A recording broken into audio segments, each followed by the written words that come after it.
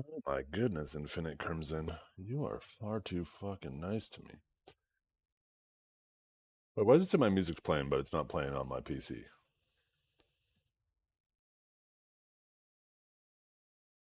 What device is it fucking playing on right now? Is it playing on my phone?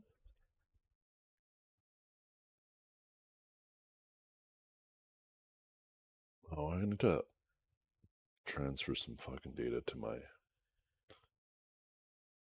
Yeah, PayPal. I moved money. Good for you. Thank you for telling me. Excuse me. Okay, why?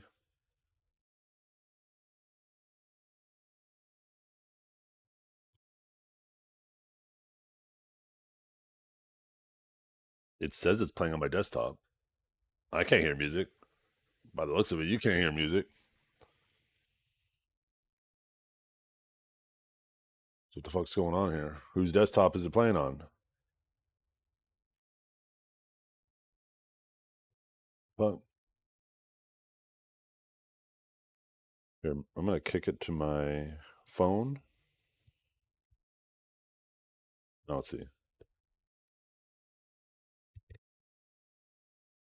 Okay, now it's playing on my phone. I'm gonna kick it back to my desktop. This computer. What the hell? Let me relaunch Spotify. That is so weird.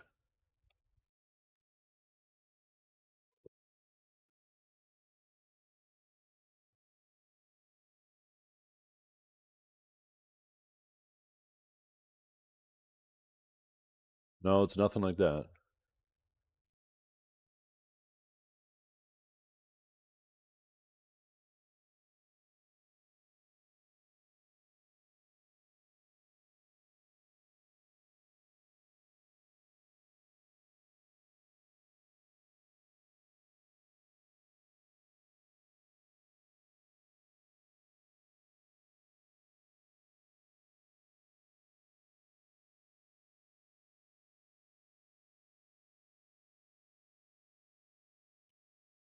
Oh, I'm a fucking dent. uh,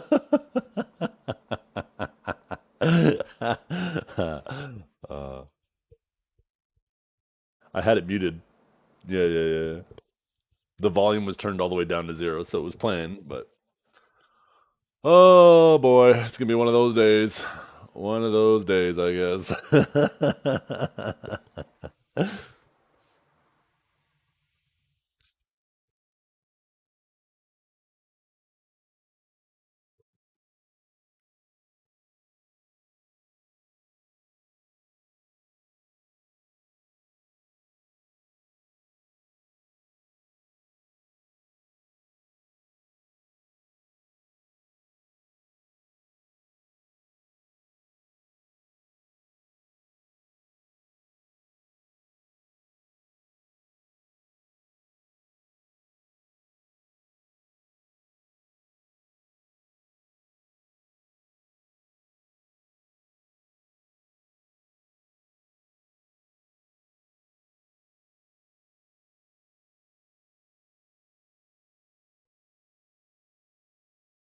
Wow, wow, wow, wow, wow, wow, wow, wow, wow, wow. I better be careful. I realized the other day I was singing Kiss by a Rose by Seal while I was enhancing. And then I was like, wait a minute. YouTube's copyright algorithm is like really accurate. So I had to go take a look actually at my dashboard to see if I got maybe a copyright claim on that song. I got to be careful what I'm singing when I'm streaming to YouTube. I've heard stories of people just humming songs and then all of a sudden it gets flagged. It didn't actually flag it.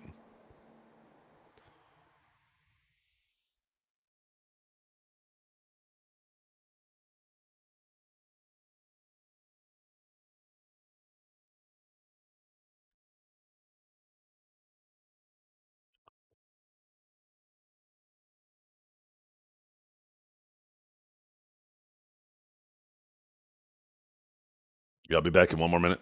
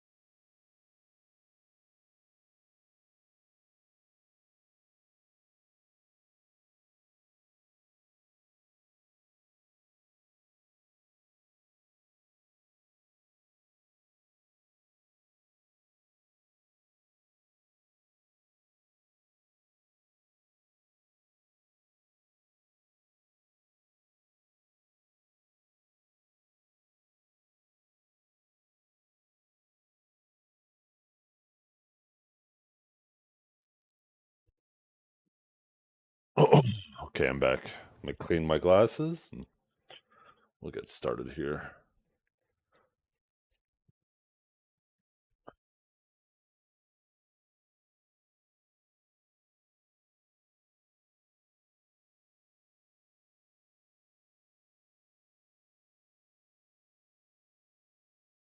I need to do a dump run. I might start the stream a little late on Monday and actually, I wonder what time the dump opens on Monday. But I got a bunch of shit I got to bring to the dump. My utility room, I have a little section of it where I'll pile stuff up that I need to get rid of. And it's starting to get a little piled up.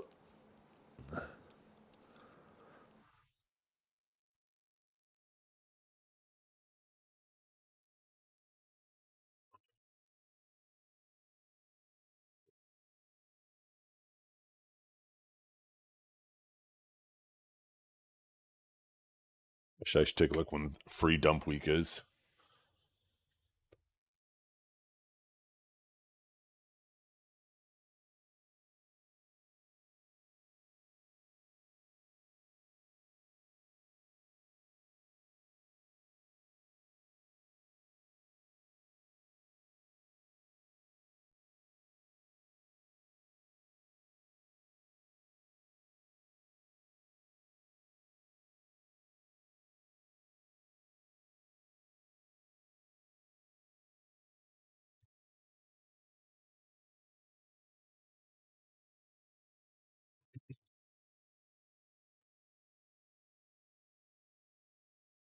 I also got to call my optometrist. I think they forgot to put an anti-reflective coating on the inside.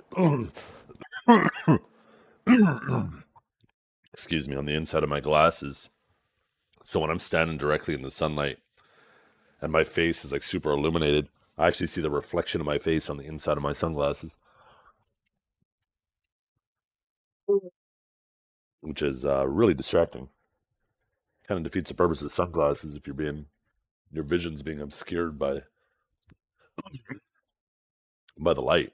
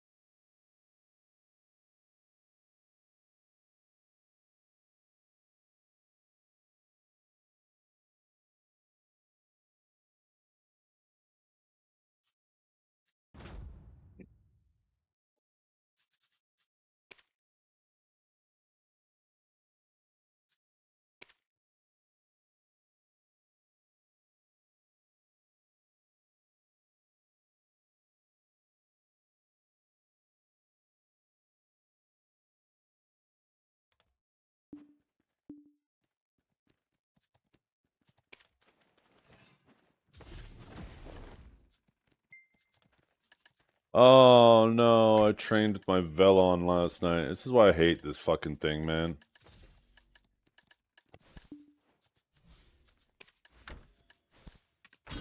This thing is actually annoying to accidentally leave on. Where my other stone, I just give zero fucks. Oh shit, did I just accidentally put down that storage? Oh no, I equipped it.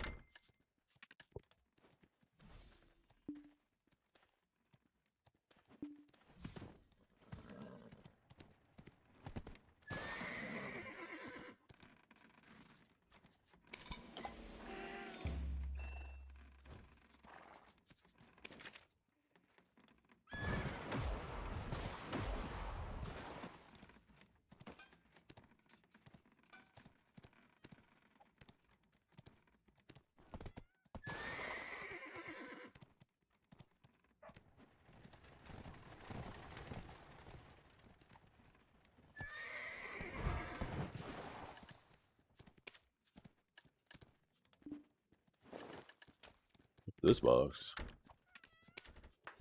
A double! Bow, bow, bow, bow, bow, bow.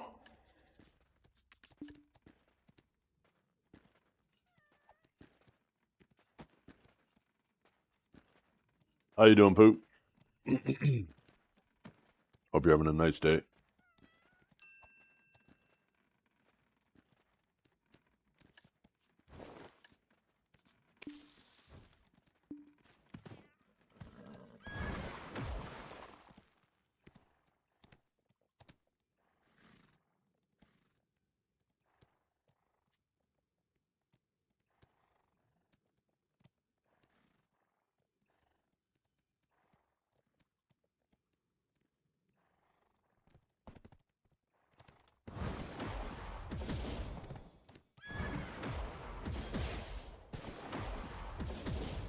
I wonder.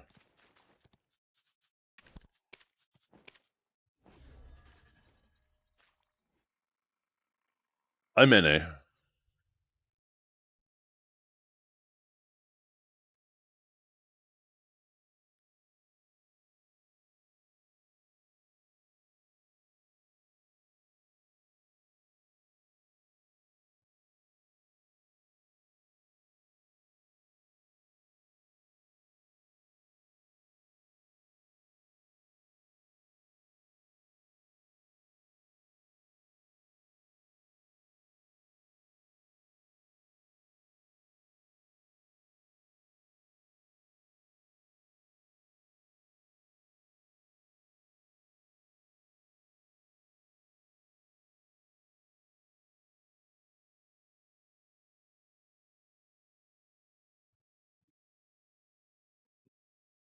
Oh, I'm sure I'd have a ton of costumes even if I was on EU. These have been accumulated over years and years and years. It's because I don't use the costumes, right? I'm always able to accumulate enough silver to just enhance with vendor crowns, and I can't spend the silver fast enough on costumes to warrant using the costumes.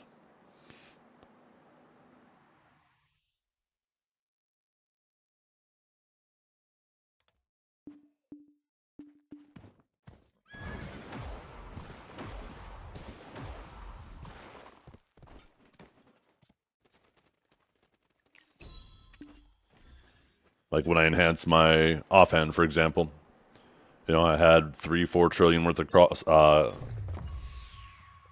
bronze. 3 trillion, sorry, not four. But yeah, I didn't use any of them because there was no reason to, right? I had more than enough silver to enhance it with vendor crowns. And silver doesn't go up in value.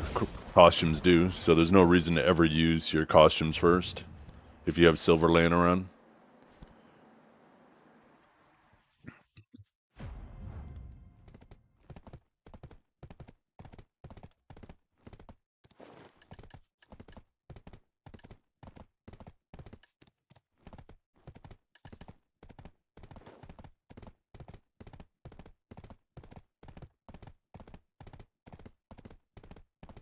Yeah.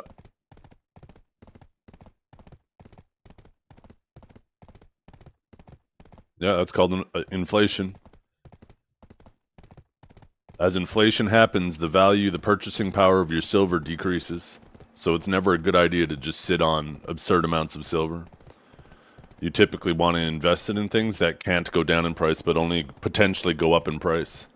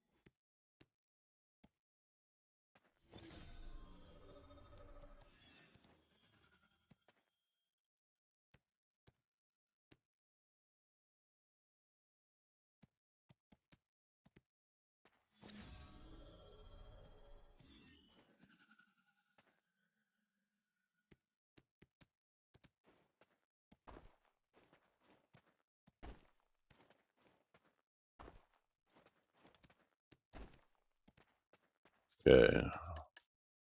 Let's pop our... Shit, maybe I should pop these today.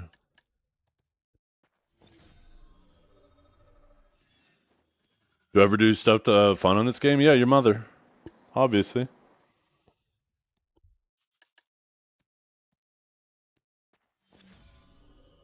Okay, I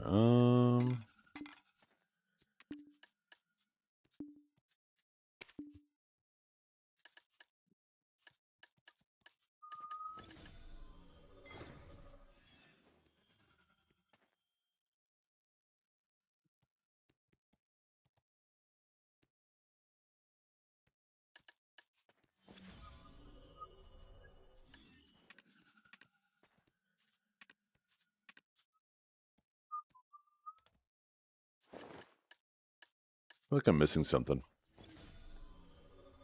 But I guess not.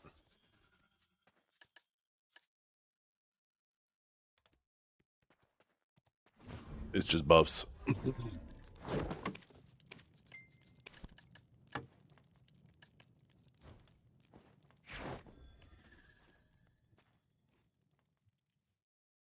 Fuck. Got a little mark on my glasses again, right in my vision. I swear, I'll scratch my elbow and like a little flake, just a tiny little flake of skin will fucking land directly in the middle of my glasses, straight in the middle of my vision. Never fucking fails. Of all the places for it to land. Okay, there we go. Okay, buffs. Ba-boom. Grab our horse buff.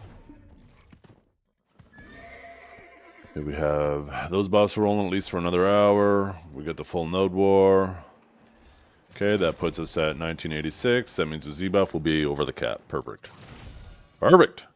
We're ready.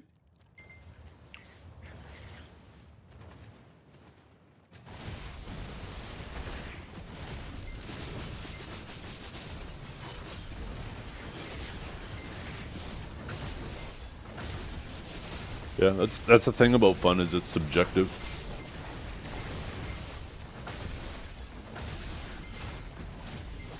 Everything in life is circular.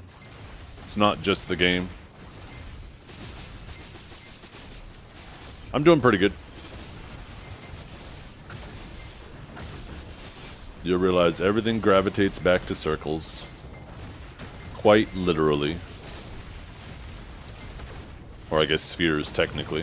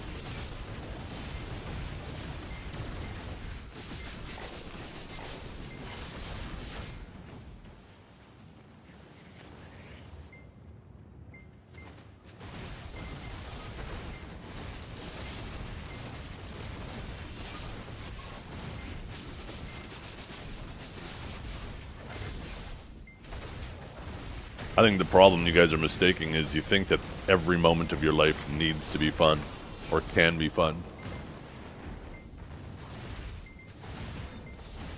That's your problem.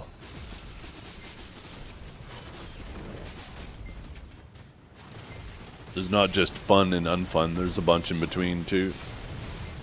There's a bunch of other states that are pleasant to be in.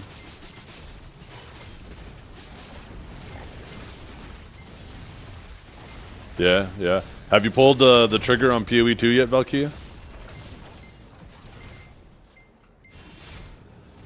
Or are you playing Blue Protocol? I know a bunch of people have been playing that lately. That was weird. My input just didn't go.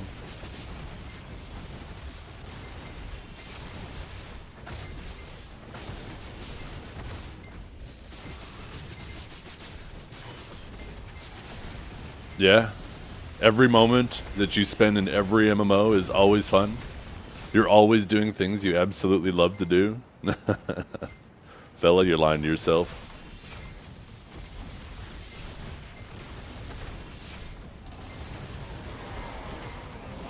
But Blue Protocol? Yeah, Blue Protocol is, it's an interesting game.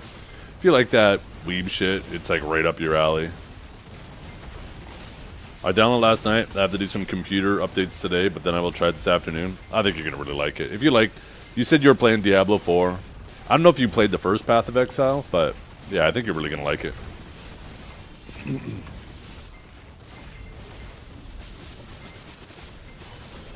Good morning, Orphic. You don't like PoE 1 that much? Oh. Okay, well. There's definitely a little bit of a deviation, but in general, it's a lot the same. Oh, you got mad you couldn't respec? Oh, you can in PoE 2. Yeah, it's super easy with gold.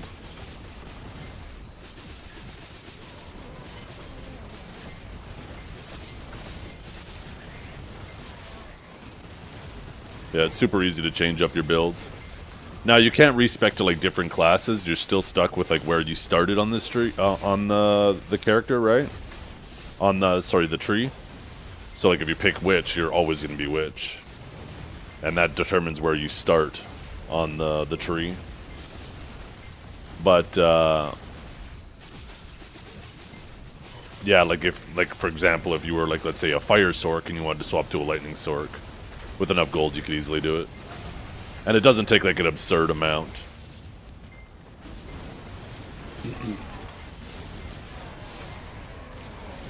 It's definitely not something you're going to be able to afford to do every single day, but unless you play a lot every day.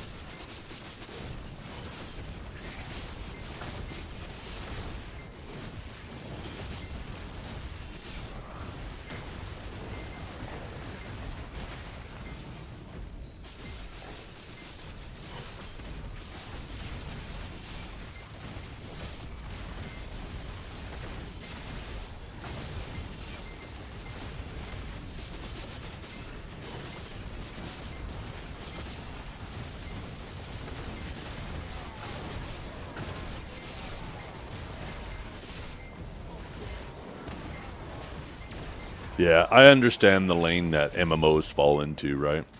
That's probably part of the reason why MMOs are a dying breed as well, right? They're not nearly as popular as they once were. And so there's like a graveyard, like a massive graveyard of MMOs that have failed over the years.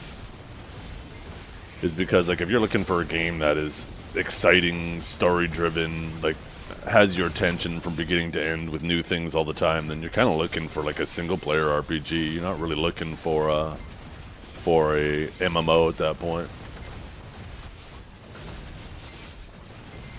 But these days, you know, so many people, their attention span is so eroded that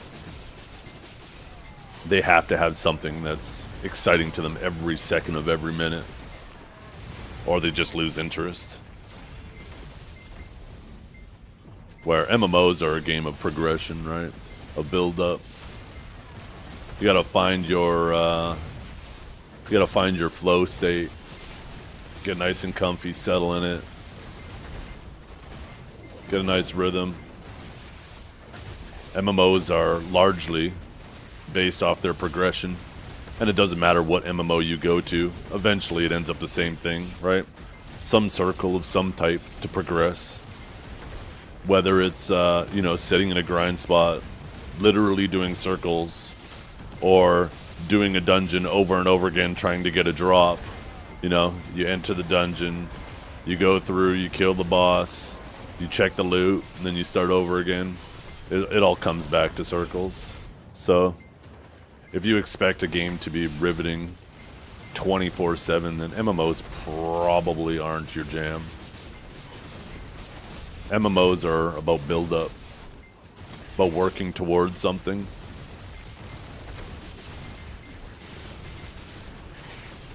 And collecting things. Yeah, that too, right? For sure. Lots of people go into MMOs to collect things. I honestly think like every year they should try to add some new treasure item. Shit, maybe even twice a year. Yeah.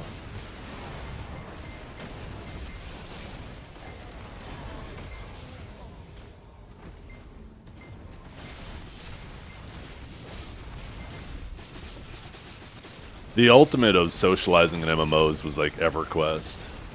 There was no party finder. If you wanted to go to a spot, you'd have to run out there. If you didn't have people in your guild, if you were just a solo player, you'd have to just run out to the spot and see all the groups who are there. Try to navigate through and be like, hey, you guys gonna need a replacement anytime soon? And then, you know, they would either say yes or no or whatever, right? And, or maybe they'd give you a timeline and be like, yeah, I gotta go in 30 minutes anyways, you can take my spot. And it was super convenient for them. They were willing to pick up a stranger because waiting for somebody else to navigate across the world just to fill that spot could end up taking much longer. So they actually welcomed somebody just showing up, willing to fill a spot. And then the downtime, right? Like, mana pools took a long time to deplete, but they also took a long time to recover. So, like, you would grind for like 15, 20 minutes, and then all of a sudden you'd have like a 10-minute downtime where you'd set up a campfire, you and your guys would sit around it and meditate to get mana back quicker. And that was the time where everybody would chat with each other and say, hey, where are you guys from?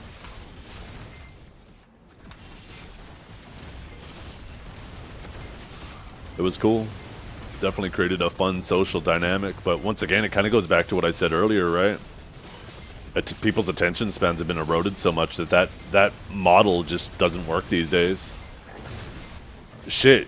You go out in the real world and you could be walking down the street, and if you see somebody walking down the sidewalk and you try to stop them and ask them like, hey, is there a good nearby like breakfast shop or coffee shop or something you recommend?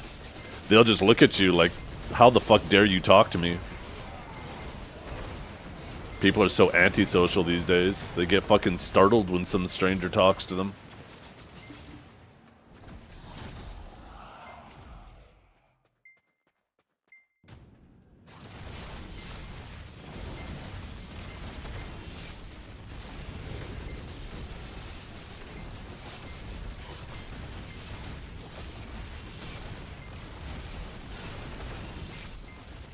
Haha.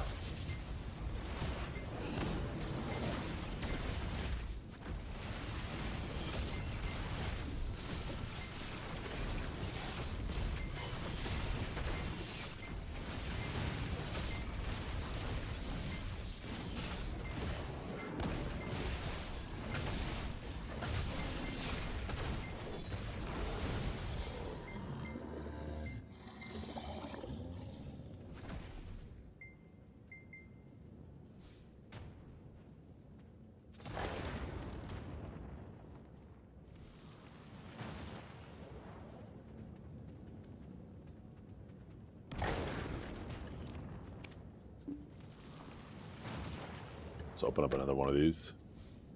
Other one's about to wear out anyways.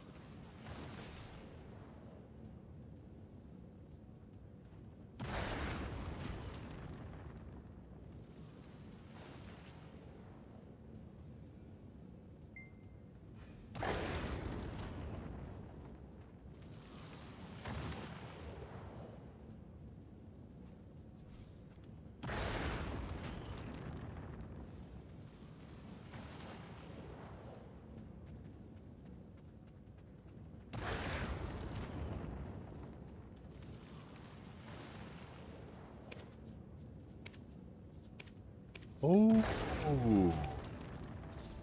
Let's see.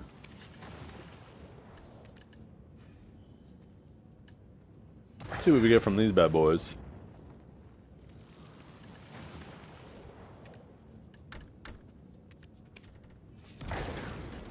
$20 memfrags. 200 Caphras? Yo! 20 crons. 80 stack.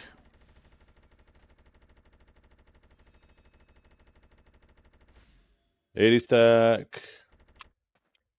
20 crons. 20 memfrags. 150 crons. 20 artisans. 50 memfrags. A dim origin. 20 artisans.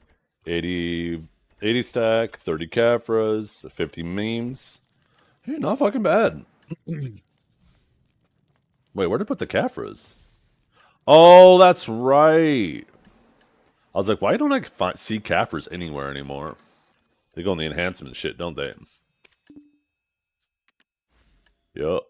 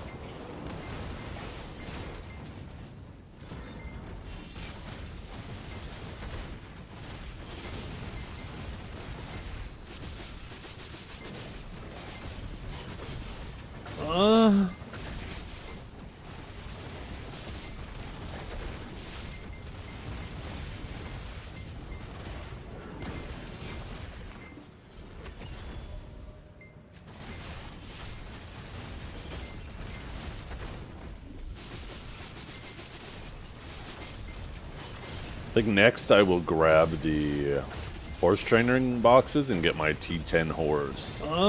Or, wait, is the Dream horse? No, T9 horse. T9 is Dream. T10 is Mythical.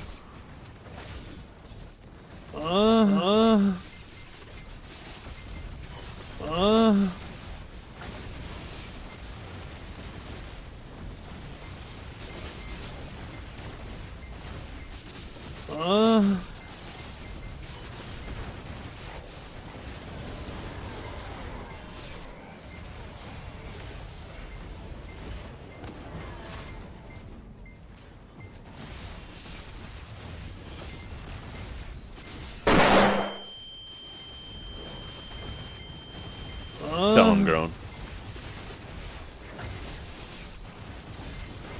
The children are getting excited by funny noises again.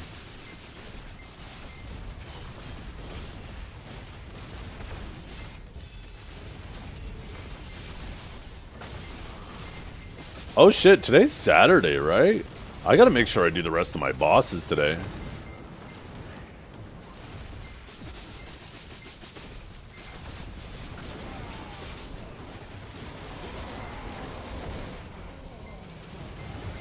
Do I try doing a C10 Sangoon and a C10 Pig on my Guardian? On my Awakened Guardian? I really want to get that character to level 66 before I tag back to the Warrior.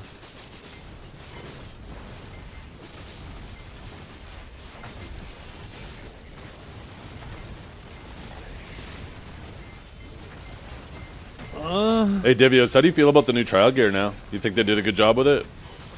I imagine you've been hitting the dojo.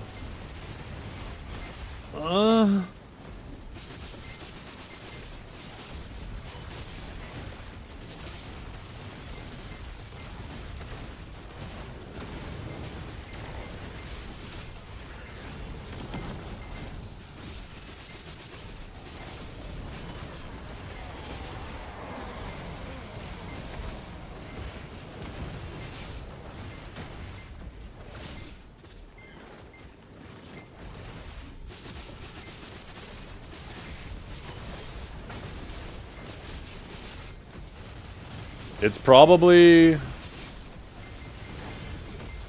They probably had to try to find like a spot to balance it, right? They probably had to say, okay, we have these classes that do high damage and are squishy, and then we have these classes that are tanky, so let's try to find something in the middle, because we don't want the like squishy high damage classes instantly one-shotting each other standing, but we also don't want these tank classes to be completely incapable of killing each other.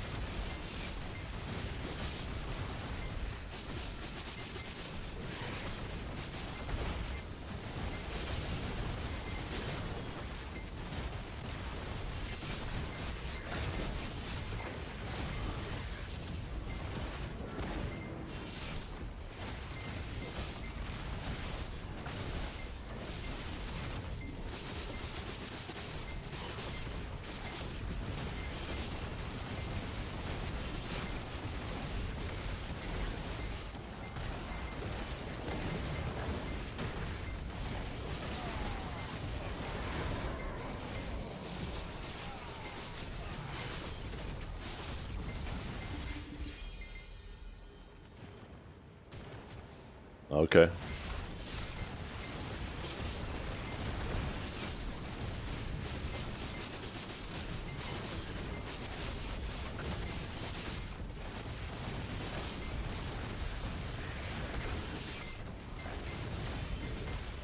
Yeah, in the case of Sage, Awakened Sage, unless you have a pretty scuffed combo, like a really scuffed catch, you can pretty much always one combo each other.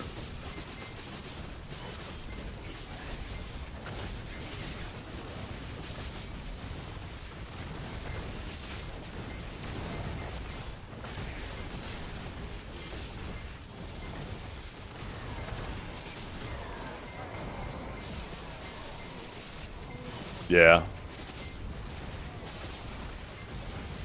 Probably expect that with other classes too, like DK.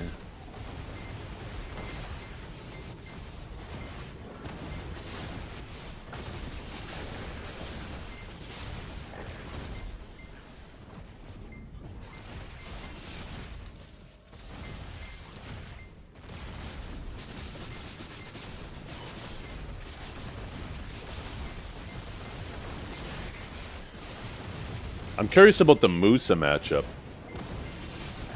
I wonder if, because Suck Musa has ungodly damage.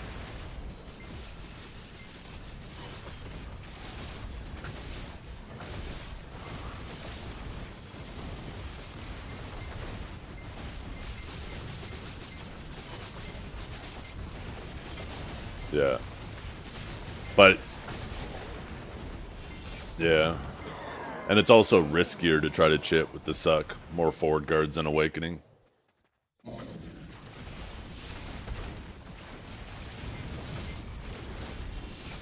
I was talking about the previous best in, I guess it was best in trials. And Suna ended up losing the Crown Chest.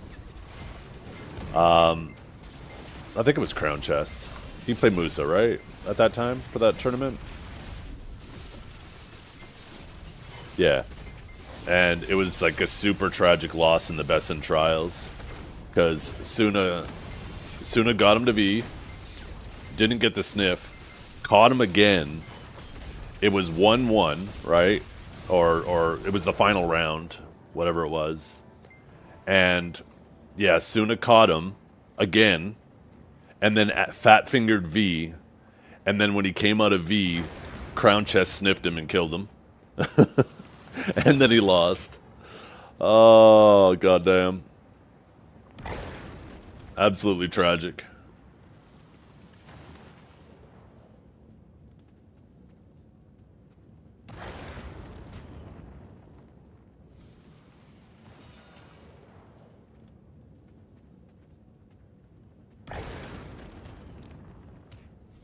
And then you had similar thing with Choice, right? With against, I think it was Shuckle, where he accidentally, like, he caught Shuckle, accidentally opened up the guild menu, panicked, and then ended up losing. Some of the best players, right? All it takes is just you get caught up in the moment, accidentally hit something else, and then everything flips. Everything flips right on its head. That put that in the wrong storage, didn't it? Yeah, it did.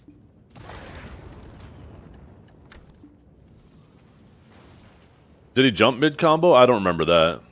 Did I see last week's 1v1? No. Was there like a tournament or something going on last week? The Waken Zerk was losing it in the fight versus me. Oh, the Adana fight. No, I was sick that night. And we had family dinner on Sunday. So, like, as soon as family was gone, I fucking chugged back a glass of Neo-Citron, a cup of Neo-Citron, and went to fucking bed. I woke up at one point, and I was like, oh, fuck, I gotta sign up for Siege. And then I signed up, and I was a little late, so I hope I get in tonight. But then I just fucking passed out. I was so sick.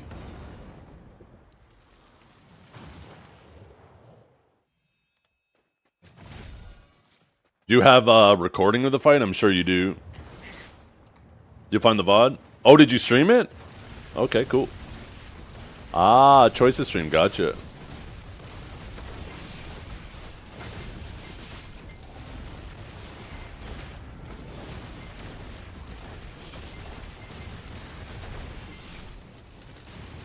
Maybe I get picked this week.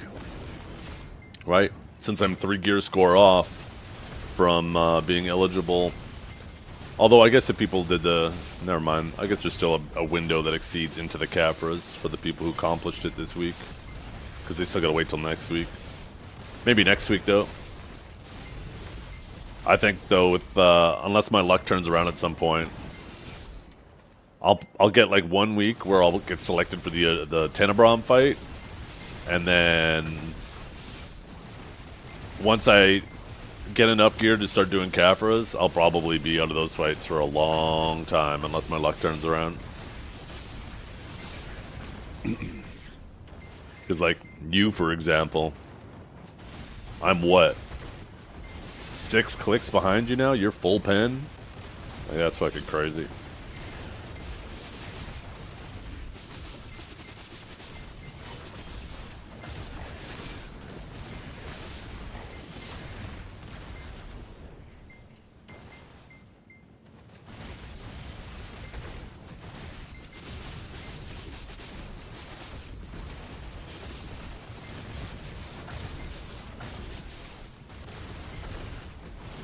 If you have average luck in going forward, and I one-tap every click going forward, I think it's going to take me like 3 weeks to catch you. If you have average luck and I one-tap everything. That's how far I am behind now.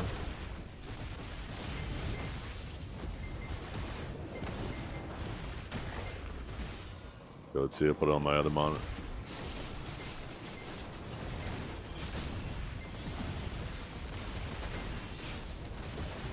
Is Hexa 7%? Did it drop that hard, that sharp?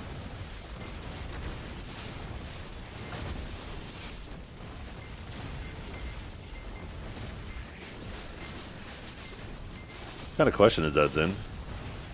We've been having a conversation. Like what? Don't be weird.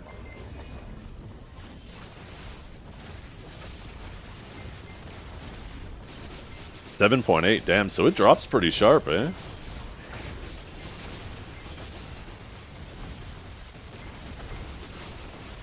Yeah, just because it's a joke doesn't mean it's funny and doesn't mean it's not weird. Damn, so it drops off pretty hard after you hit pen.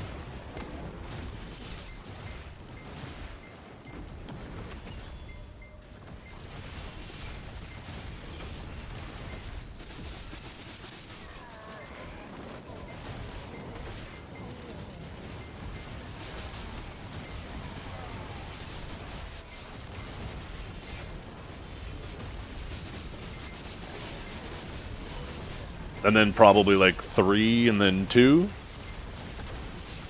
per Nov in the deck.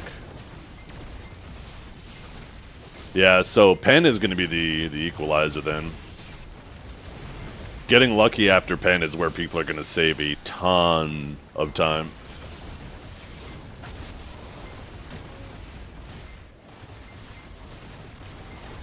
Wait, I thought you said Awaken Zerk.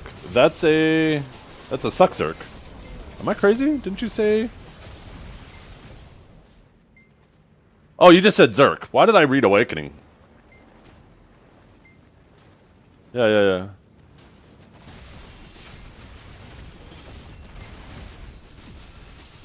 My brain is just injecting words.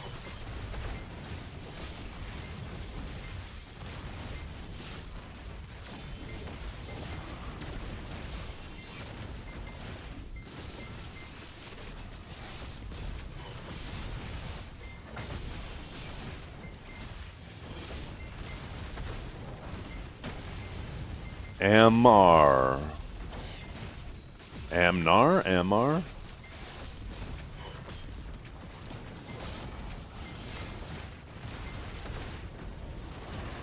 What the hell? That first catch was so fast in that second round. Holy shit. Again, holy. He got absolutely cooked.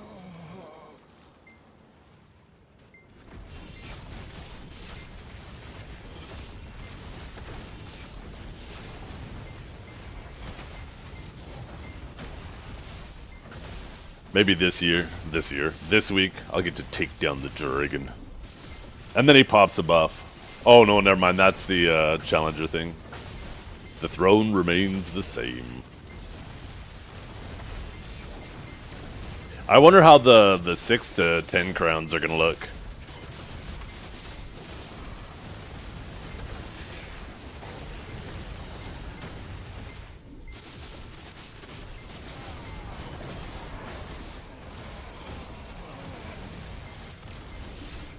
Oh shit, I let them destroy that thing. God damn it. Too busy watching this shit on my side monitor.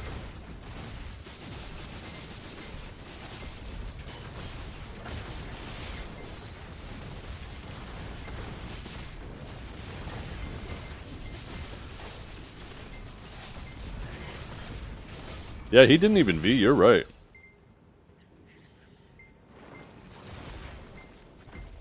Catch you later, Zin. Have a good sleep. You're going off to bed. Jeez, you must be in, like, Australia or something.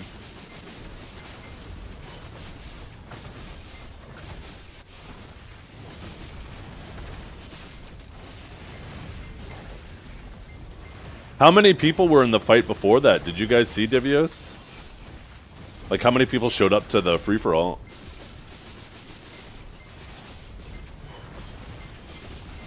Six? That's not too bad. I still wish they would do something to improve the likelihood of that being just a full lobby. Seems like such a simple solution. It annoys me so much that they don't do it.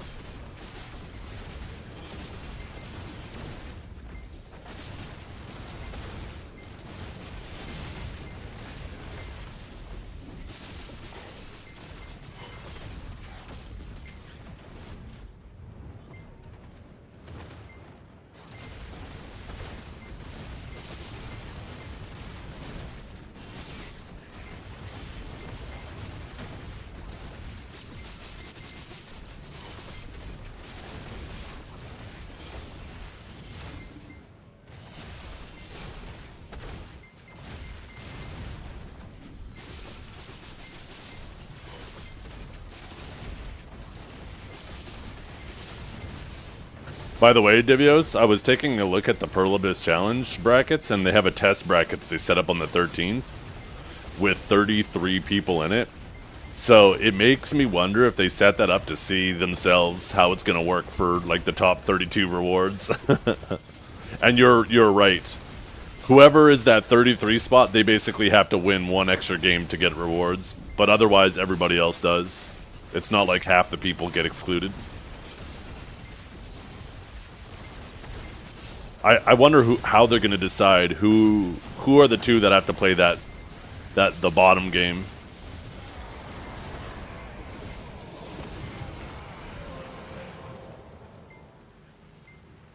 Now can type again? Yeah.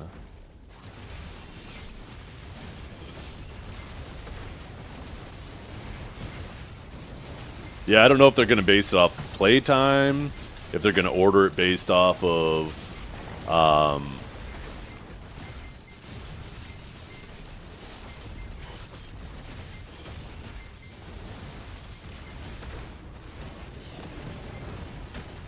like who are the two that are gonna have to play that last game or first game, I guess technically, right?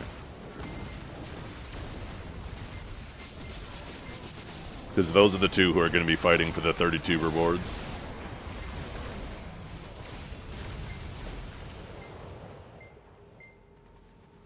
Right. This is what I'm referring to right here. Is this one specifically? They got 32 and 33 off to the side there. They got to fight to fight the number 10 there.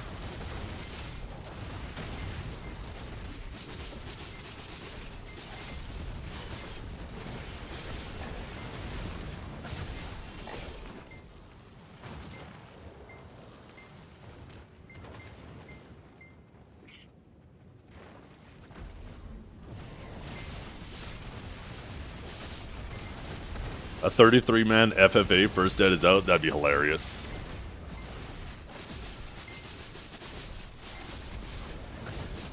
That would be absolutely hilarious. It would.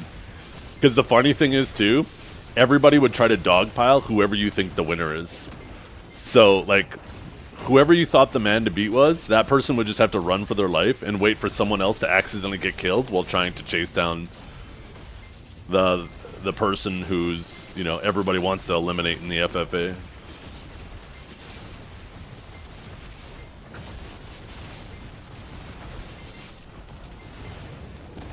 Could you imagine a 32-man FFA of Sorks? How ridiculous that would look! Them whole fucking iframing, they all disappear and go into Nightmare at the same time. Whoever went into Nightmare last is the safest. You just see the whole arena just all of a sudden go empty.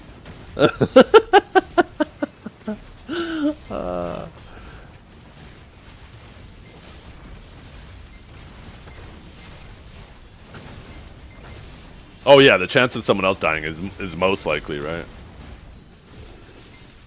What would probably happen is it would probably be like the that other FFA tournament where nobody fought each other. Everybody pressed S and put their back up against the wall because nobody wanted to engage.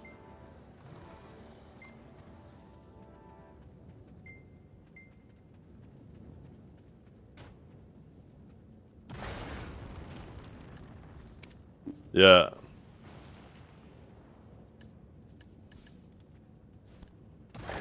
And then in the case of like Awakening Sage, as soon as one person gets knocked, everybody probably shift Qs and tries to Divine Execution or land on him.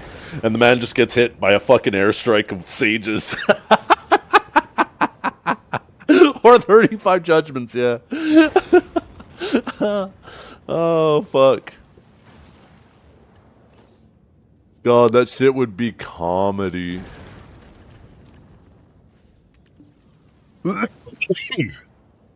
Excuse me.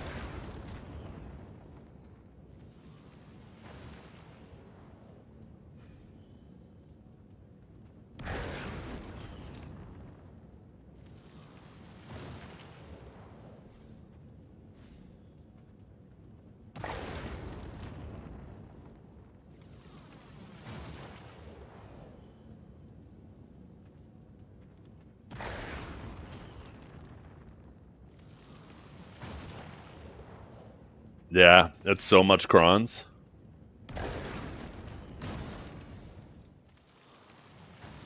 I don't even think you played 2,000 games, though, or won 2,000 games. 750? Really? I feel like most seasons you played like under 100 games, like under 100. I feel like most seasons you've just waited to the last and like the last week. You did your placements like early in the week and then you wait and you just farm the last week. Really?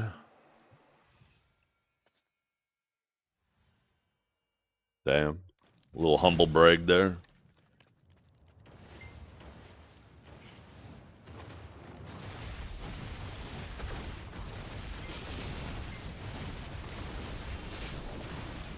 I think I'm typically around like a 55% win rate. But most seasons, like last season I played 10 games, but like every season other than that, I think I played like 100 to 200 games. I think there was the one season where I got top 100. I think I played like 300. So Like, I think I'm only... I'd be surprised if I got the 500 rewards. I think maybe I get that. The 500 wins.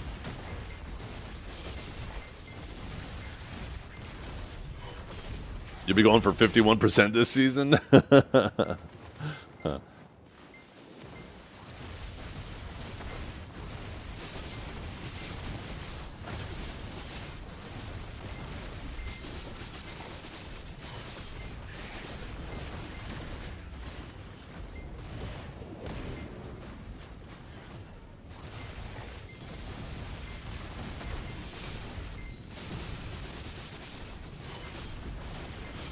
Yeah, you don't have to worry.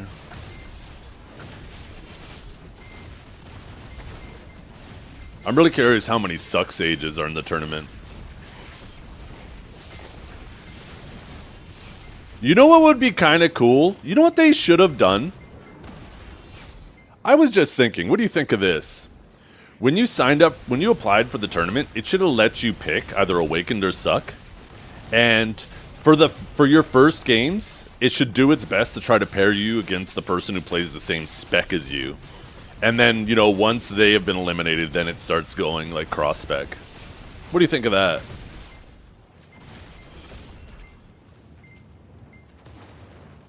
Probably too much effort. 1 minute? Okay.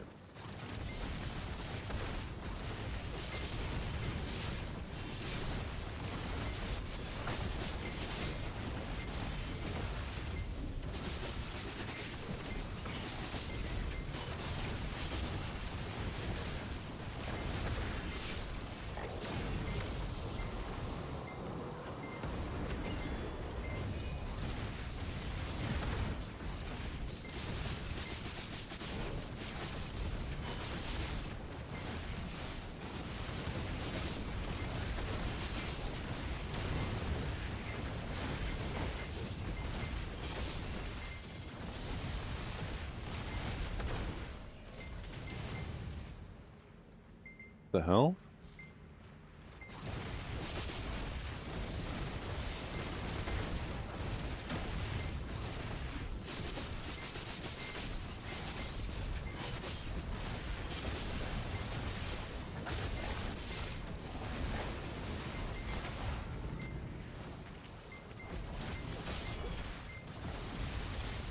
That is a weird first message.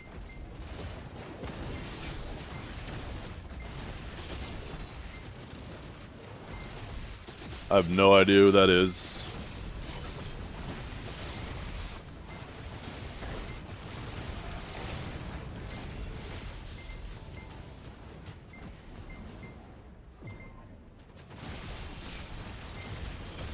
Account created 12 days ago. Choose your next words wisely. I'm on to you. Don't know who that is either.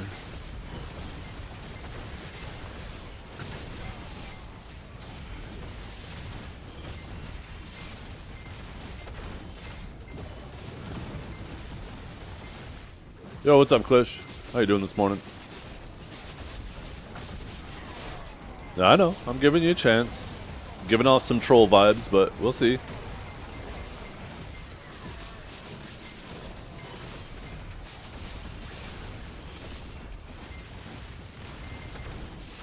Is there a date for the new class? Yeah, it'll be the Calpheon Ball. That's when they always release new things. Calpheon Balls and Hideout Balls. Usually, like, almost every single year, aside from a couple of exceptions, they've done 2 new classes a year. One at the Calpheon Ball and then one at the Hideout Ball. Is that the end? Let's go! Yo, what is up, Justin? How are you doing today? Thank you very much for the raid, brother. I hope you're having a wonderful... I think it's morning. Yeah, I think you're out in the west. Been up all night. I guess it's bedtime now.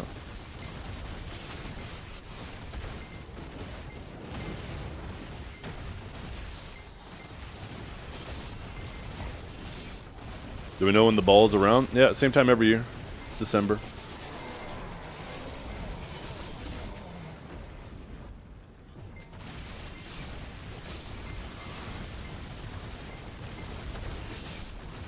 Yeah, we I had a little bit of time the other night, so we went and did some. I went and joined the Armin's. I think it's Armin's Discord. He seemed to be the one running it, anyways, and did some custom games with those guys. It was a lot of fun.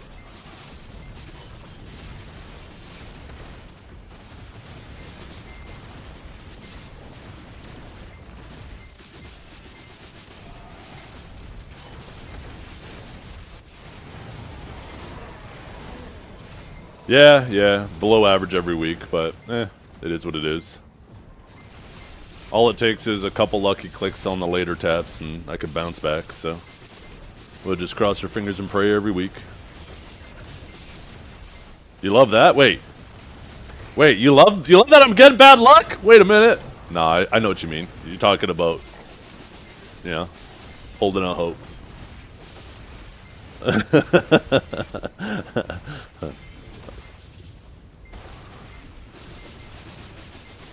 Yeah, all it takes is a lucky click later on, right? Once we get down to them 7, 6, 5% chances. Just a couple lucky taps there and boom. Back huge. Yo, what's up, Divios? Had to chase off a mouse. The...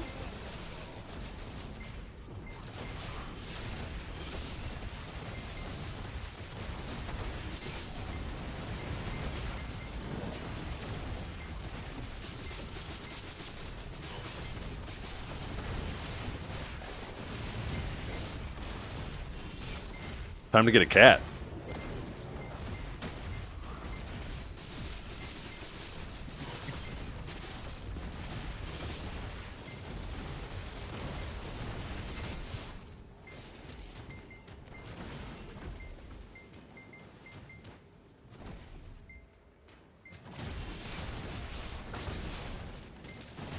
You could fix the Adonia fights by letting people queue at the throne 20 to 15 minutes before then. It does an RNG gear RNG off of who queues.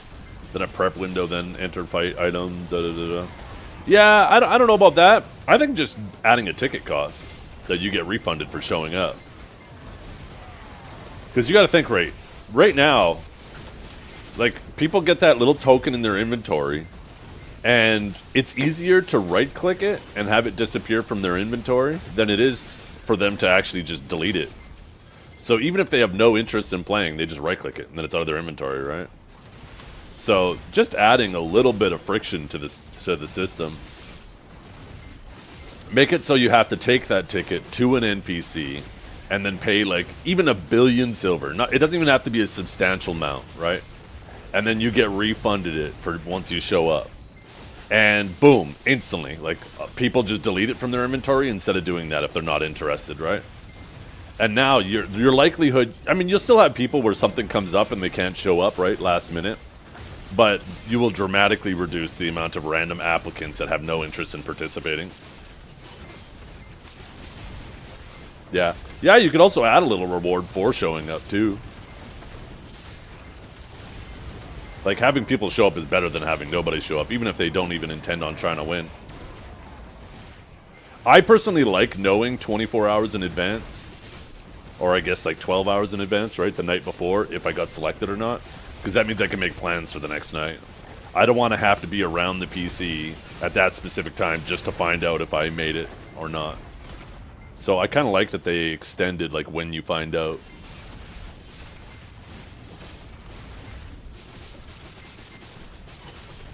You can also put a silver value on the token. Yeah, so they vendor it instead. That would certainly help a bit.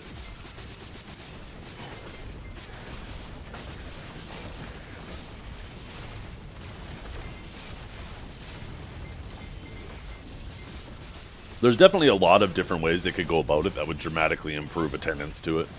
And it's kind of annoying now that we've had this for... has it been 2 months yet? I feel like it has, and they still haven't addressed that. Yeah, it's nice, because then you can kind of go and do some practice that day. You have some time, you have some notice. You know not to make plans that evening, right? If you want to participate. It's nice having that notice. It was annoying when I was like, okay, sorry, wife and kids, I can't make plans tonight because there is the rare chance that I got to fight. And then they end up sitting around doing nothing, and then I'd have no fight. It's like, okay, sorry. There was nothing to do. So it's nice knowing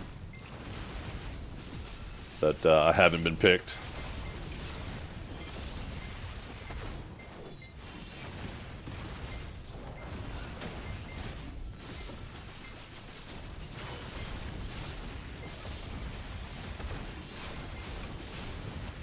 But yeah, the time gating on stacks, unless they don't do anything with it, it's going to get worse before it gets better. But, you know, as we all know, BDO is an event-based economy. They bring that night vendor event back, and instantly those things go back to min price again. If they bring it back for anything longer than a week. Do those not go in the enhancement window? I'm surprised artisans don't go in there.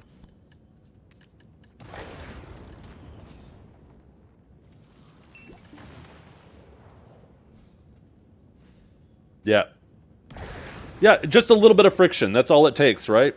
But right now, the path of least resistance is just clicking it out of your inventory, and then it's gone, and then you don't have to worry about it, right? And because of that, you have so many people signed up, which is absolutely silly. That the path of least resistance is to just sign up.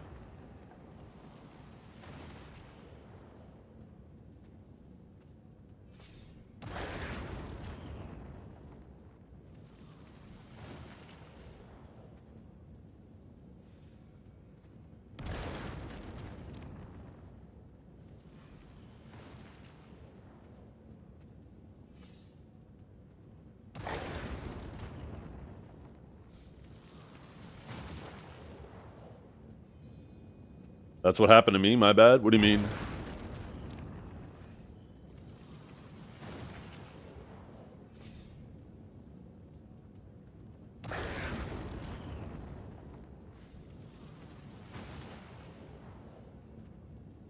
Oh, yeah. Yeah. And it's funny because they do this with other things, right? So why didn't they do it with that? That's probably the thing that frustrates me the most, too, is I actually got a taste of 1 week getting selected for the fight. And I had so much fun in the free-for-all. I thought it was a blast. And it just pains me inside when I see the free-for-all start the weeks that I don't get selected, and half the people show up. I'm like, oh my god. It's so annoying to me. It's so annoying.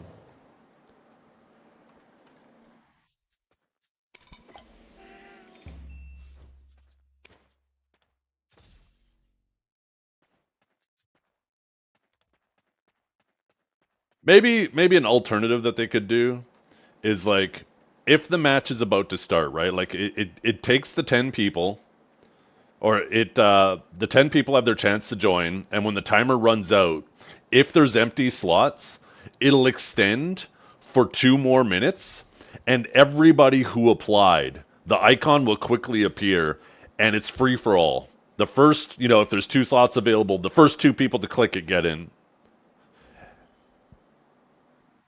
It wouldn't even have to be 2 minutes. I guess you could make it even just 1 minute. But it just extends the start 1 more minute, gives 1 minute to try to quickly fill those last couple spots in a free-for-all.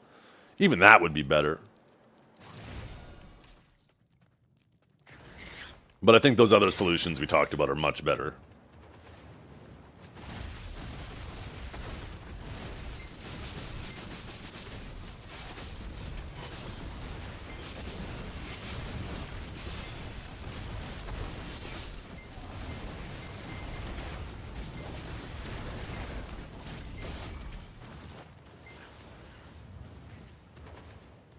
And so Lieutenant Bromwell too? Yeah.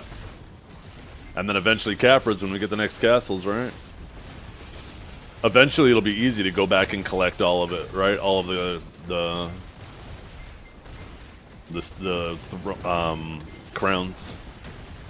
The hardest one will be the couple highest, and then everything after that will be practically nobody doing it anymore, except for the people who are new to the region, and you will just absolutely gear check the hell out of them.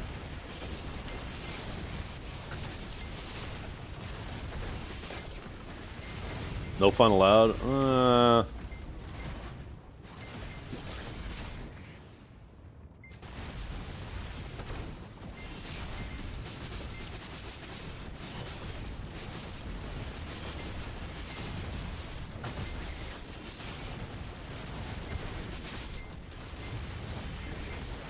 I was also thinking, Divios, they should make this region. It's no doubt that the Adanas aren't making nearly as much money off the Marnie tickets. They should actually make this region full PvP at every spot. Since the Marnie's Realm exists and you basically can have 24/7 uptime on it, just make PvP open and available for everybody here. So this way, right, if the people who don't want to have to worry, the people who don't want to pay the hourly ticket price of grinding here, they have the threat of PvP showing up at any minute, and the people who don't want to worry about PvP, they can just pay the price. Isn't that a thing already? No, it's only for the Adana. Only the Adana can freely attack anybody. But the sad thing about that is the opportunity cost the Adana pays going around forcing people in the Marnie is way too high, right? The Adana himself could be grinding for 3 bill an hour, but instead, by going around and spending his whole hour, like let's say he pushes somebody into Marnie's realm, one person every 5 minutes, right? That means he's pushing in 12 people an hour. How much do you make off of 12 tickets? If you push 12 people in an hour into Marnie's realm, how much would you earn off? 2.4 million. So not even 1% of what you would have made grinding, right? Like, that's so silly. It's so silly.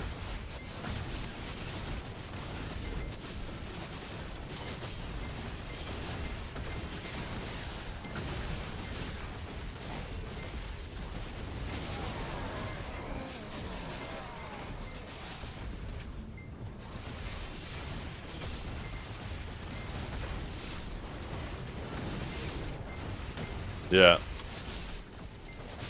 Not just every spot was bugged, everybody was condensed more at one spot too, right? Orbita was a lot more accessible.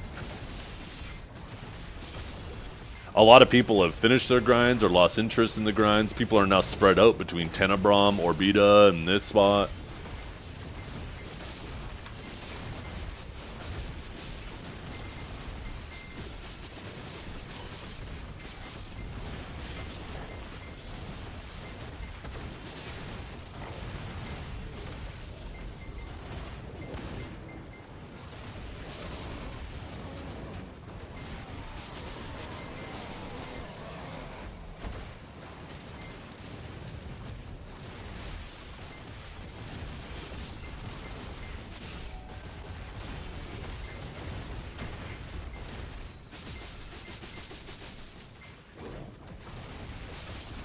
I just saw your message, D-Boy.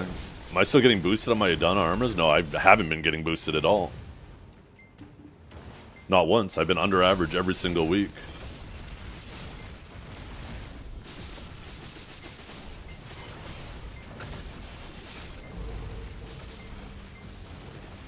Yo, what's up, Garavel? How you doing?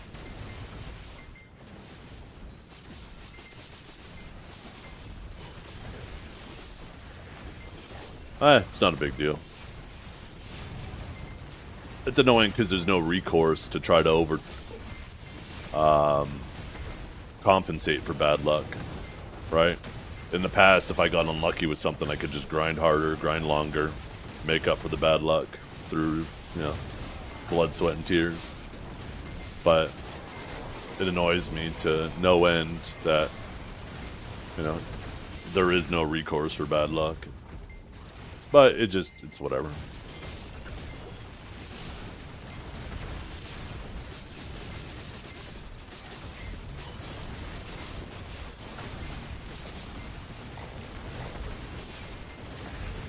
Yeah.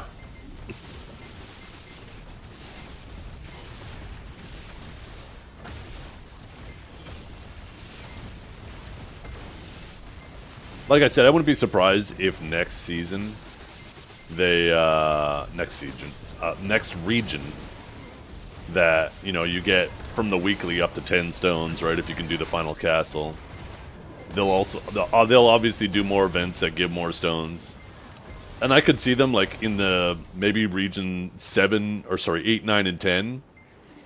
There's like a rare drop you can get, like a limbo, for example, that you can get like an extra stone, maybe like a couple extra a week.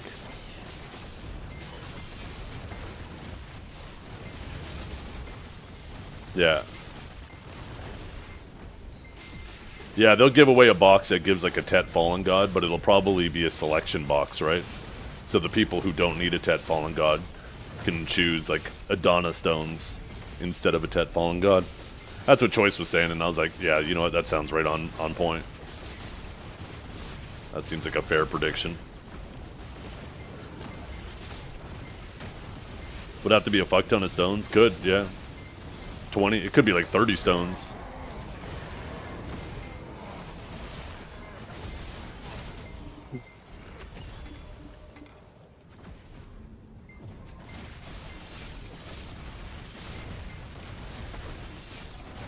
Because whenever they give out a box like that, they recognize that some people don't need what is in that gift, right?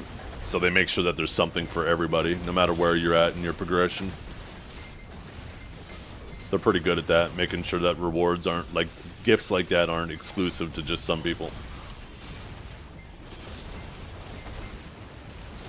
Was the free T10?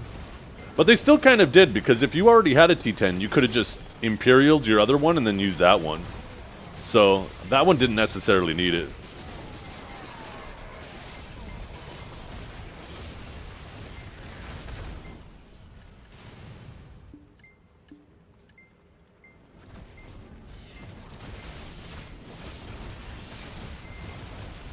I actually kept that box too. I still have it. Choose your mythical horse. I didn't bother.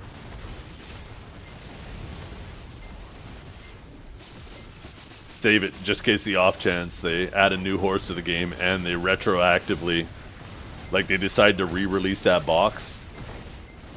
Remember when they first added hammers, they had expiration dates on it, but they never actually expired because by time they gave away another hammer, they just, instead of creating a new hammer, they just updated the old hammer. So it legit just never expired. It might end up being the same thing. They add a new T10 to the game. Instead of adding a new item, they just update the old mythical box, give it out again.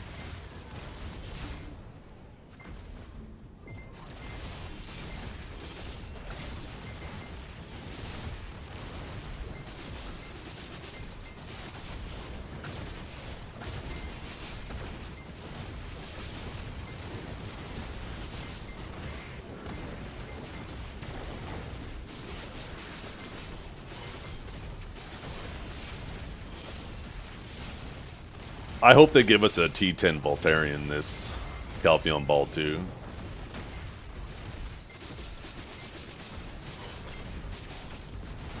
Did I ever hold on to my Origins? Yeah, I got a whole bunch of them. I have 333 Origins and 1,000 Feints.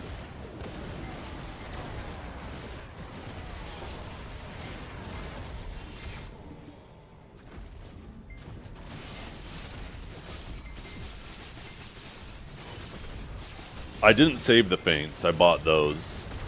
But the Origins, I bought some of them, but I saved most of them.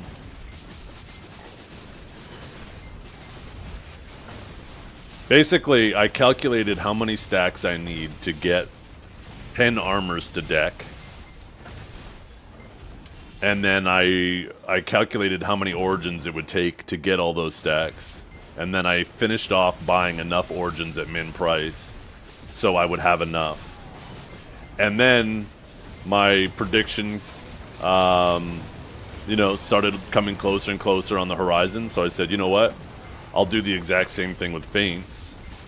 And then, because there's no doubt, right? There's one thing you know in BDO, you're always going to have enough stacks. Or, sorry, a need for stacks, right?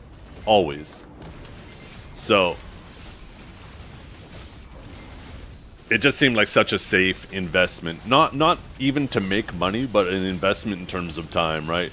Not having to potentially go back or work on stacks some other way. Personal Magnus, that's what I'm hoping, Divios. I thought that would be cool if you had like an ability on like an hour cooldown.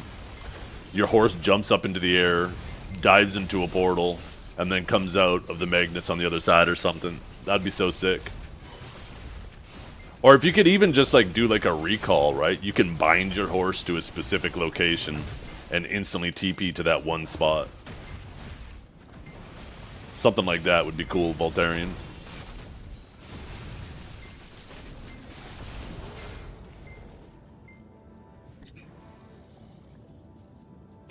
Yeah, you always get to TP out here.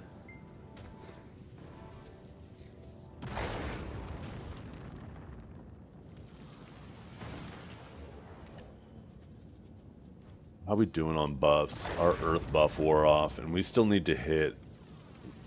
What did I do? I think I did Golden Pig. Yeah, I did Gumi. I need to do Sangoon.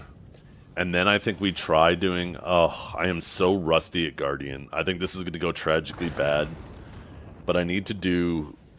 I want to try doing C10s on all my characters. I wanted to retag the Warrior, but I'm trying to get my Guardian to level 66, and she's less than 5% away. And then I'm going to retake the Warrior, because doing Warrior for these bosses is... Suck Warrior is so easy, these bosses, having a spammable PV iframe.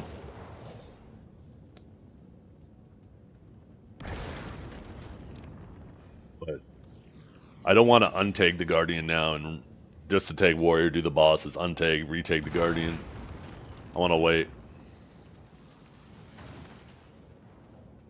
I probably grinded up another percentage on the Guardian, maybe. It's definitely going to be a lot less with the buffs we have now. I guess it's only really half, actually, now that I think about it. Because I was already rocking nearly 1,000%, so plus 1,000% more.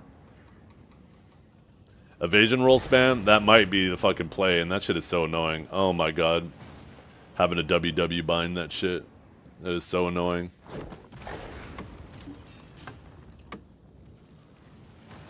I think we just suffer. The nice thing with Guardian is she has a bit of range, so I don't think the pig fight will be too annoying. He's also decently telegraphed. I'm just not sure which of her movements are actually PV iframe. Obviously, Icy Steps is. Frigid Wind might be. I don't know if Fierce Disdain is. Infernal Nemesis probably is. I mean, that's just a normal iframe, right? So obviously it is, actually. Because any natural iframes are obviously PV iframes. Maybe we go fuck with it now. Let's see. But I should have her 66 by next week, so... And then I could take the Warrior back and start working on getting him 66. Yeah, Fierce Disdain normally is it's a startup iframe into super armor. But we'll see. We'll see.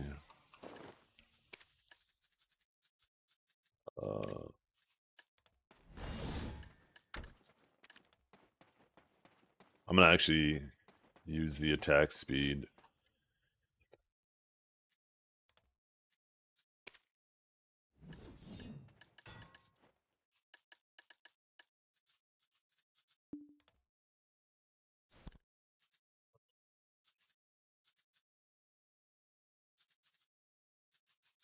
What am I doing?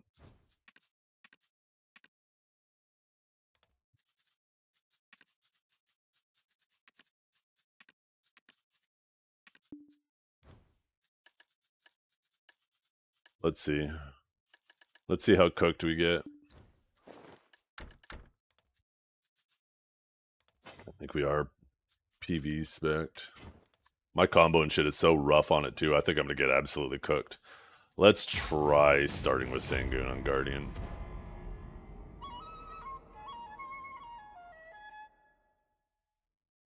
Maybe I should be popping Immortals.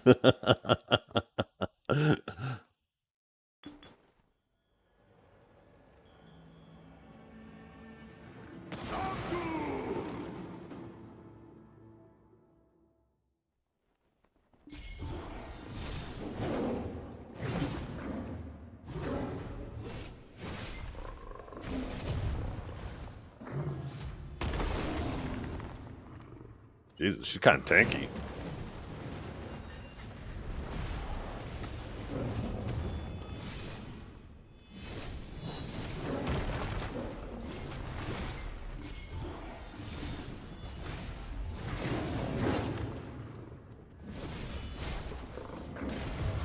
Get back up, baby. Oh, shit.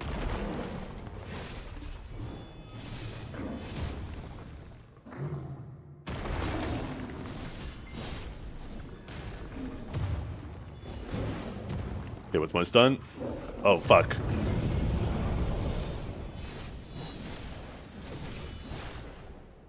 Let's click this shit. Oh, shit. Whoa!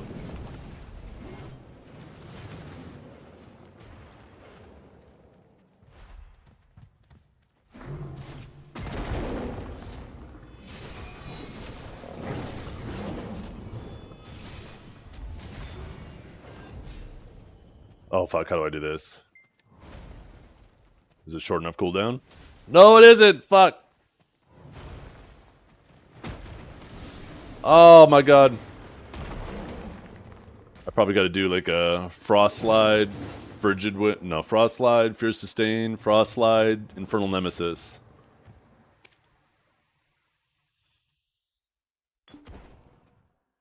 Yo, what's up, John? Did I set that shit proper? It's my first time doing any of these bosses on Guardian.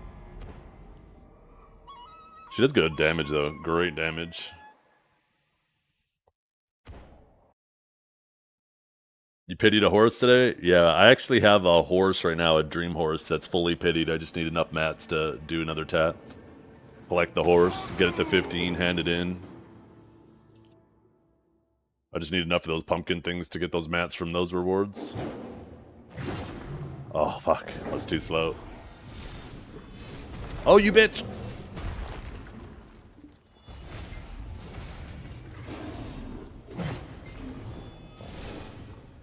Shit.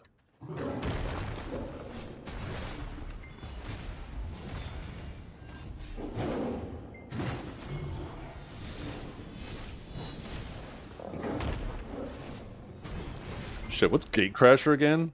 Fuck. Can't remember what the key combo for Gatecrasher is. I feel like this is gonna go real bad. Yeah. Oh, shit. Oh, fuck. Oh, fuck.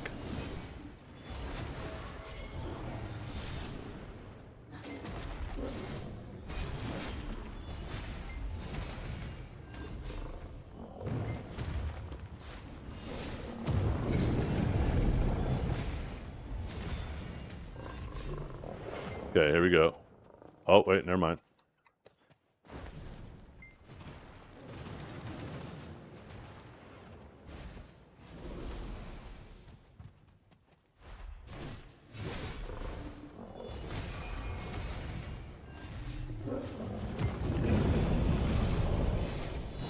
Holy fucking Dragon Maw, just fucking chunks.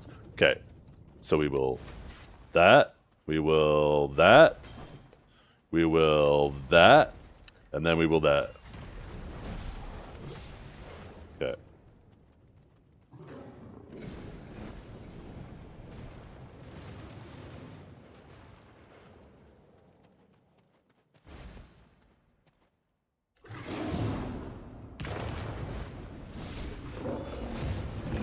Oh, fuck.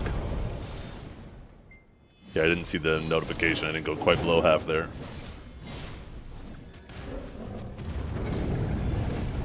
Okay, this is gonna be dangerous. I'm just gonna be, like, super flighty.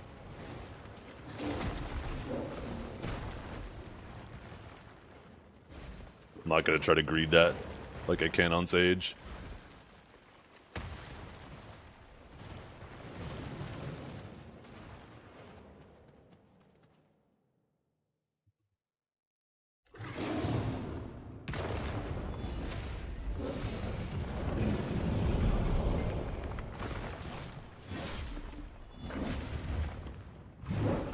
Okay, let's see, do it, baby. Fuck.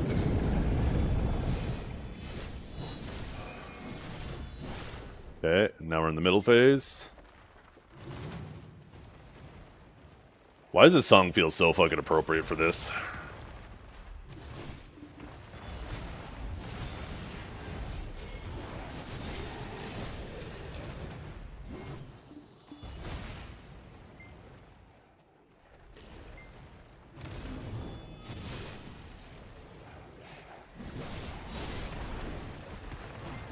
Ooh, almost went a little too far there.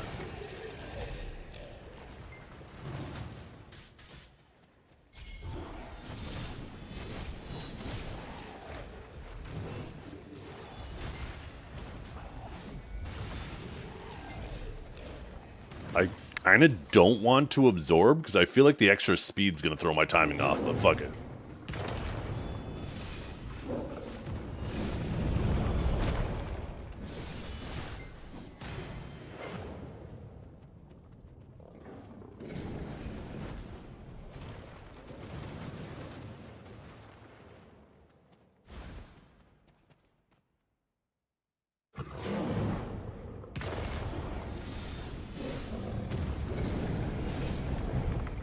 No, my fucking frost slide wasn't ready.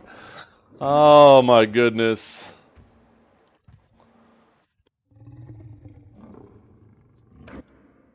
Have you ever had a dream that you could don't you Why wasn't it ready? Did I do? I'll check my VOD. I could have swore I Cleansing Flame Dragon mod. Maybe I frost slid into a Frigid Wind. I think that's what I did. Let's see.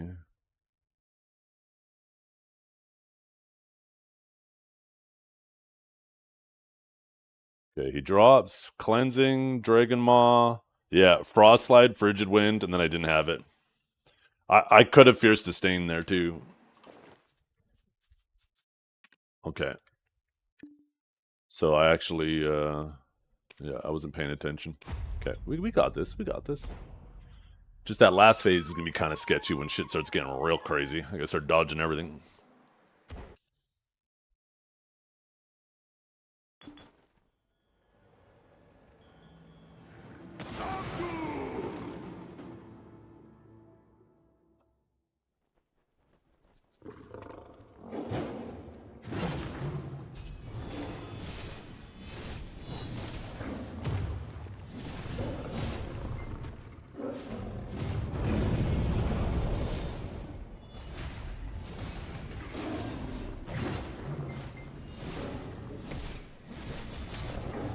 Oh fuck. Oh fuck.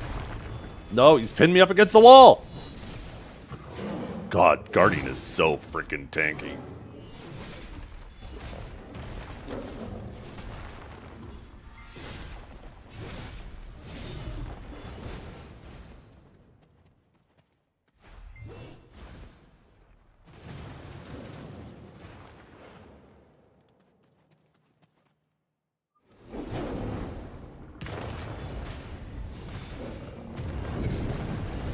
Aha, that is a PVI frame.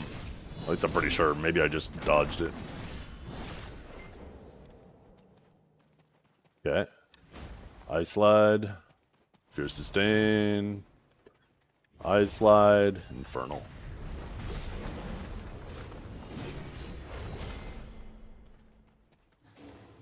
Actually, if I'm not mistaken, Frigid Wind does decent PvE damage now, right? I should maybe let that rip. Let that iframe rip.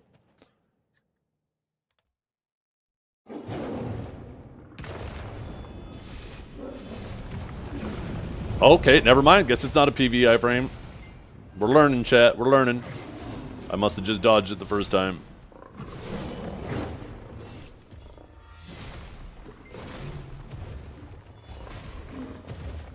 Oh, fuck. Bad kitty. Bad kitty.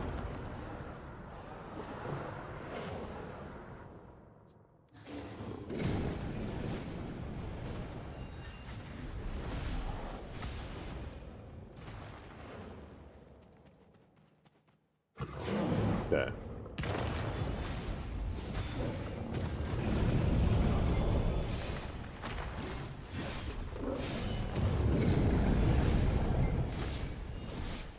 Okay.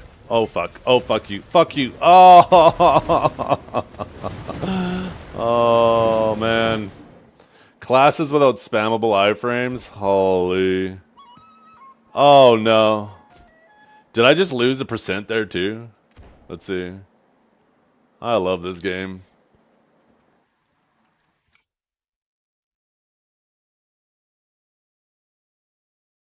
Let's check the VOD. Gotta keep them honest. Might have to put in a ticket. Sometimes you lose XP and the fairy doesn't give it back.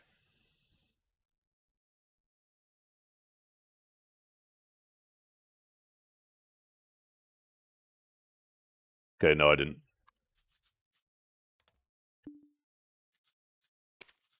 I play this game way too fucking much. Holy shit, I'm a loser.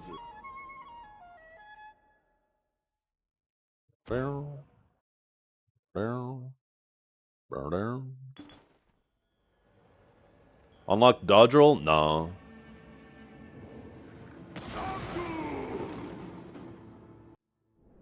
You gotta learn your actual iframes. I ain't gonna crutch on something that you don't use anything you don't use anywhere else.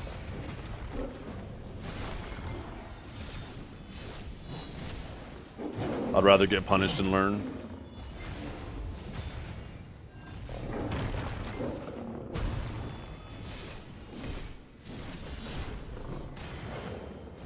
Okay. Oh shit. Oh, double shit.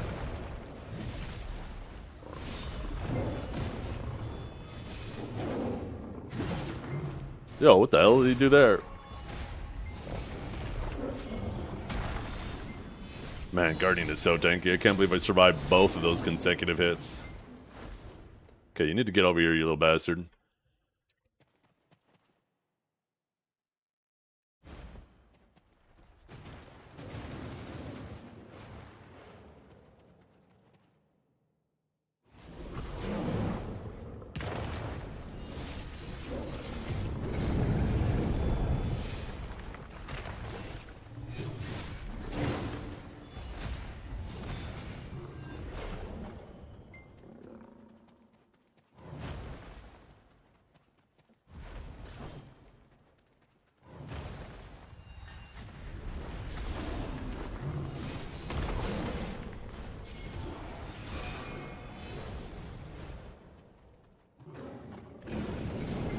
Run! That wind up. My cheeks were clenched, my ass was tucked in. Whoo!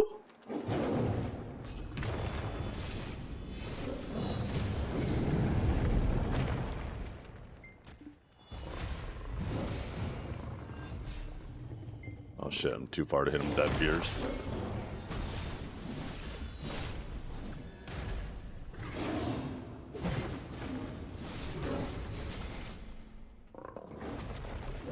Oh!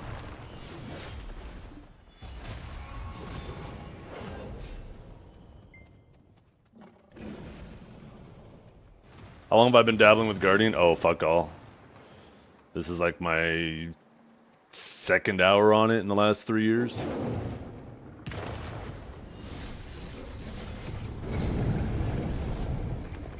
Oh, fuck. Abort! Before the cats come in. Oh no, why are all the other cats coming in right now? This is the bad timing! No, I dodged! Get out of there! Get out of there! Get out of there!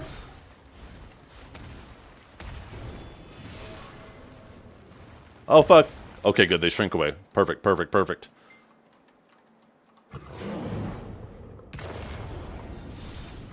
Okay, we are gonna just do this.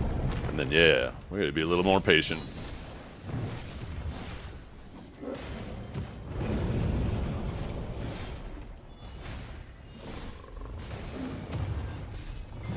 Come on, hit him with the stun, hit him with the stun. Do it, baby. Oh shit, no. I'm getting too close to him.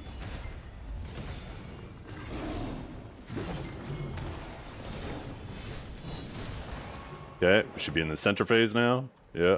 Okay, here we go.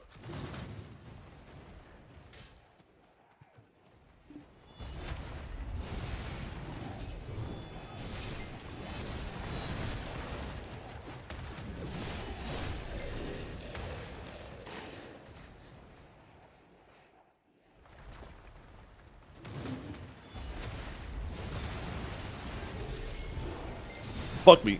Ooh.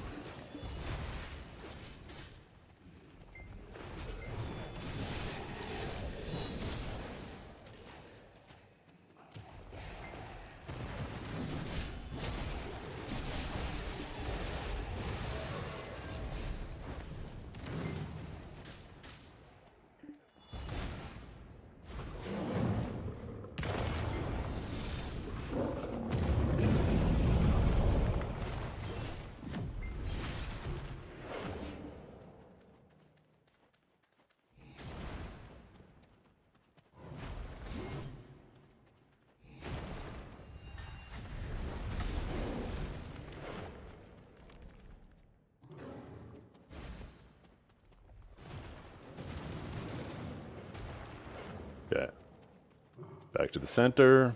Let's debuff again.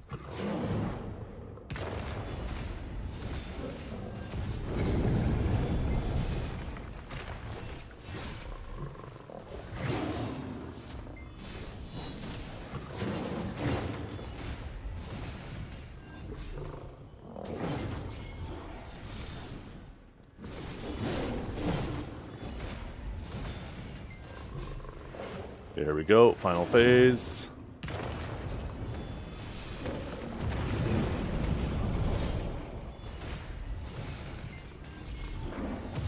Yeah! Bad kitty! Bad kitty! This class is so slow. I am so terrible at Guardian. I am so terrible at Guardian. So, I'm actually very grateful that I managed to kill her. There were so many back attack opportunities that I missed because I just am not comfortable with positioning and shit on her. Let's try Pig Cave now, or Pig. She hits so hard though, which is nice. So even when I'm hitting her from the front, you just chunking. Like getting a cleansing into a full Dragon's Maw and that cat's back, I swear that shit does like 20%. Now let's see if we can struggle our way through this. Oh.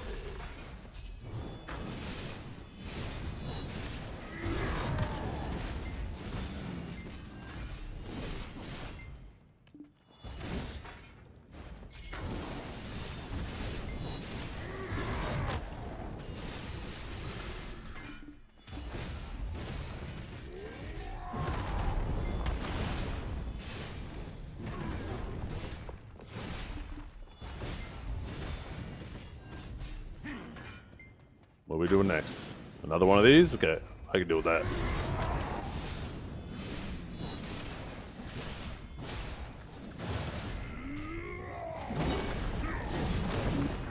Oh, fuck me. Okay, seed midair.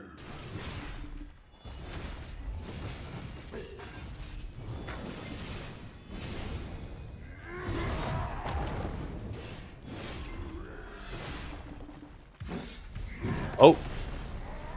I did not mean to do... Oh, goddamn, that fucking hurts.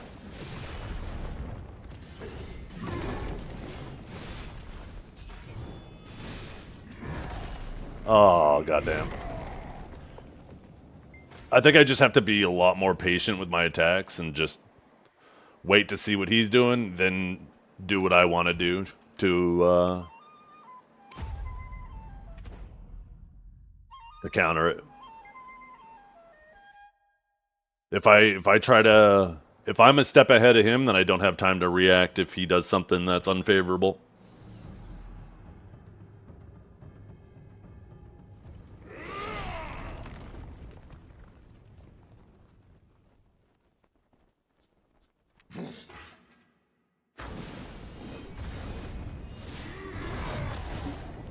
Oh, fuck. Off to a good start. Just missed out on a ton of DPS.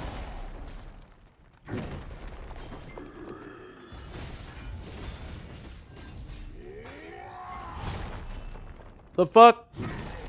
You rat.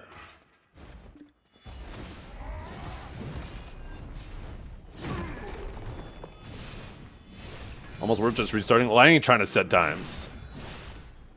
Okay.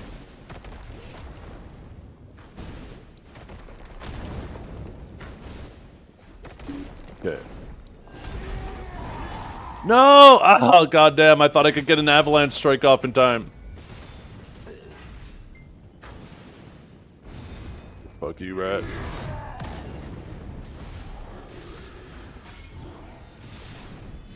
Oh, this is fucking cooked. How do you... Oh, I did it. Yo. I completely forgot about that attack. That's the fucking doomsday attack right there.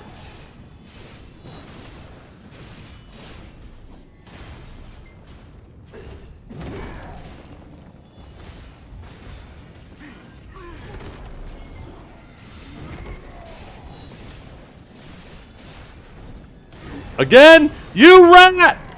Cut that shit out!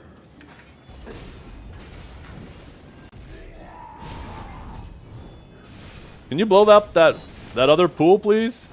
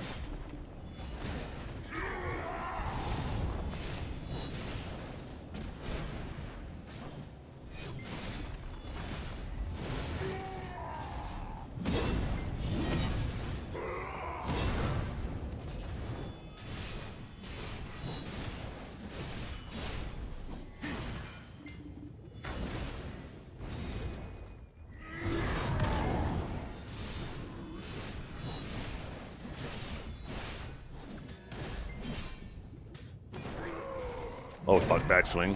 Gotta be careful.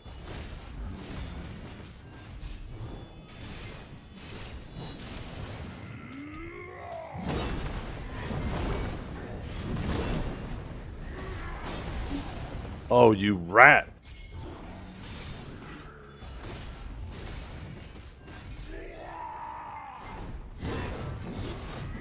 Nope.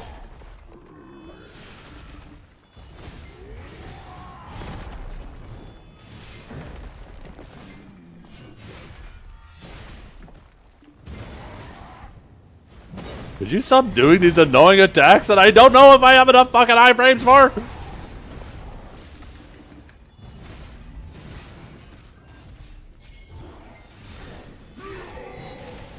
Okay, this is good.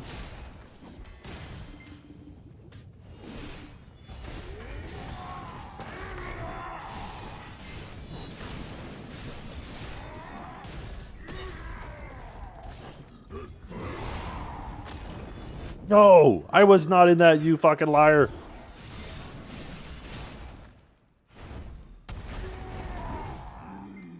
What the hell?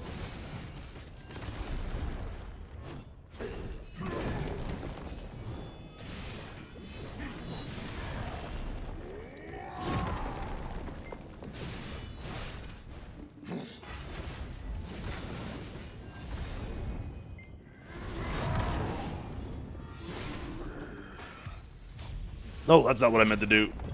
Oh, fuck me.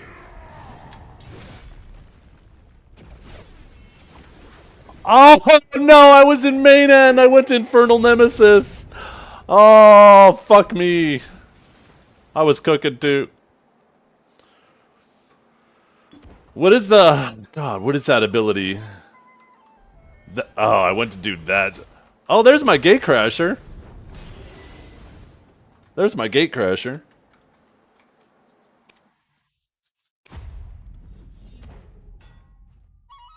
I need to be doing more of that.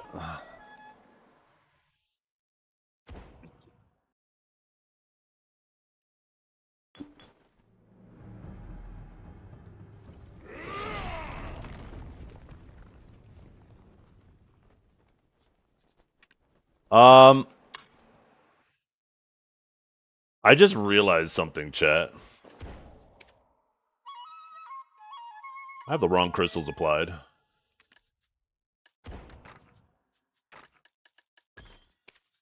I'm actually surprised I had any crystals applied. I thought it was crystal-less.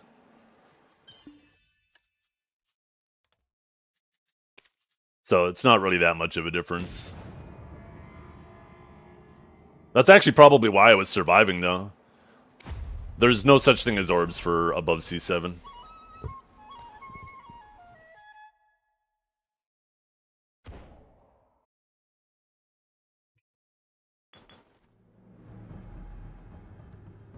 So I should do more damage, but I might not survive some of these things anymore. Because I actually had, like, some DR crystals in there. We gonna find out.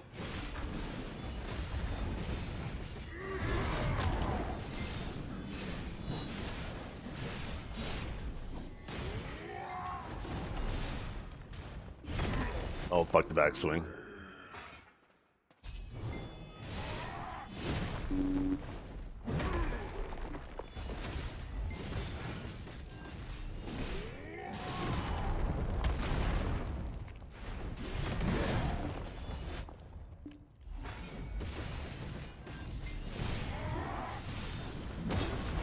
He just loves doing this attack. These fucking attacks to my Guardian.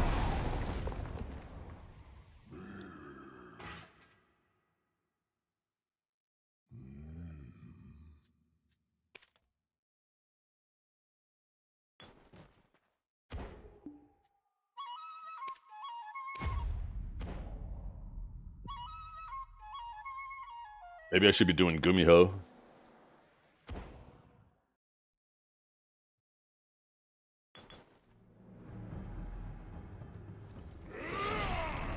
They need to just let us buff in here, too. It's so annoying we have to leave and go back in, leave and go back in. Who fucking cares if somebody comes in here 1 week with a pure AP Blackstone?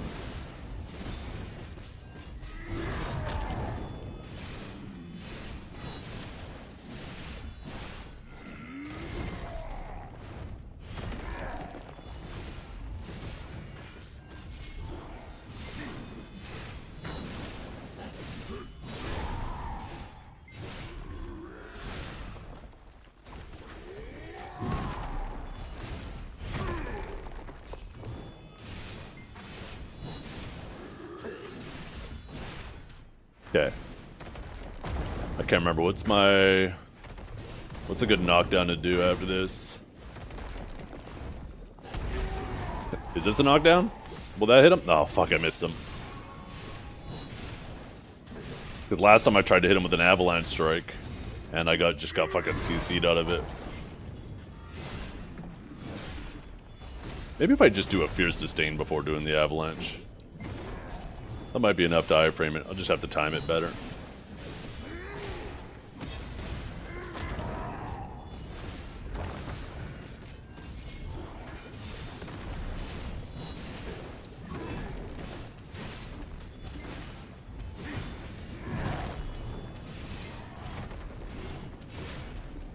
Oh yeah, I got incinerated. Duh. God incinerators abound. Pretty sure bounds work, right? Fuck. Yeah.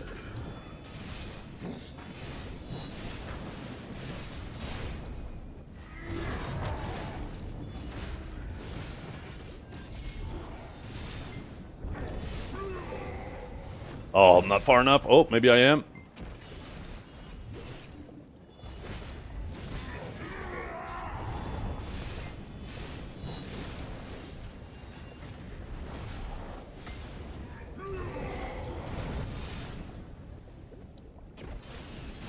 Oh, I got an iframe earlier in that. That's right. It's super armor into iframe. Oh, fuck, I'm dead. I was just too busy thinking about what I just did instead of what I need to do.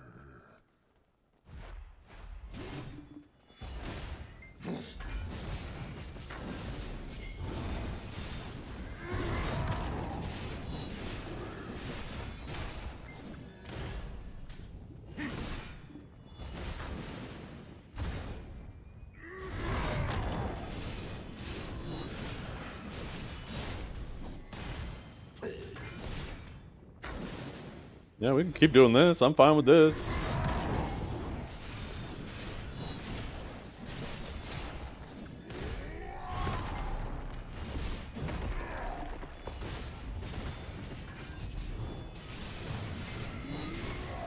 This shit again.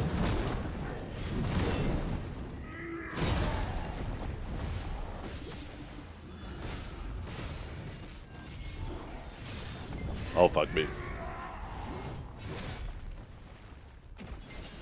No, I did Gate Crasher again. Oh, I gotta stop doing that after Fierce Disdain.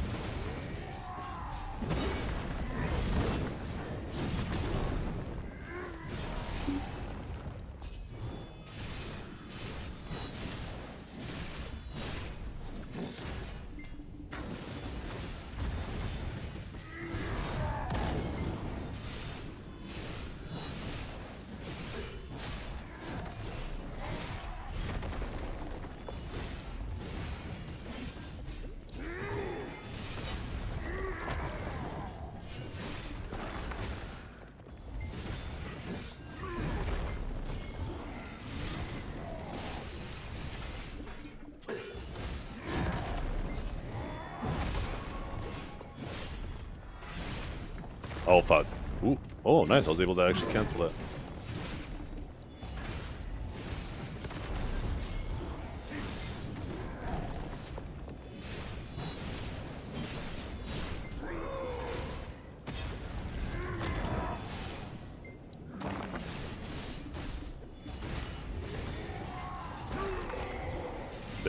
I want to slightly turn him.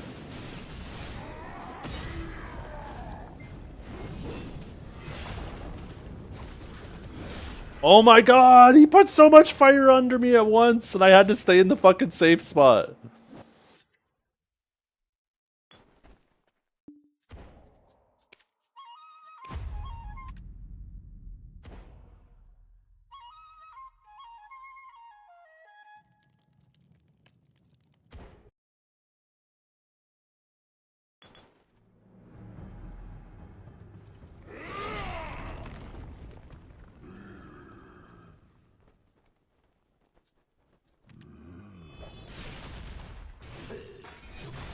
What the hell?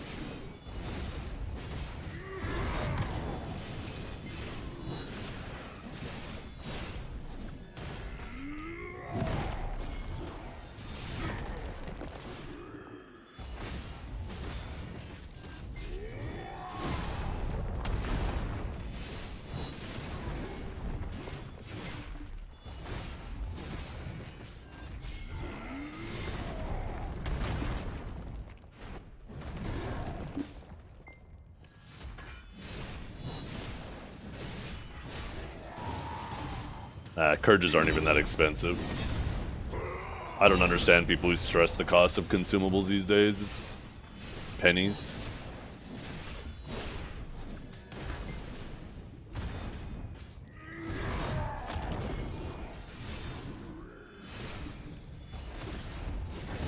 Oh, fuck. Oh my god, I'm so fucking good at this. Right, chat? That's probably what you guys are saying. Oh, no, no, never mind. I'm just kidding.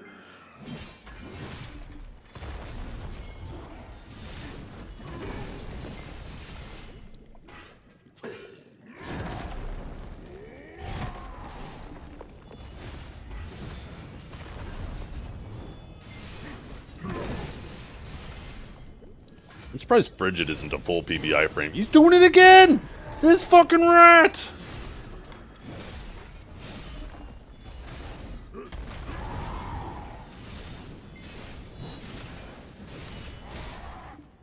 Okay, here we go again.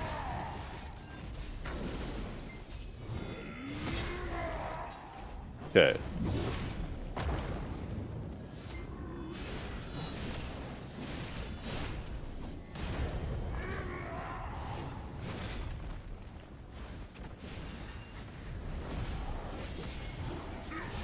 The problem is I'm not going to have this here now.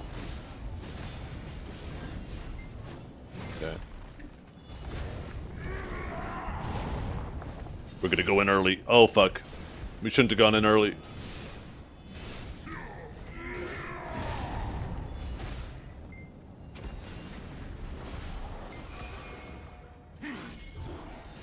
Okay, here we go.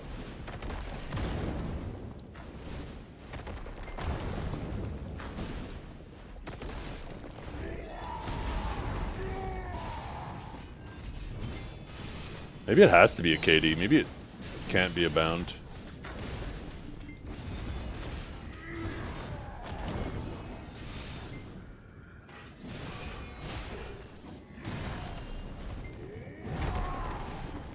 You get me with that back swing.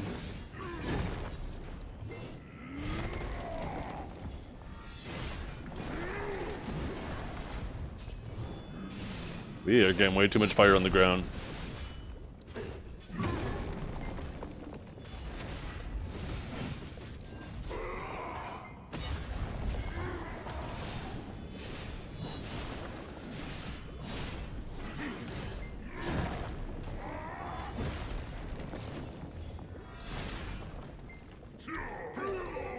No!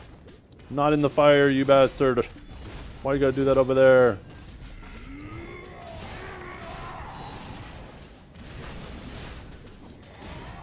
I'm gonna try this time.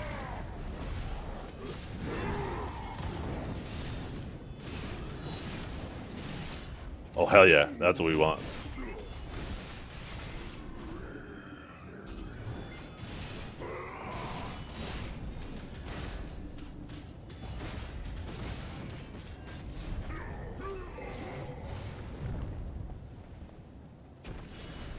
Oh, fuck me. That hurt.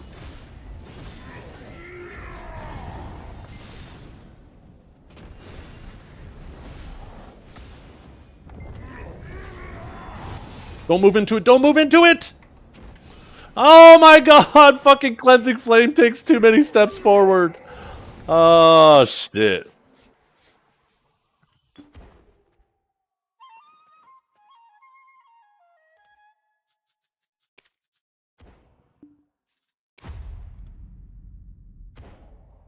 Evasion roll is for bitches. Learn your proper iframes. I ain't crutching on something like that.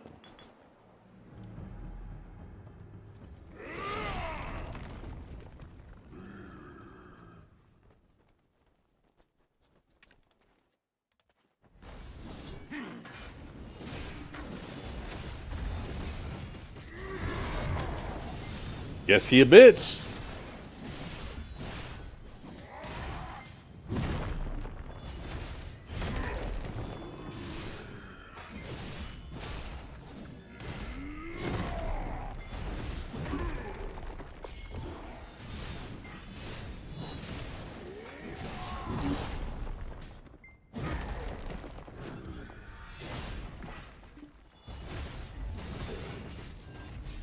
Okay. Maybe we hit him with a Dragon Maw.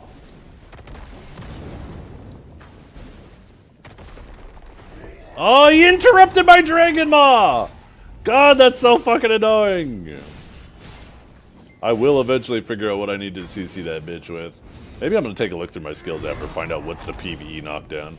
Because these bounds aren't working. I'm pretty sure... Oh, fuck me.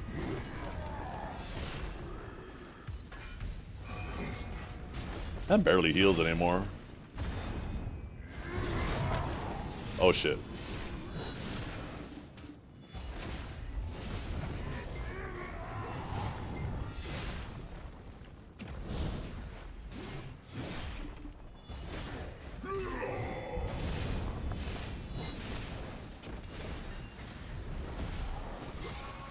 Okay. I will not get greedy with the Cleansing Flame.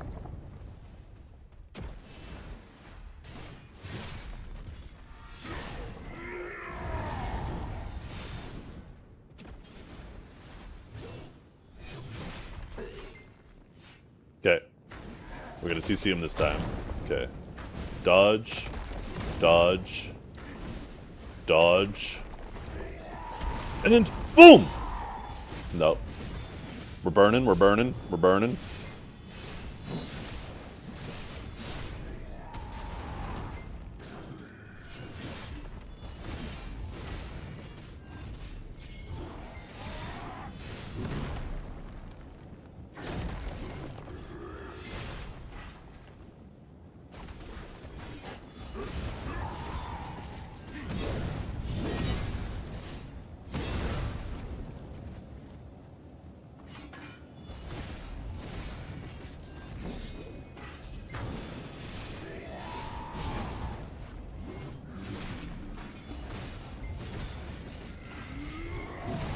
I like how you guys are telling me what I need to do as if I haven't been doing this guy fucking every week multiple times.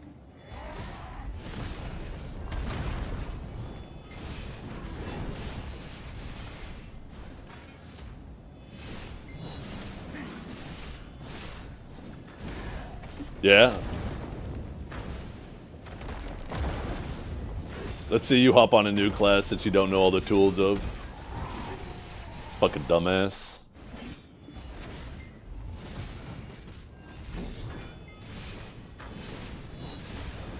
I bet you can't fight your way out of a wet paper bag. That's why you're in chat yapping, fucking sitting there in the back seat.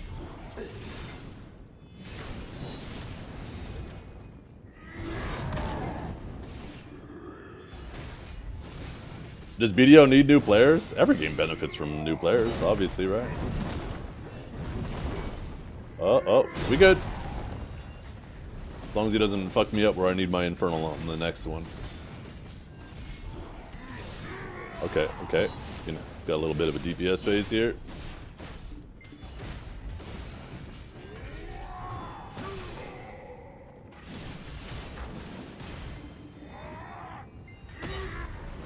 Get behind him.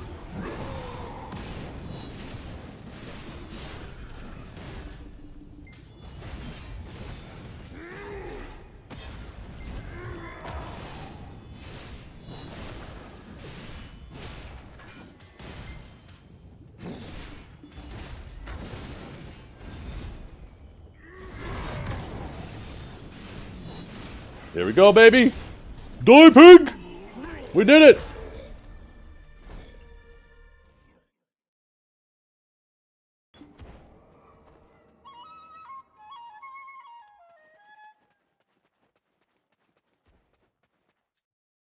Okay.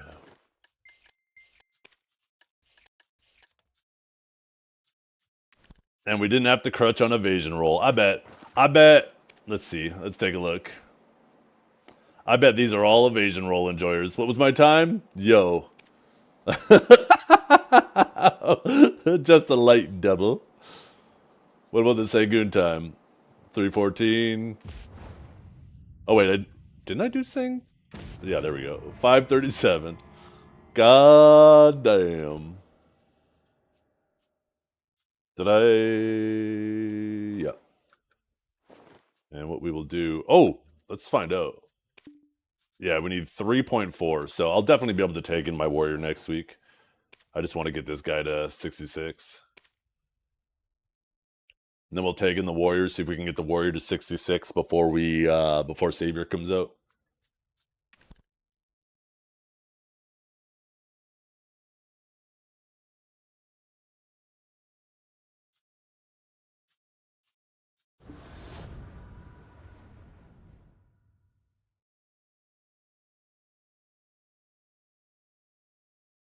Yeah.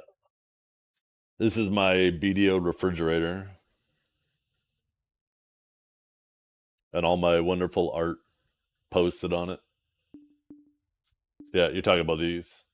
These are all painted by you guys. I should put like a name on the image or get them to put a name in the image so I can actually see who did it. But like I know like all the best ones are like Valkia. This is Valkia. Valkia.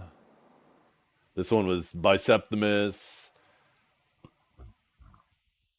Kinjara.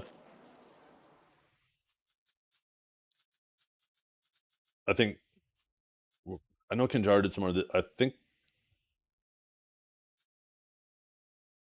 this one was also Valkia. Um,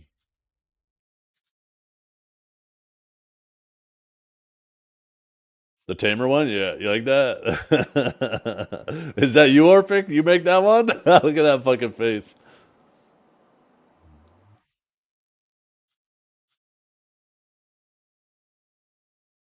But I know who did. Yeah.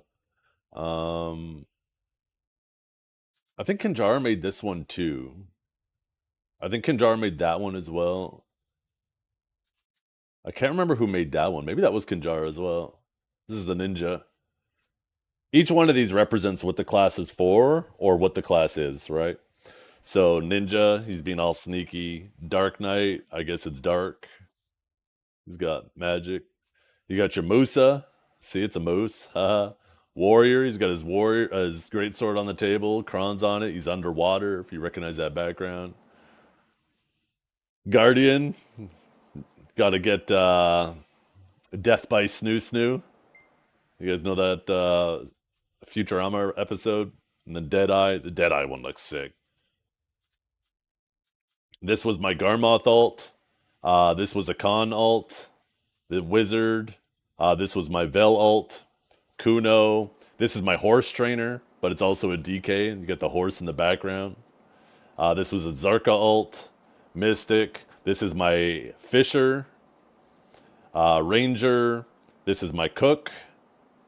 Witch. This is Sork. Look at spooky iframe. Ooh.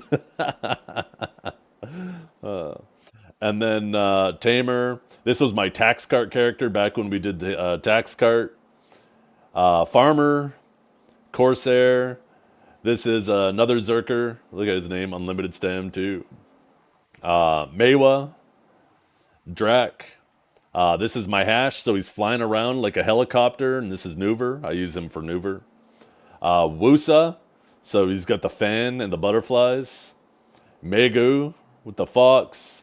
Sucknova, very, very high detail in the midsection here. You got Scholar, right? MC Hammer. Dosa, and then Wukong. And then this is the floater slot. This is like for seasons and stuff. It gets deleted and replaced all the time. Why is the Scholar MC Hammer? Because the Scholar has a hammer, obviously. Come on, eat a peach! Obviously. Okay, we gotta do one more boss.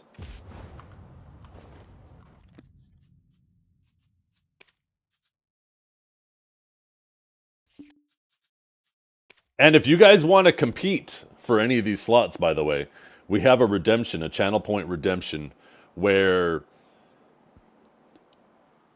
you don't guarantee it, but when you redeem it, basically paint an image. It has to be painted in MS Paint. It has to be done in MS Paint. And it has to be the proper proportions. And then when you submit the redemption, just you put the link to it, to the image that you painted, and you say what you're competing for, or what you want to compete against. And then I bring up the existing one and the one you painted on stream, and chat votes which one we keep.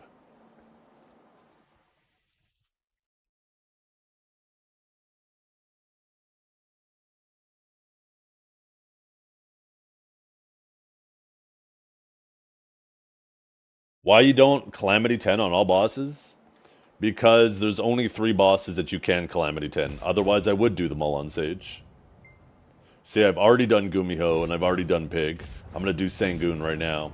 If I had 2 more bosses to do on Sage, I would absolutely do all 5 on Sage. I just thought it would be a fun challenge considering I played Guardian like 2 hours in the last 2 years, maybe 3 hours, to try to do them on. I've never done those bosses on Guardian before, so I thought it would be fun to try to figure that shit out. And I didn't want to try to crutch on evasion roll because I feel like that's just cheesing it. Evasion roll makes things basically anything with a spammable iframe, and evasion roll is a spammable iframe. It makes it a lot easier. So it's fun trying to do it hard mode.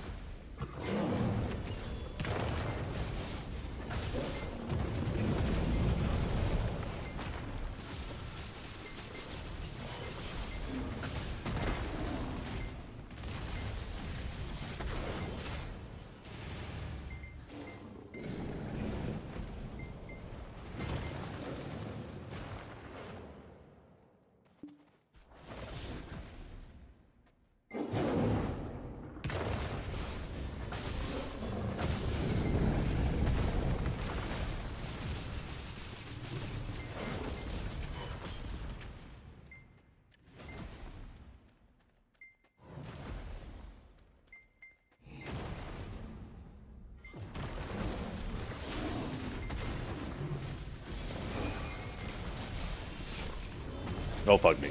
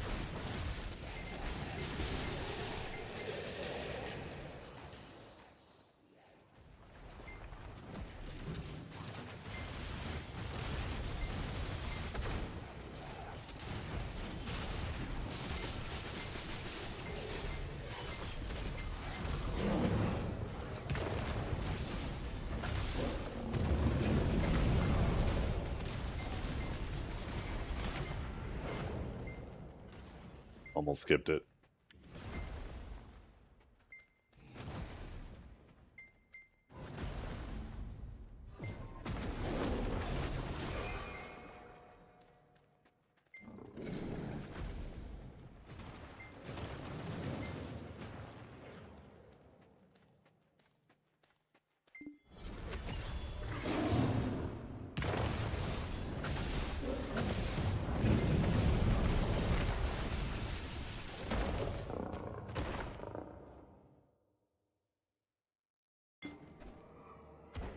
There we go. We got our bosses done for the week. Almost forgot, too. Today's the last day.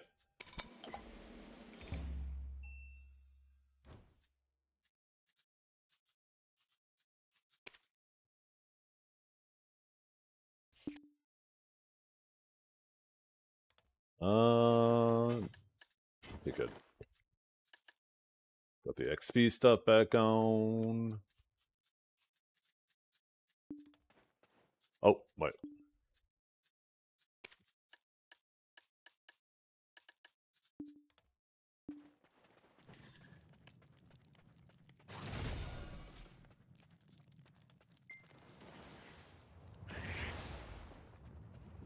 Yeah, we have 3.5% more to go.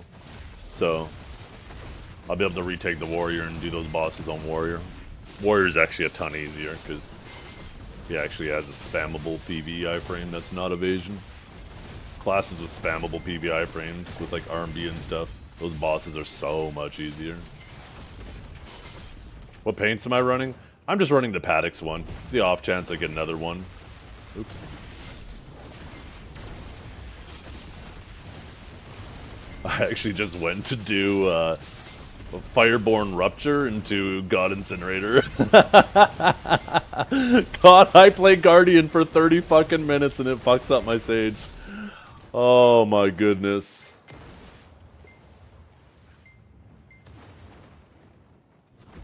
I'm actually just like, my brain is like, no, don't do that, that's a Guardian input. And then I just stand there looking dumb. If only they would just let me do it on 2 different Sages. If only it was character-based and not class-based.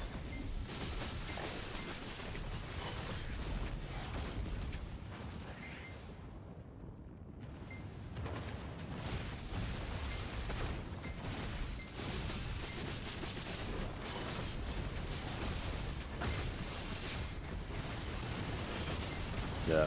It would be even better if they would just release 2 more bosses that we can do. And then I could just have 5 different bosses. One thing I really want them to do as well is, like, give the old bosses some love. Let's see a beefed up Red Nose. Let's see a beefed up Bag, a beefed up Muskin, right? I want to see those guys. Fuck, I just tried to do Fireborn again. Oh, shit.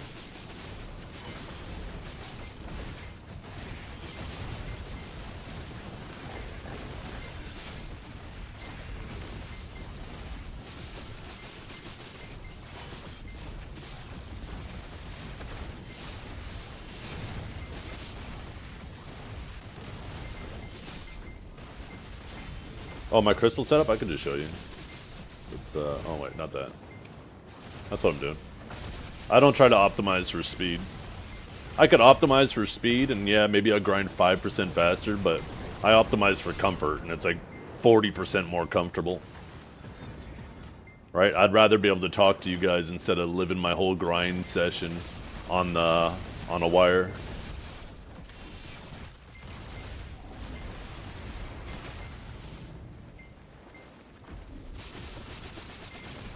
I actually just tried to Cleansing Flame. Holy fuck. Okay, maybe I shouldn't be touching Guardian anymore.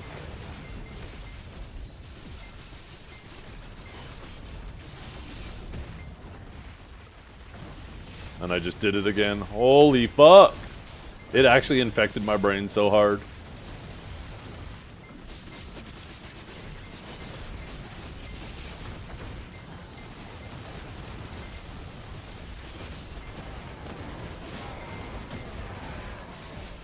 It'll be gone quick, though. Victim of the snoo, yeah. That thick axe booty. He's overtaken my thick sausage.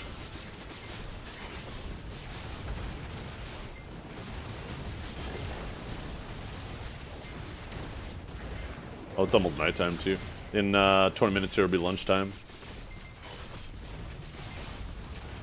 That's one thing that's really nice is nighttime here lines up perfectly with me having to go make lunch. So it's just like, take a little break, go make lunch. I gotta make lunch sometime anyways. By the time I get back from lunch, there's like 10 minutes left of nighttime. I wonder what the kids are gonna want for lunch. I bet I go upstairs, ask them what they want for lunch, and one kid says, I want orange mac and cheese, and the other says, I want white mac and cheese.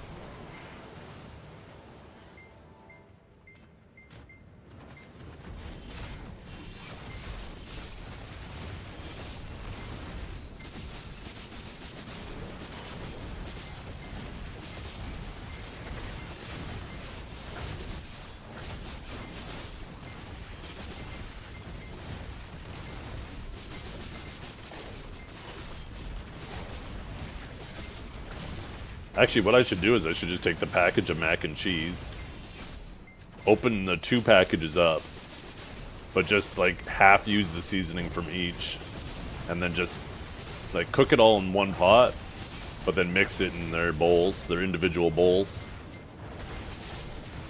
with half a package of each. And then the next time I have a half and half ready to go for the next time. I don't know why I've never considered that.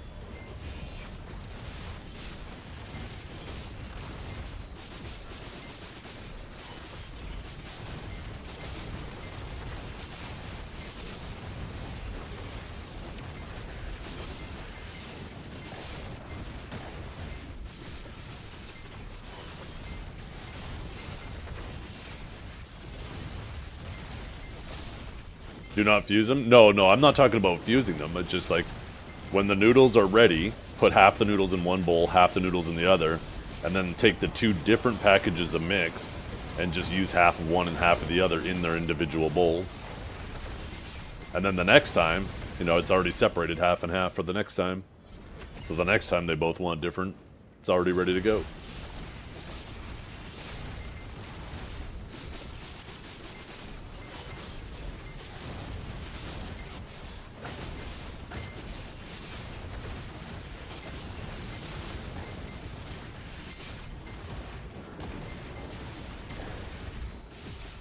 Then I'll probably just scramble a couple eggs for myself.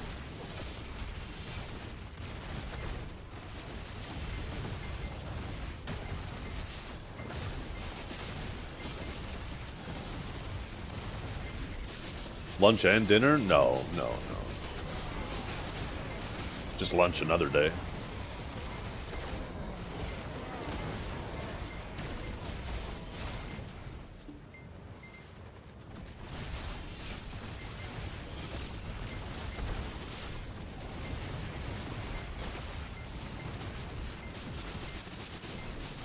It's Saturday, celebrate? Nah, I'm doing a low carb diet, so I kind of caved a little bit last night. I was feeling like a treat. So for Thanksgiving, we had Canadian Thanksgiving just last weekend, and we bought a blueberry pie to have. But my father-in-law brought over 2 pies that he had baked, so we had those instead. And then I had that blueberry pie still sitting on the counter last night, so I was like, I don't want this thing to go bad. So popped that bad boy in the oven, got it all nice and crispy, and we ate it yesterday, and man, it was just too sweet. When you stop like eating sugar and carbs, like anything with any sugar in it just tastes so goddamn sweet. I told my wife we need to make our own pies now, because then I can just keep it a little bit more tart, put way less sugar in. My low carb diet isn't effective when I enjoy beer on the weekend. Well, that's the thing about diets, is you don't need to treat them like a religion, right? As long as you do it most of the time, you remember, you gotta live, right? And yeah, yesterday was my day where I was like, I want to try this pie. But yeah, I regretted it immediately. And I didn't regret it because of, like, I was like, oh, I cheated on my diet. No, I regretted it because I was like, holy crap, this is just way too sweet. I can't handle this anymore.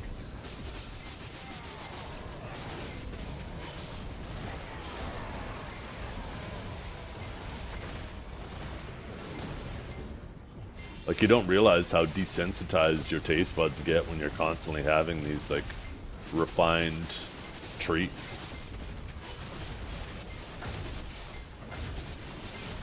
Like, just having an apple now is, like, quite sweet.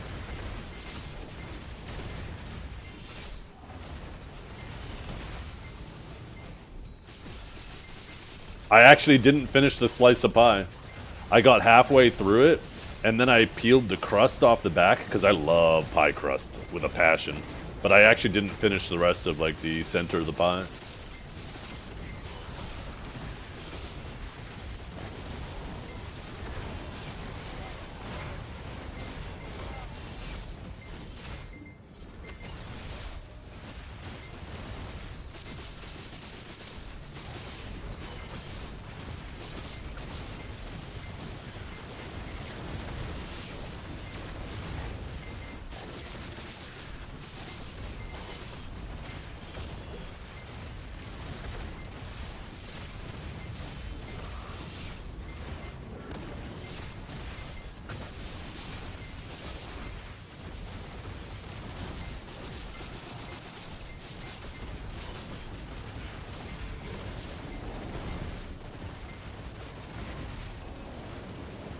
Oh, fuck me. I'm trying to do Guardian shit again. Oh, no! No, my Hondusky! I was actually just thinking through. That's actually crazy.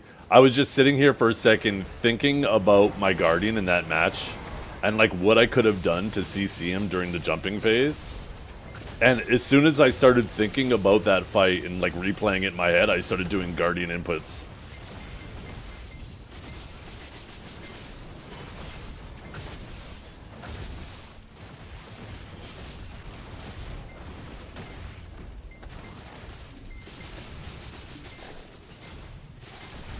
Okay, we have a backup. We'll have to make sure we save up another backup now. Actually, I think I already have one in there. Bing, bing, bing, bing, bing, bing, bing, bing, bing. Yeah, I already had another full one drop. So we will just load that in there. And then we have a backup.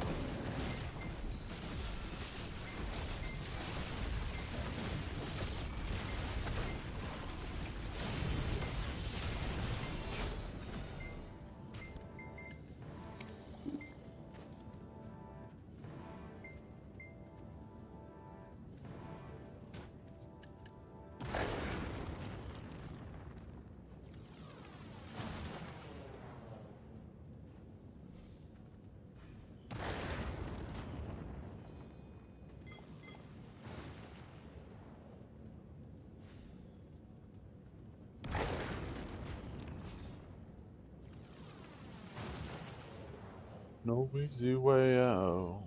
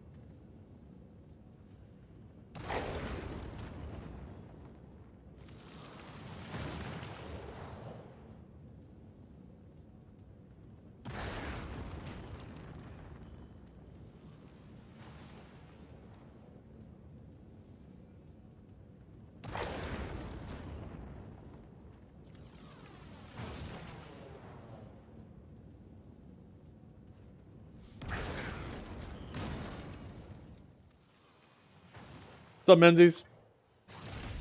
How you doing today?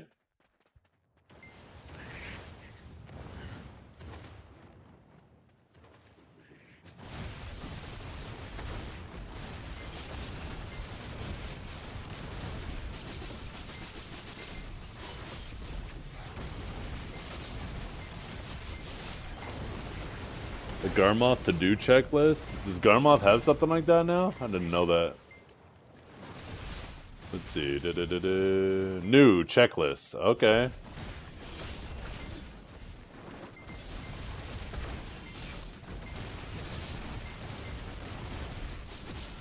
You can create your own checklist.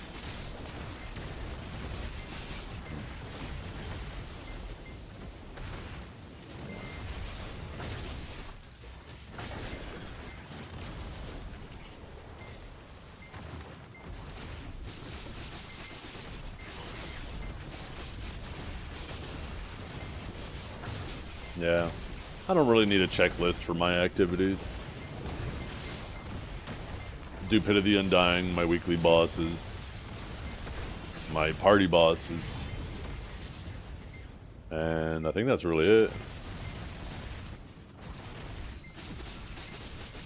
Yep, and it's a slippery slope to that. People don't want to have to sit here and have like a daily chore list. It's not bad having a few things that you can kind of break up the monotony with like a, you know, something here and there, but if we start getting daily lists, yeah. And I think PA recognizes that though too, right? Because they even took Pit of the Undying and they turned it into a weekly instead of it being a daily, which was a huge W. It makes it so much more worth to do. Even though technically you get less rewards over the course of a full week, when you factor in the opportunity costs of, you know, the opportunity savings of only having to do it once versus 7 times, it's massive. It's a massive buff.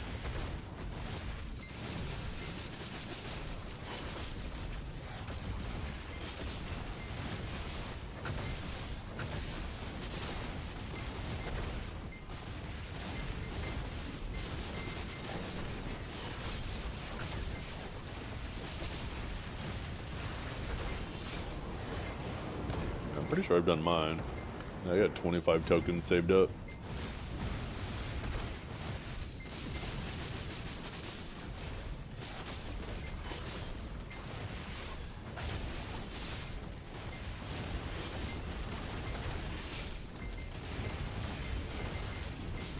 Yeah. Oh, it was tedious, right? It was super tedious. I mean, it was easy, but it was still tedious. But now it's like super worth the time.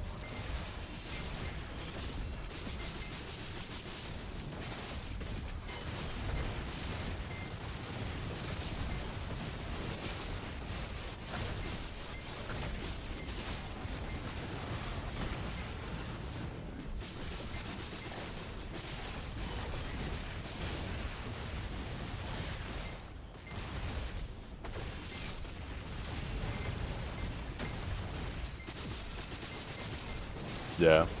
Yeah, things don't feel good when they become like a chore list. If you have them like kind of sparse once a week, then like I said, you can, whenever you're like, okay, you know, I've done enough grinding, I want to take a little break, I could go do this, and you go knock it out, right? It doesn't feel so bad that way. But if you have to start doing shit every day, the most annoying thing right now that and this is still mostly a weekly thing though, but it's annoying, is the weekly riffs. Because I like doing my riffs, but I hate all the running around you have to do them. If you have all of your riffs spawn, it should give you an option to spawn like a mega boss, and you fight them, you know? You fight either like some souped up boss, or maybe you can spawn all 6 on you at once, and you fight them all at once. That'd be kind of fun.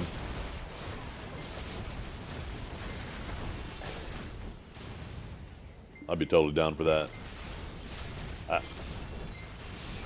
Heck, there should be an option to just let them spawn on you while you're fighting. I wouldn't mind being out here at Zephyros, all of a sudden Bang comes jumping out of a portal trying to gank my ass.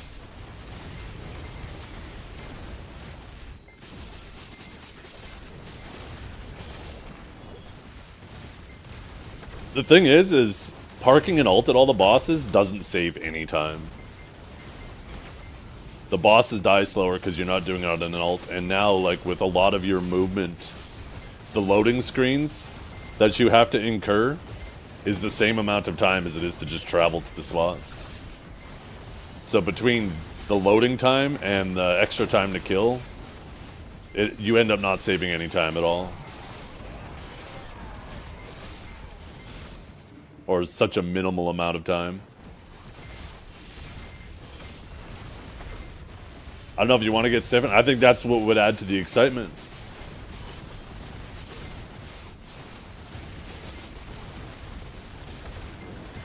Just make it an option for the people who like a challenge. I don't even think it'd really be that much of a challenge, but yeah, sometimes your guard would be down, all of a sudden you got bag on your ass.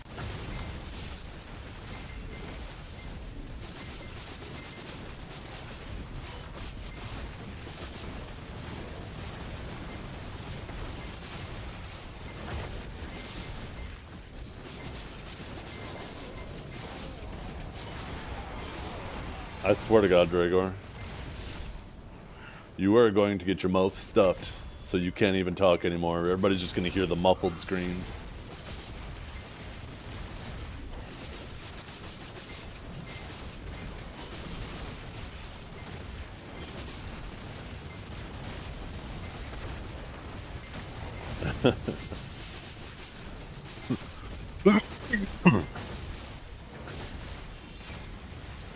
Something freaky's going on? Yeah, it's just purely a coincidence. Maybe you're the problem, Menzies. You have us all feeling some type of way with your presence.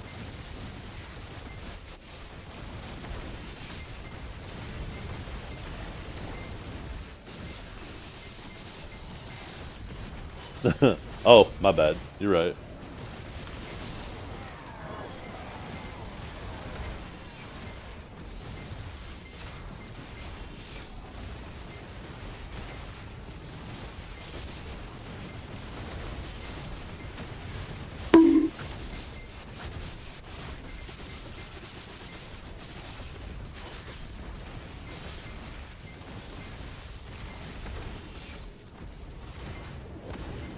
Whatever character you hand in the offhands on is the weapon you'll get.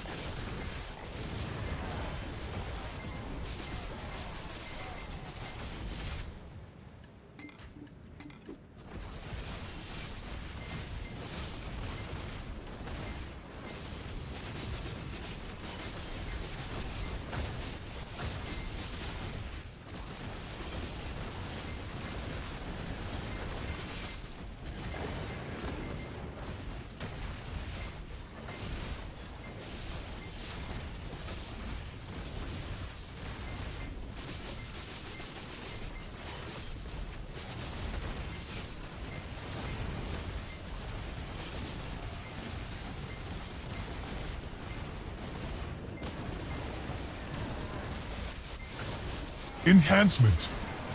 Ha! Me laugh at word. Sounds like progress lies. It really mean hit button, screen, lose all silver, and question life. So true.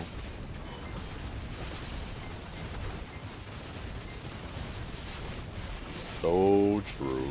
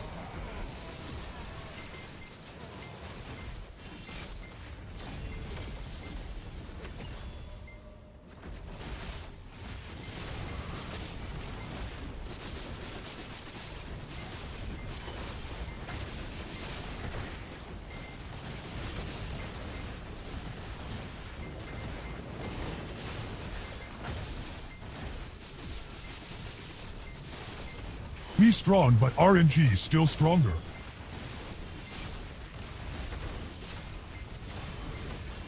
But not as strong as our appetite. I'm hungry.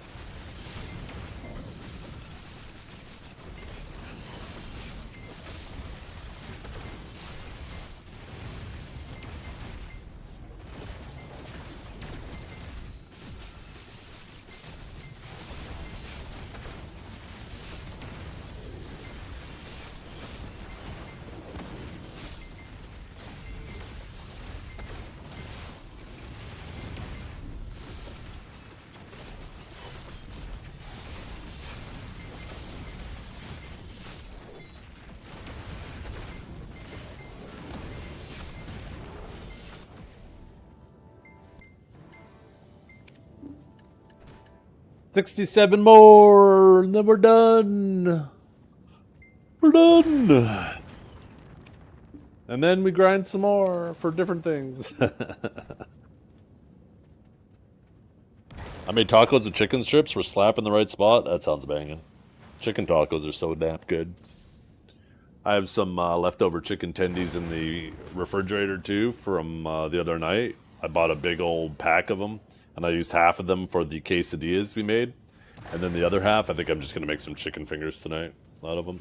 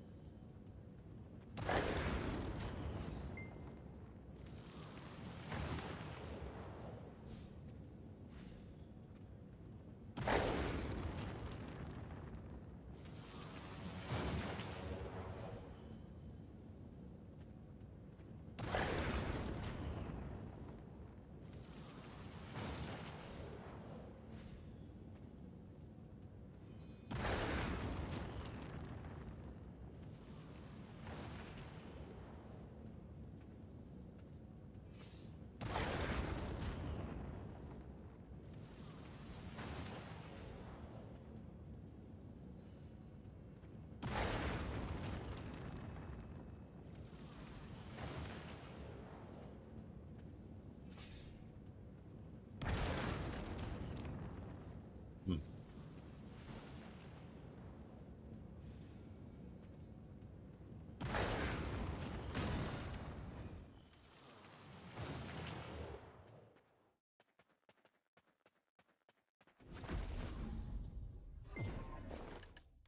Okay, I will be right back, chat. I'm gonna go quickly make some lunch, and then we'll get back to it.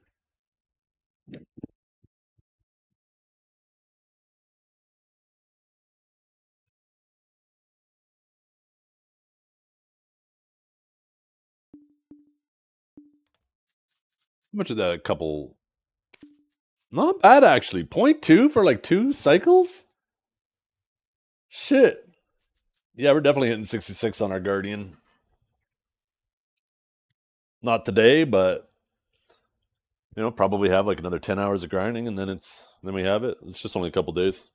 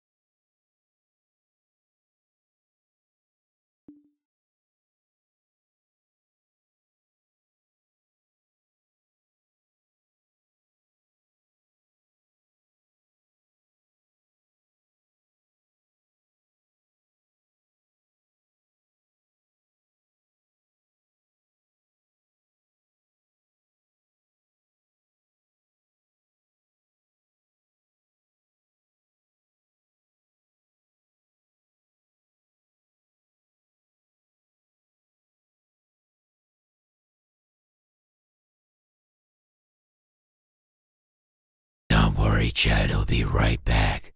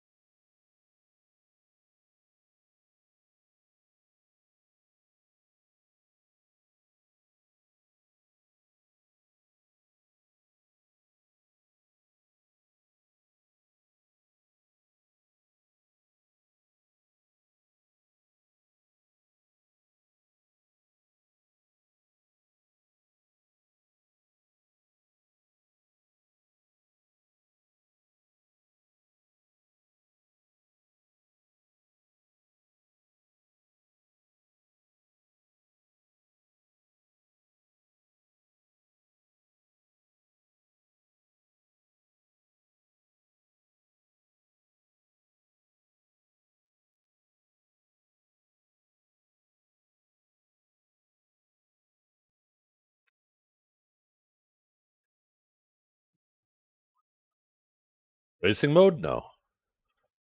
I use just sRGB. I like sRGB the best. HDR looks too saturated.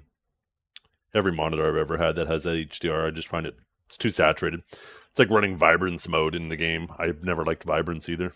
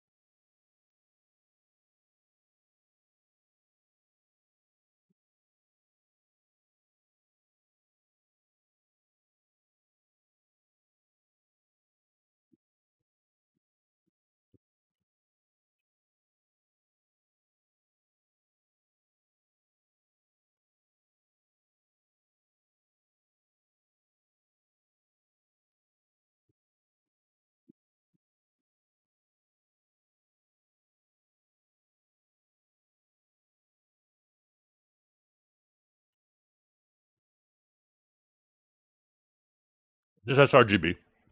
I don't know what you're talking about. Cal mode.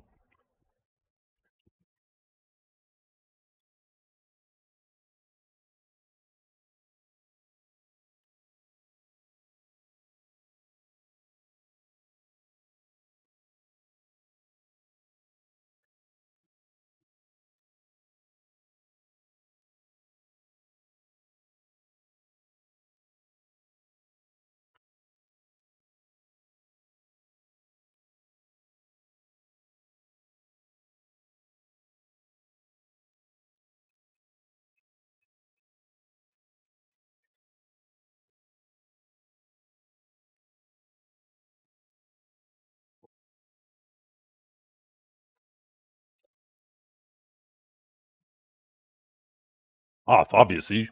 sRGB, not HDR. I just said that.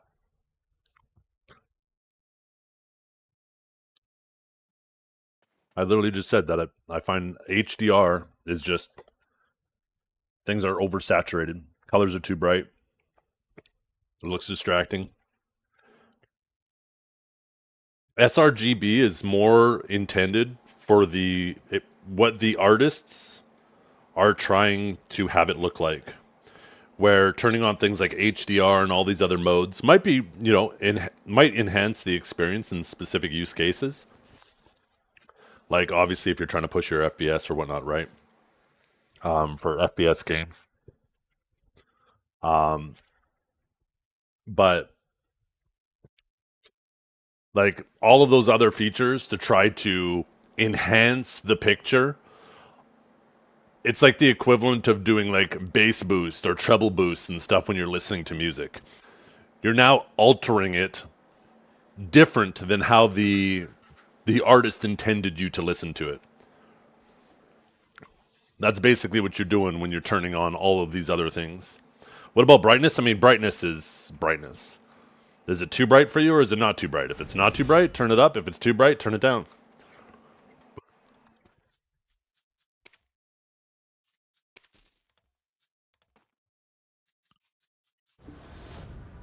But I want to see stuff the way that the artists intend me to see it. I'm not trying to amplify or change what they're doing.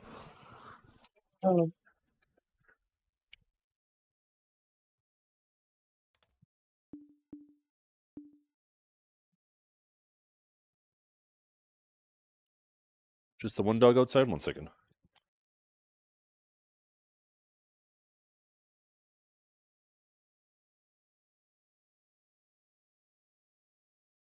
Man, we got so much rain this week. I gotta mow the lawn again.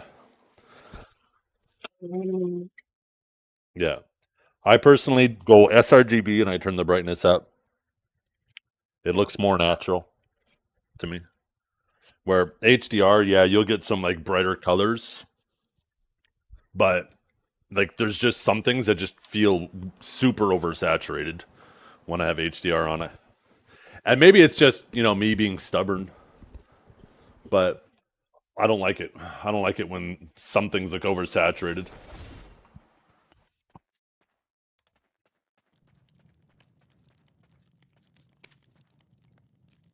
God damn it, I just can't.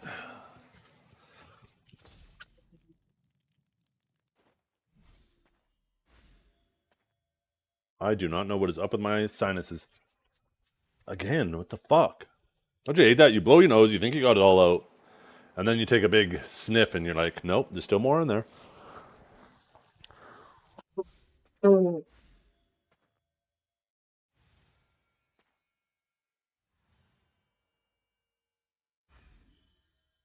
Yeah. No, I'm super, super happy with the monitor I got.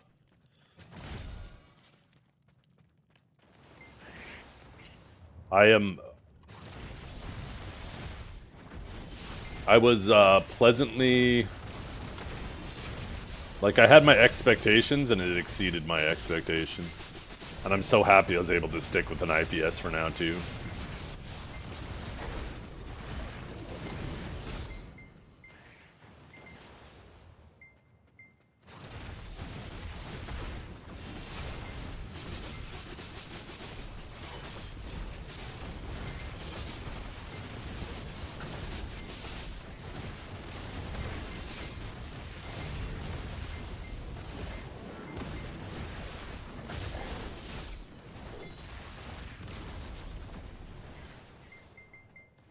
The only thing that was annoying with this monitor was, like, if you're trying to manually adjust the settings on the monitor through the buttons, because I have my triple monitor setup and it's in the middle, I have to reach, like, the buttons to adjust the settings go up the right side of the behind the monitor. And since I have a monitor right now, right there, right? And the bezels are right next to each other. Instead, I have to reach from underneath, and it's kind of weird. But it's not an issue if you just get the software and you can just adjust the monitor settings from your desktop.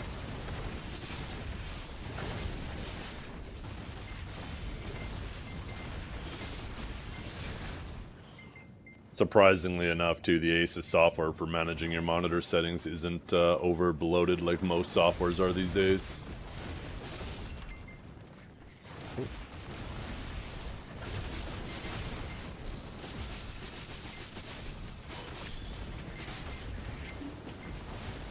Why do you gotta go outside now? Why didn't you go out with him?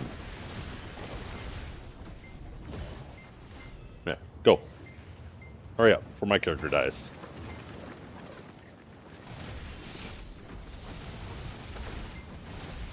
Morning Light Fairy? I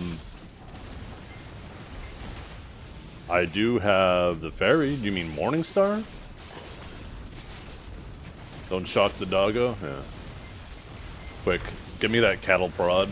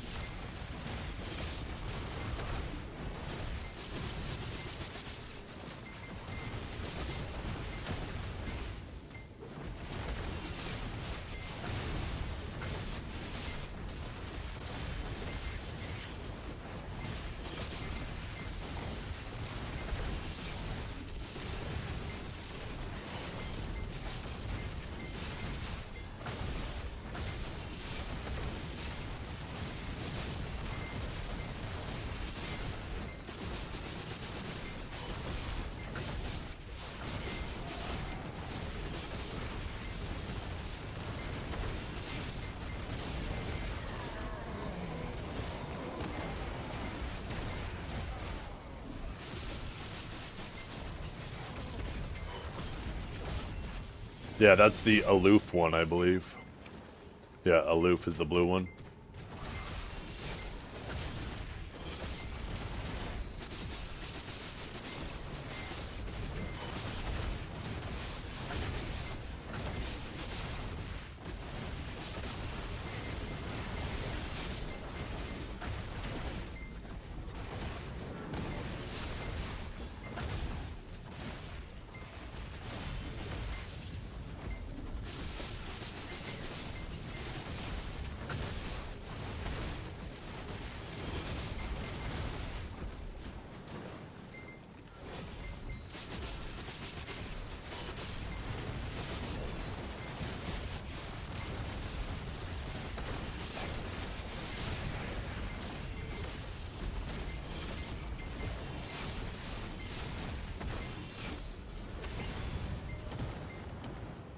The least opinionated. Wait, what?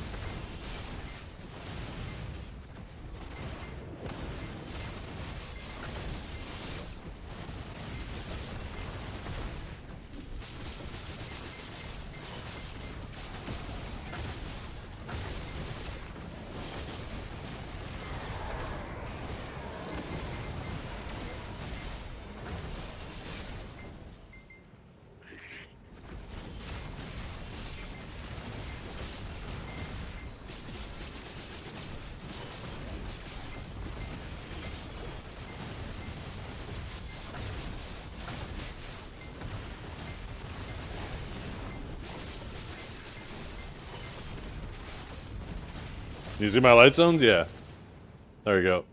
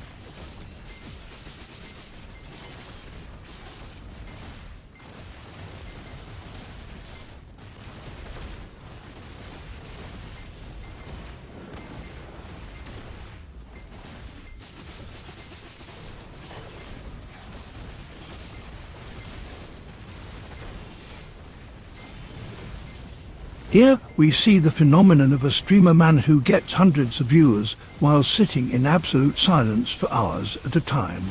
Truly remarkable. It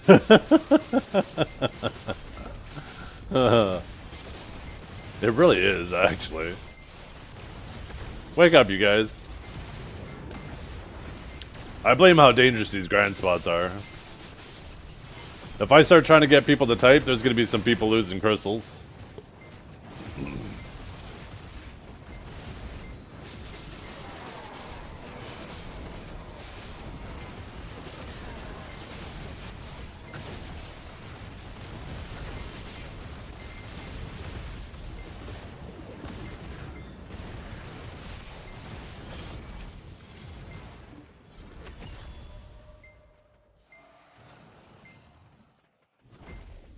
Ooh, to the pumpkin.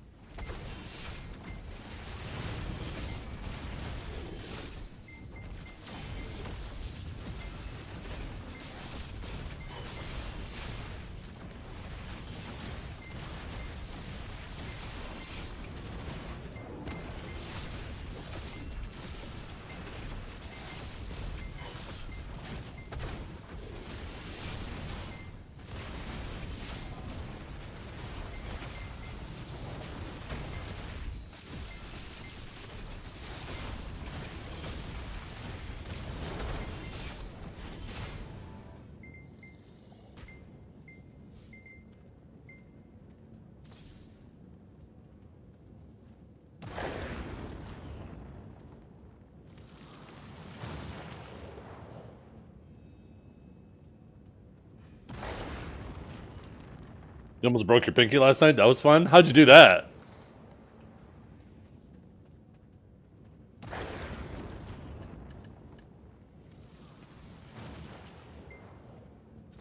Do I even want to know? Maybe I should. Maybe that's not safe for stream.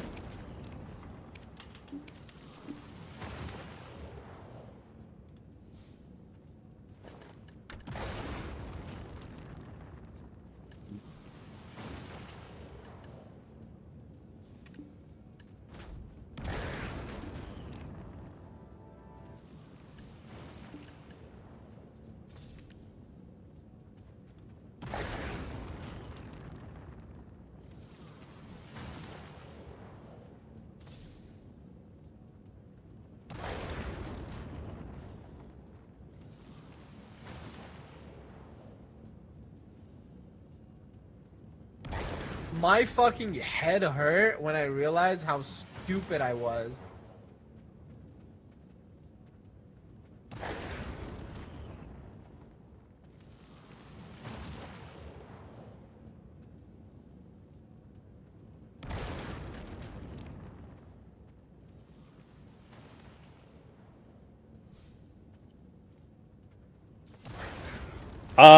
C9 is the same as C8. C10 usually has an ending phase that's a bit more difficult, and a lot of the telegraphed markers on the ground, at least all the ones that aren't random, they're no longer visible. So you have to remember where they were, right? Where you have to position yourself. Yo, Junior! What's up, Junior? How are you doing, Mr. Junior Source? How's life treating you?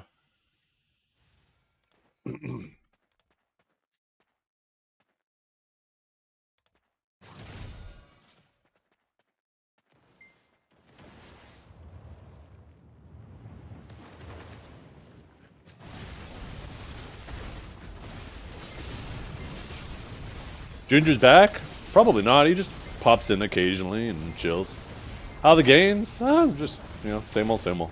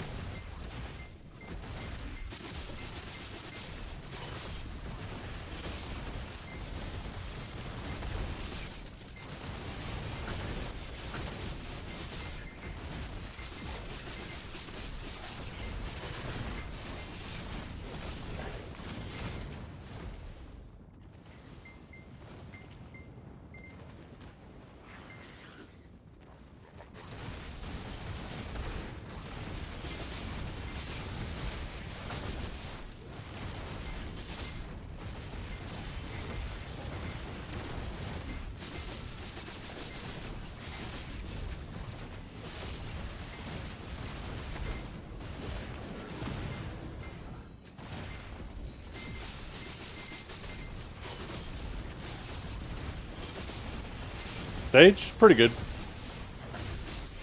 It's an above average class like everywhere in the game right now. It's not meta anywhere, but it's above the average everywhere, which is more than you could ask for.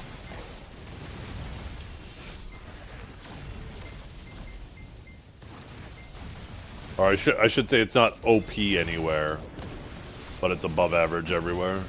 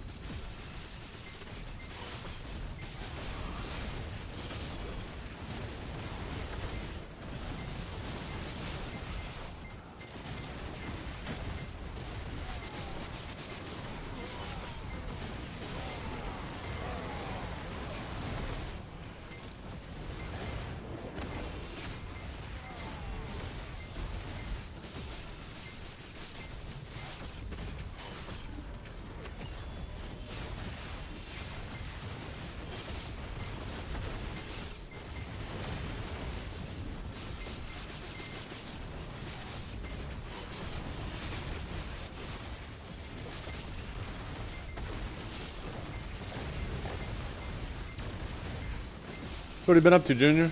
What you doing?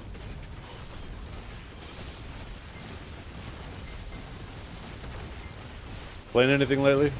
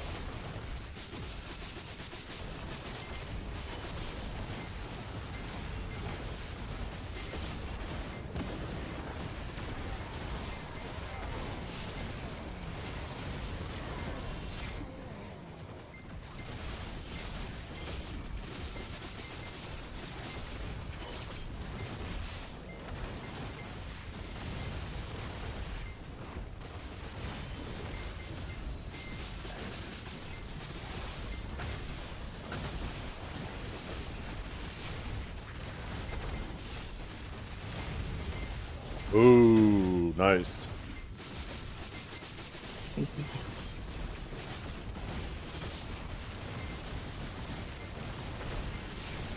I hope you enjoy it. I hope you enjoy it as much as I've hyped it up to you. I think you will.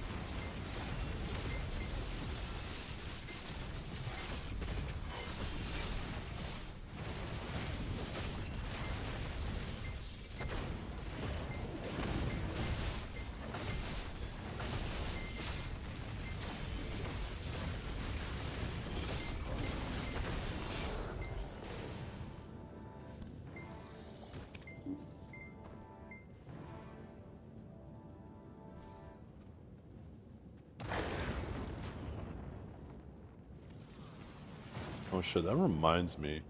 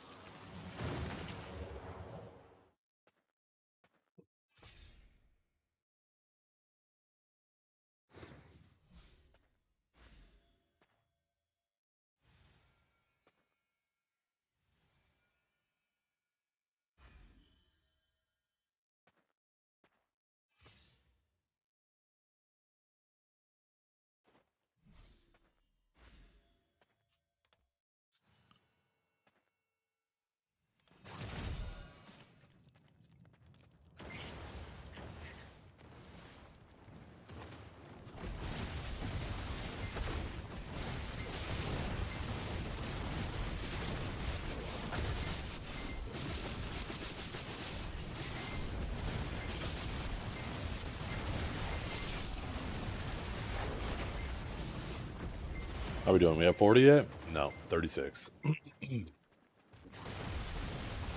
Oh, that reminds me. I completely forgot. I was gonna pop some drop buffs. I've been popping any drop buffs. Let's see.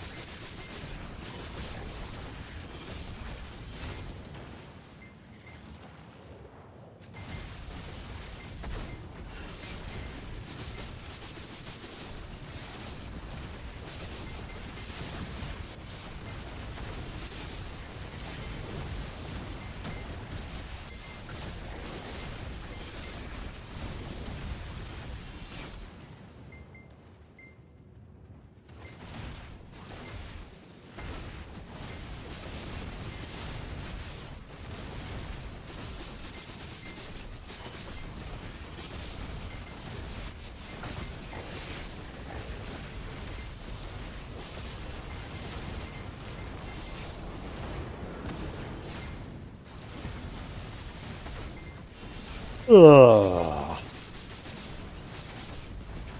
Cat, you're so quiet today. You guys meditating or some shit? Wake up! I discard the speed away the shake up!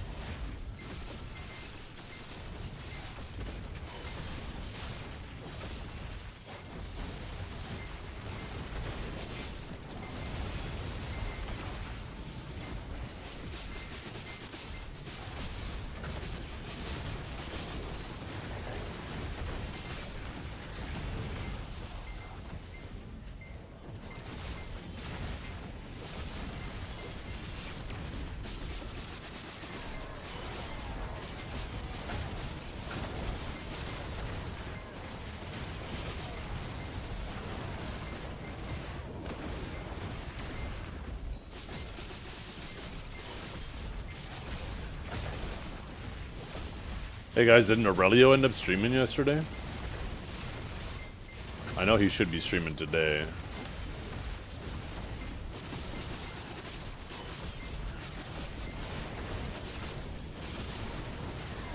Yo, what's up, Nick? Good afternoon or morning. Or evening.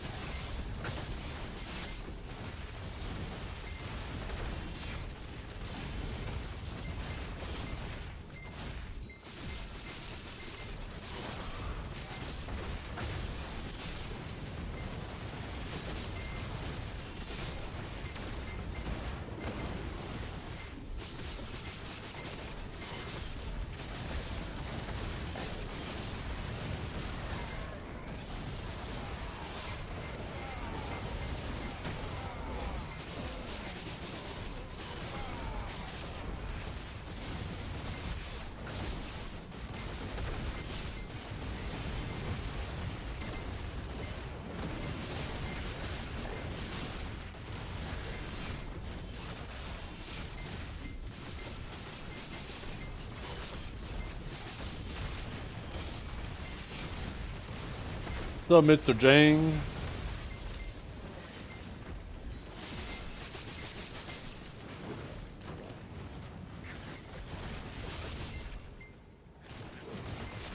By the way, Jang, you're also one of the people who managed to get one of the founders badges. So,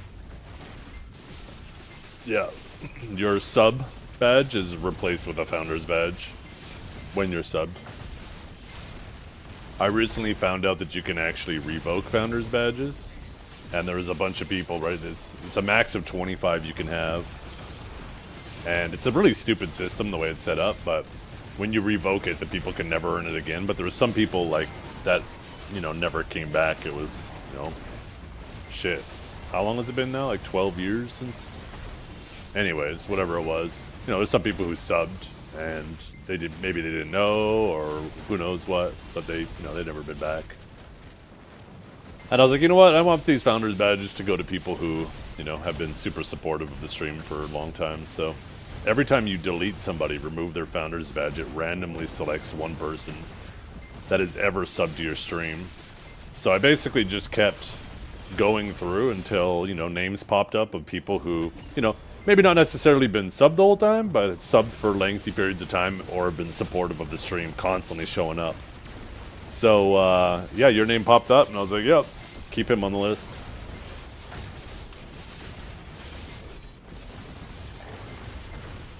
I thought it goes to next. No, it didn't feel that way. I mean, it definitely felt like there was some names that I didn't recognize, but I've been streaming for a long time. It definitely didn't feel like it was in order, though.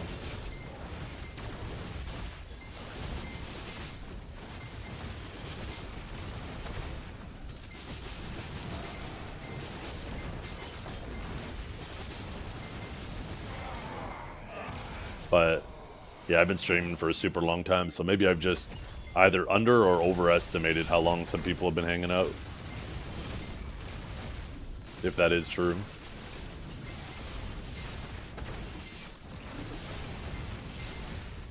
I find it annoying that you can't just assign it.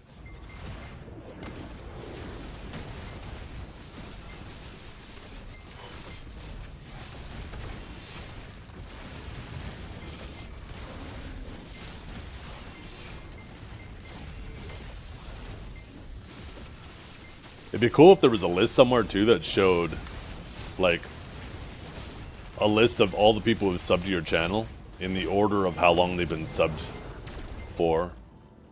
Even if they're not even currently subbed, right? They're part of that list. So this way I could actually see, like, who all the... Because I've had some people been subbed to my channel for fucking 10 years. It's crazy. And honestly, I wouldn't mind taking a day to just send out a bunch of thanks to all the people who have been subbed for so long.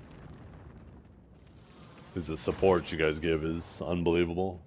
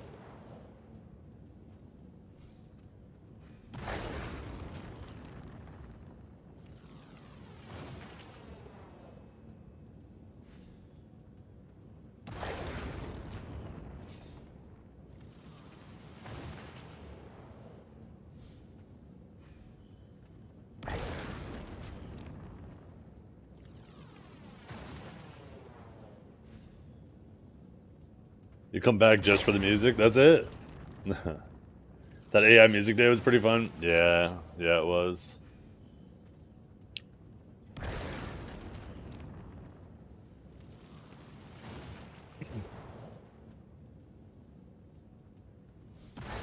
shit, I gotta do something on my phone real quick.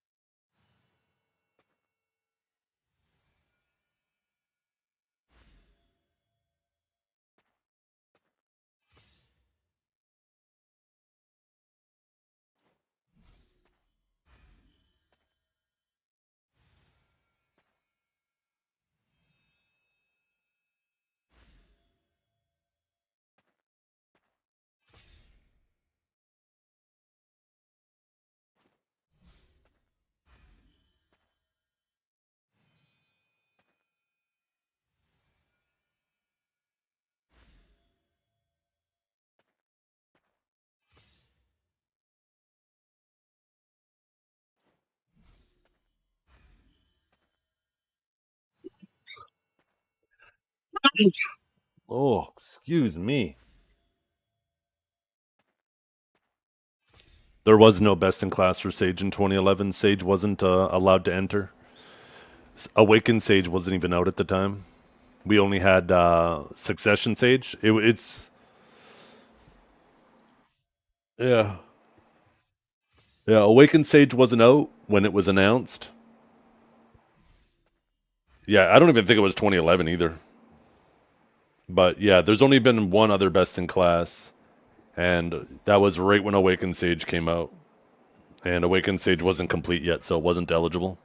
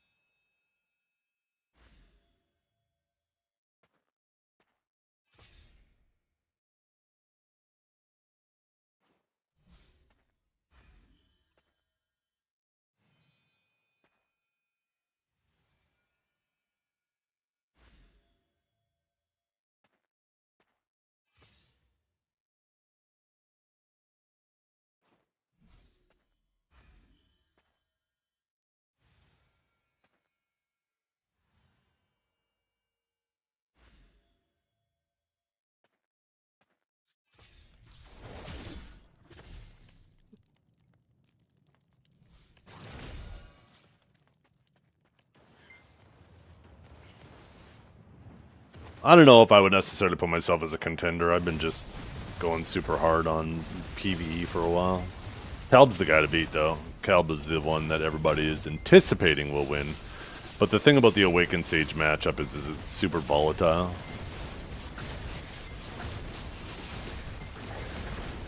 And the early matches are just a best in 3, right? Which means all you gotta do is win 2.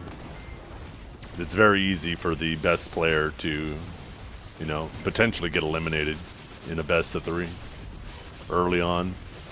Because all it takes is like one round to BS, and then maybe like you just accidentally fuck up one round, and then all of a sudden you're, you know, the best player's out.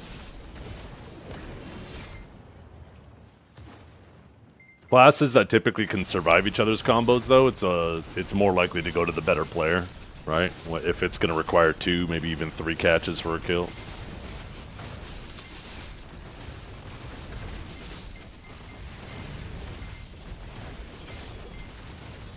Nope.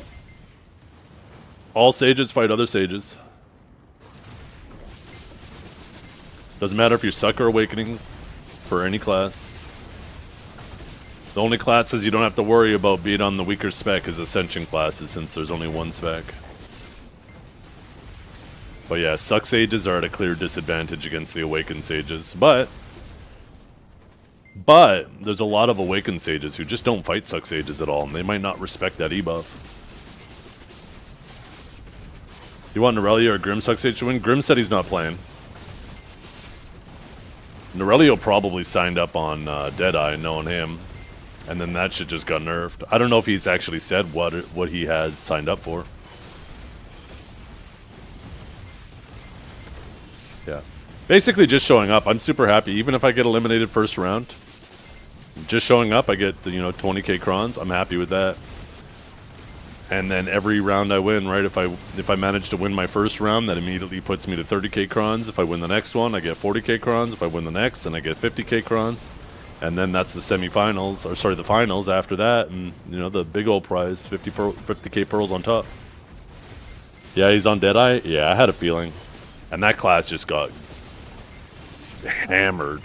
But at least it's a mirror matchup, right? So everybody who signed up on Deadeye just got nerfed equally. It's going to be interesting who's able to adapt to the new protections.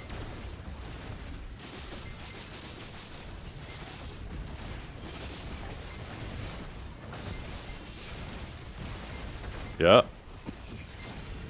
No, it's, I think everybody expected the Deadeye matchup to be kind of boring. But now that they have some clear openings, there's definitely going to be some Deadeyes who get their shit ran.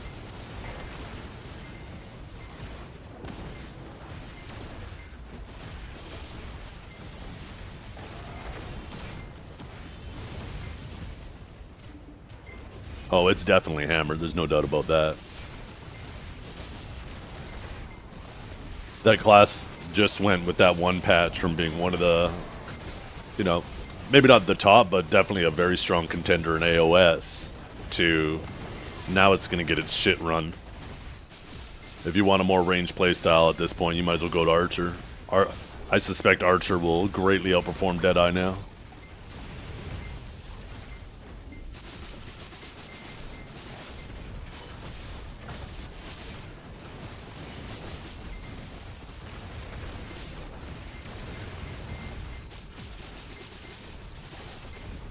I'm really curious to see how well like Zach cooks this season, because he's the first Archer to ever get top 100 in the world in AOS, and he just got a whole bunch of buffs between last season and this season, so he might cook this season. It's not about just going into forward guard. They had iframes turned to super armors as well. They had iframes turned to super armors turned into forward guards. That means that class is significantly easier to trade as well, and you can pressure them to use forward guards if they want to try to protect their health pool. That has a pretty significant impact, Kythar. That's not to be underestimated.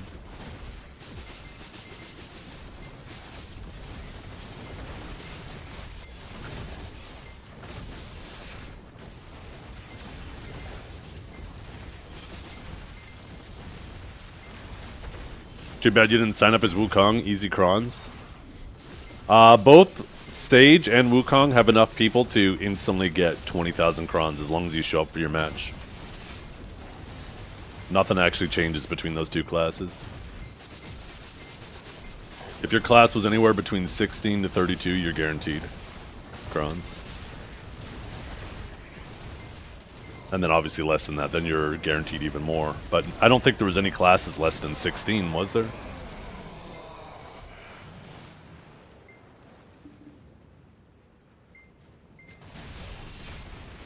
Yeah, for the classes who, the classes that went above 32, if you end up getting selected as like, there's going to be a whole string of people that have to play an extra game, basically. And those people will have to actually win their match to become eligible for even just the 20k rewards.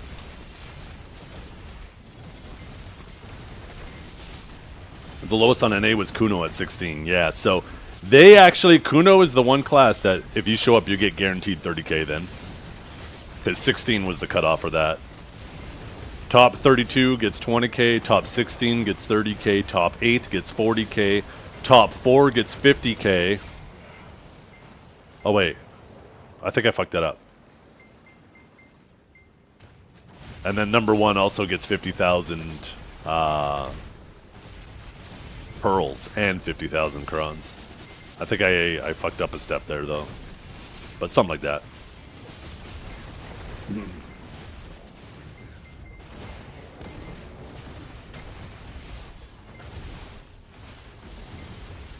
Oh, I didn't say unplayable. Have you ever had a dream? It's definitely playable. It just went from being a class that you didn't have to give a fuck about positioning or anything. Imagine this. Imagine you play a range class that charges into 3 or 4 melee classes with grabs because you just don't give a fuck. Founder Beefy Pounder here. Because you have so much iframes to Mr. Ian to fund his gambling addiction. Because you have so much iframes and so much movement, protected movement, that you will actually, as a range class, charge into like a bunch of Zerkers. Like, if that doesn't expose that there's a glaring problem with your class, I don't know what does. So, yeah, it won't be able to do that anymore. It'll have to be a lot more cautious with its positioning. But it'll be still super playable, for sure. It's just going to require a significant shift in your playstyle. Otherwise, you're just going to get your shit ran.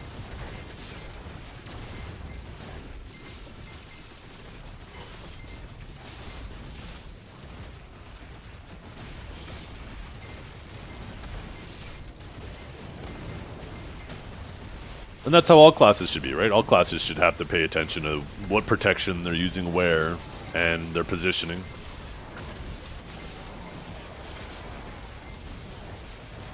What are you talking about? It is weeks before the tournament. The tournament isn't for 2 weeks. I think it's perfectly fine to nerf classes. If it's a mirror matchup, it's perfectly fine to nerf classes before the tournament starts. Even if it's the week before. Because everybody you fight is being affected by the same nerf.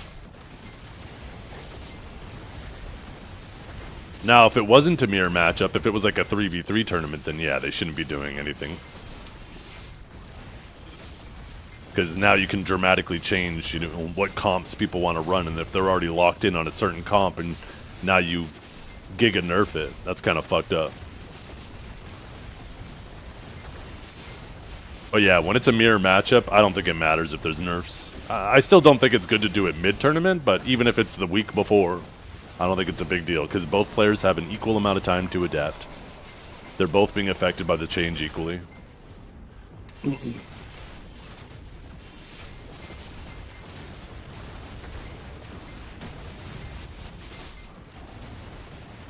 It could be fucked up if it was Suck versus Awaken.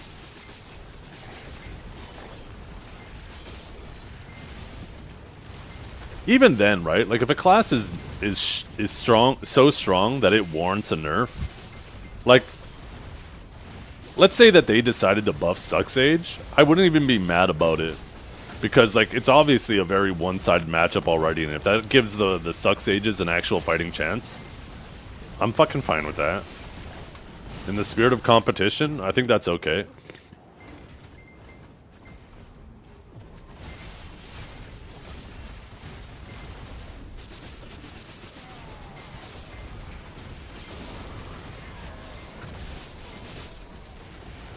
Yeah.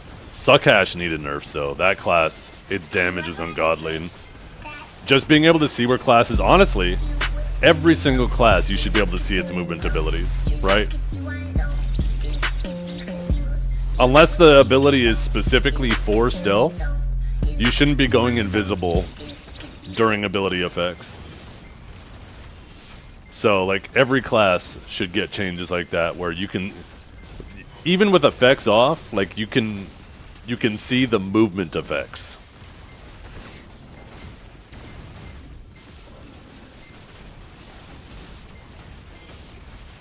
You're too damn old? Shut up! How old are you? I don't even think you're 30 yet, are you? What do you mean you're too damn old? I'm not sure, Noct. Whatever the Monster Zone information recommends. The recommended information is really good. Amkin, thank you very much for the sub, man. I appreciate that tremendously. I appreciate you.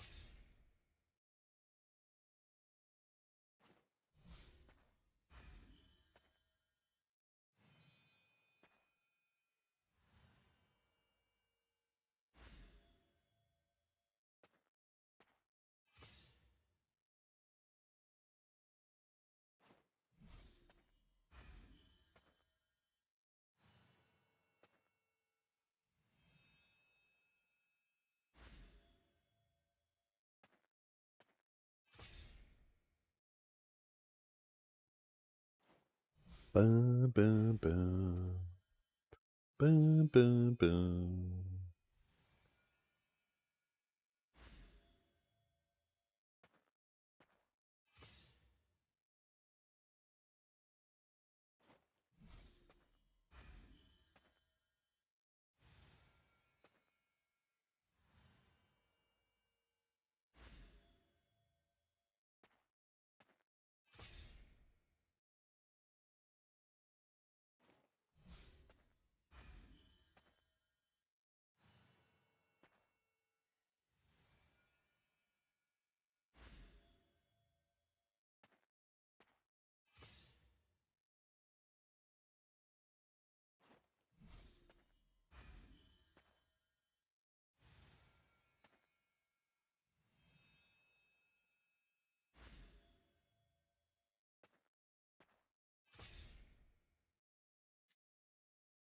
Bum, bum, bum, bum.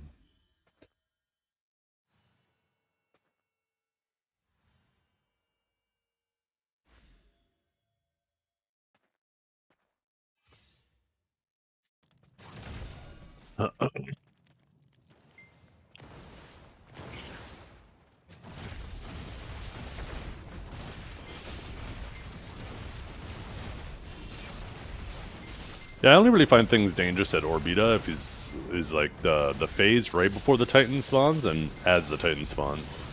And that's only because when the Titan spawns, like he'll not land where it shows he's gonna land, and sometimes he'll land behind you.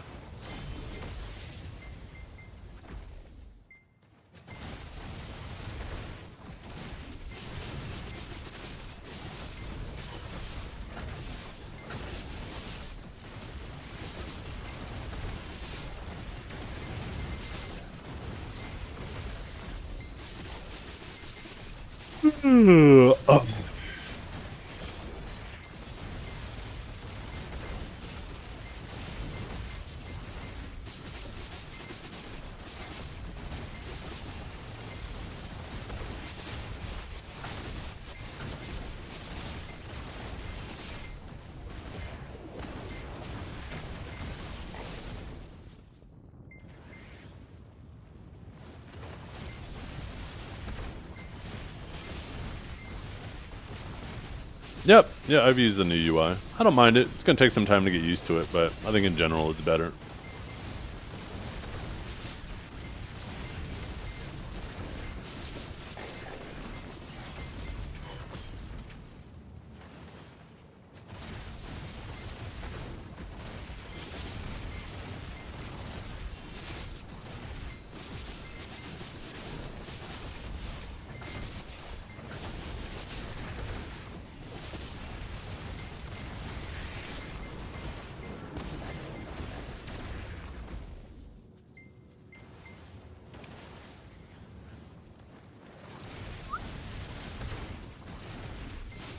Yeah, well, like what?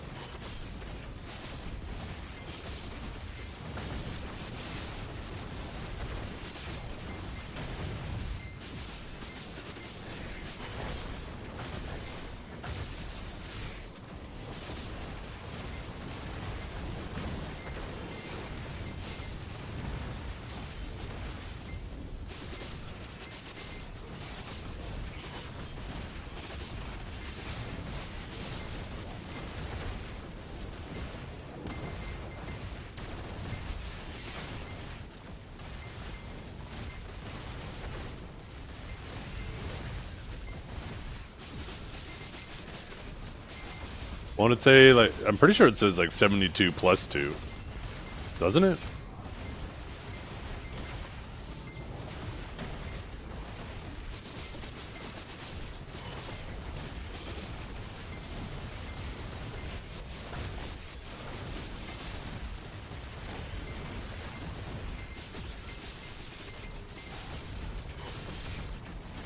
Yeah.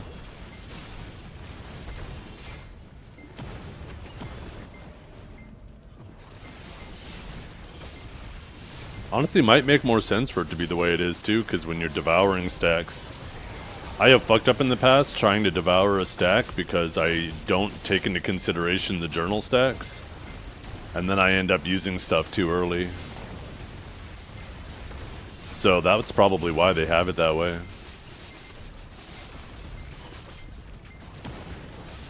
Now you know exactly what the stack is, and then once you're ready to enhance, then it shows the Velx on top.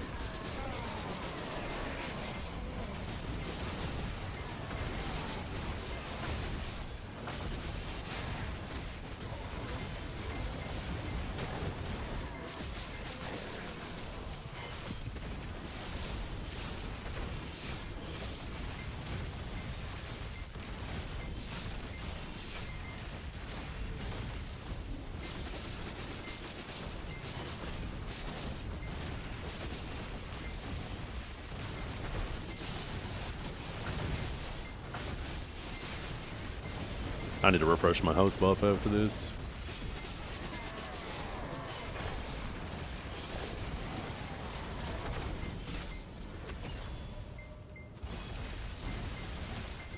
People doing their bosses, you can always trust buffs to be being popped on Saturday.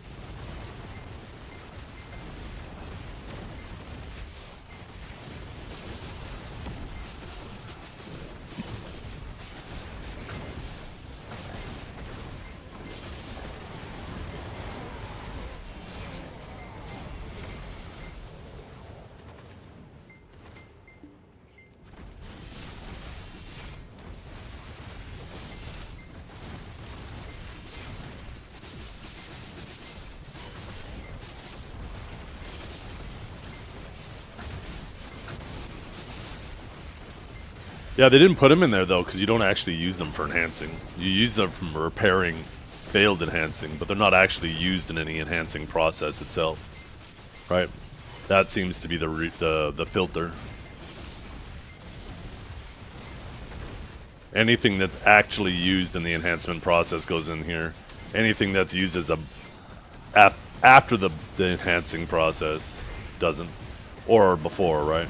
That's why stones too that haven't been converted, like the life skilling ones, like these, right? They don't go in there either, because you don't use these to enhance. You convert them into the thing that's used to enhance. Skeptic has better armor than me. Yeah, so does Blue Squadron. So does Norelio. So does Huntler. Time gated content, baby. Woo!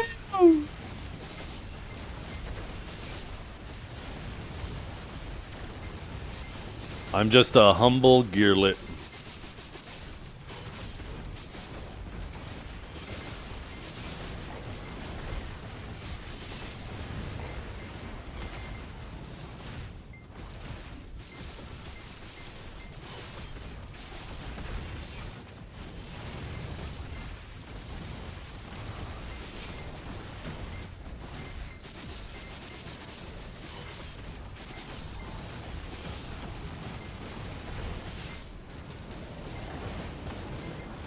Not time gated if you make a pen falling guide? Yeah.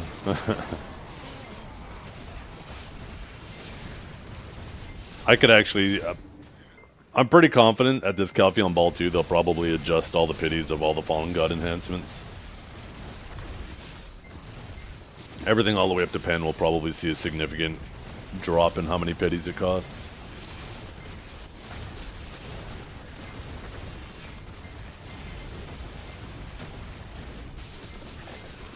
They need to change pity at Kerzad? Actually, I think Kerzad is the one pity that was done fine. It's like 50% more than the average, which is perfectly reasonable. It's Sovereign and Pen Fallen God, which are kind of obnoxiously high. No, it's not 3 times. If you have a 5% chance, that means it's an average of approximately 20 chances, and the pity's 30. Right, for deck, for example, right? That's only 50% more. That means once you hit average, you've already spent 66% of the total that is going to take to pity. I'd actually argue that that's low. I think it should be double. I think average should be half of pity.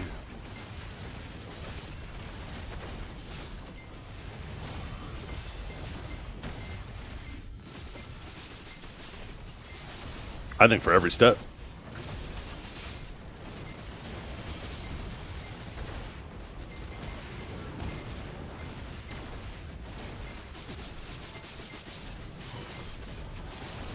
My statement that I said for every step, I don't know, maybe you're talking about something else.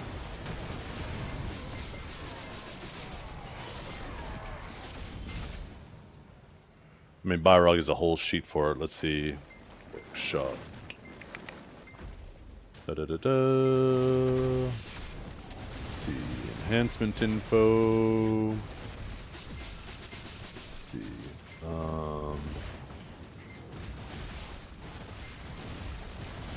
Try not to die while changing fields here. Let's see. Karazad.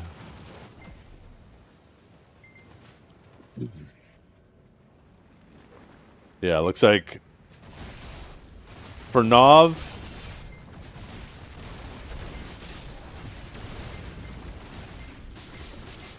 actually, I guess with deck Karazad there, it is half. Nov, it's slightly over half. That's about 3 times. I think that's perfectly fine on the lower steps. Yeah, it looks like it's a little bit under triple on the lower steps. And then for deck, it's only double. I think that's perfectly fine. That's reasonable.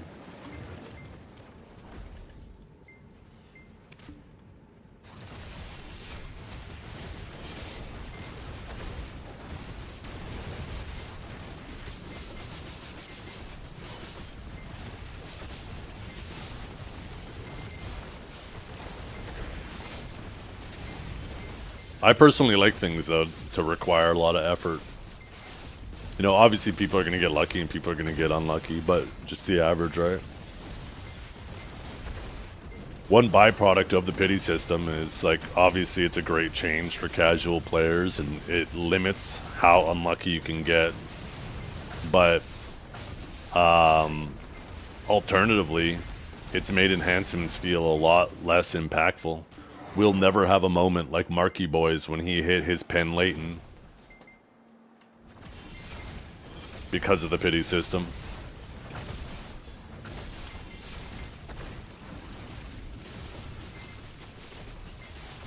Anybody who was playing at the time will remember that moment that Marky Boy hit pen Leighton. With the way the enhancement system is designed now, with how much more casual it is now compared to then, we'll never have a moment that feels that impactful. Even seeing somebody hit pen Fallen God, even though it's like such a low chance, it just doesn't feel as meaningful. It's just like, yo, sick.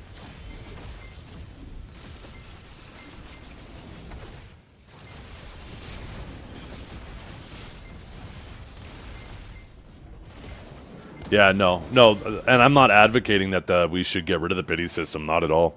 I think the pity system is a fantastic addition to the game because people don't realize the pits of despair that you could fall into with bad luck. There was legit no limit to how much bad luck you could have. There's a limit to how lucky you can get. The one tap, right? You pay the resources of one tap. That's the limit. But there was no limit to how unlucky you could get. And some people got absolutely fucking annihilated on items, and that feels so bad. But I try to think back to like before we had the pity system, how much I was willing to spend. Pen Debos, sure. They could be listed, even though they weren't available on the market. They could be listed for 300 bill, but I said on stream so many times, I'd be willing to pay $1 trillion. To avoid the enhancing process and the possibility of having bad luck, I'll gladly pay over 3 times what it's worth. And that's basically what they did with the pity system, right? Is they said, okay, you're paying like 3 times what the average is if you pity it, right? So it's kind of the best of both worlds. It's like worst case scenario, I buy it for triple by pitying it, but there's the opportunity to get lucky and not have to pity it. That's basically what this system is, and it's fantastic. I love that. But like I said, double-edged sword. Unfortunately, the insane enhancements just don't feel as impactful anymore.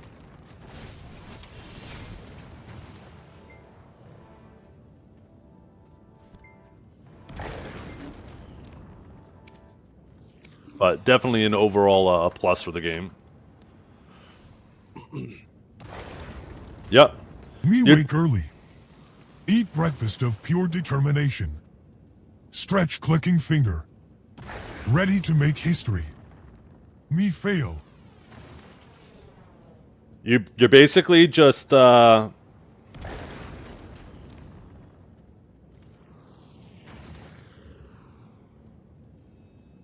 basically just filling up an XP bar on your gear now, right?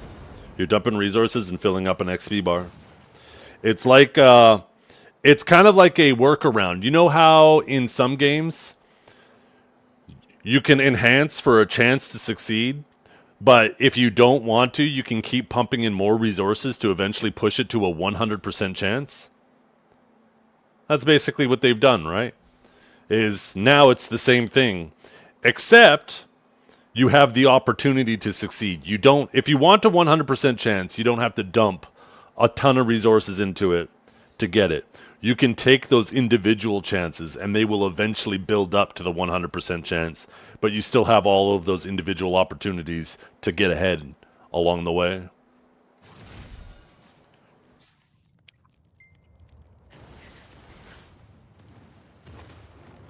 Like Caffers for pen? Yeah, but not really, right? Because if you were trying to C20 a like a Tet armor to convert it to pen, there wasn't, like, as you're dumping Caffers in it, there was never a chance that it would just automatically go to pen for you, right? It would just instantly jump to C20. Where with the pity system, there is that chance as you're dumping resources into it, right? Every tat, you never know, it could go. You don't have to pay the rest of the pity cost.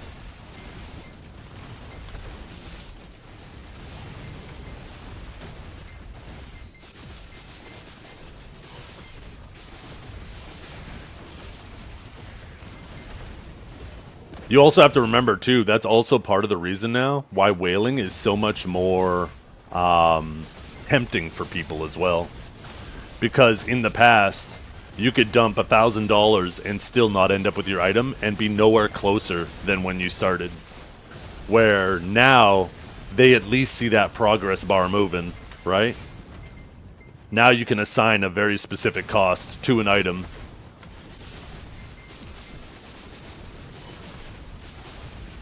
There's a ceiling to how much real money you have to pay.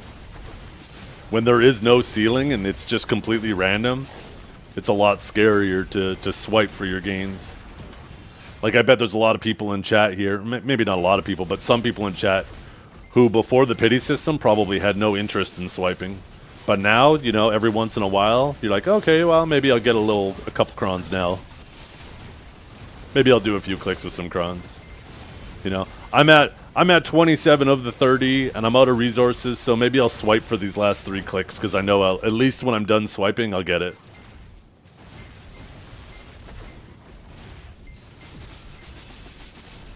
Those situations have definitely happened, there's no doubt.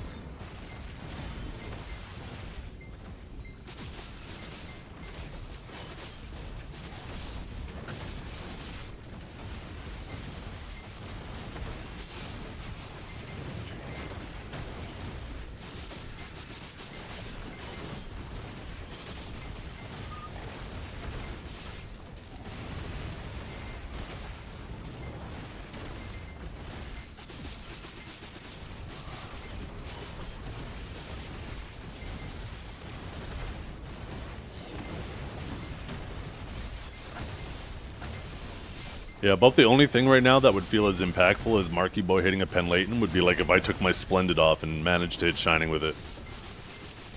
That's like the last item that has that type of impact. And that would obviously be even crazier because it's a 3% chance. The thing about his pen Leighton though at the time though is we had no idea what the actual chance of hitting a pen was.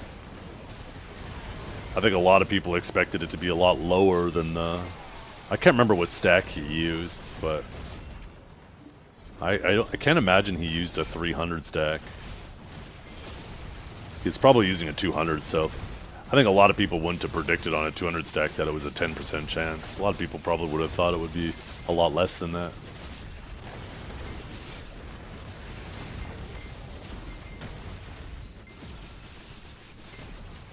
I wonder if Marky Boy's Twitch channel still exists. I wonder if those clips are still on there.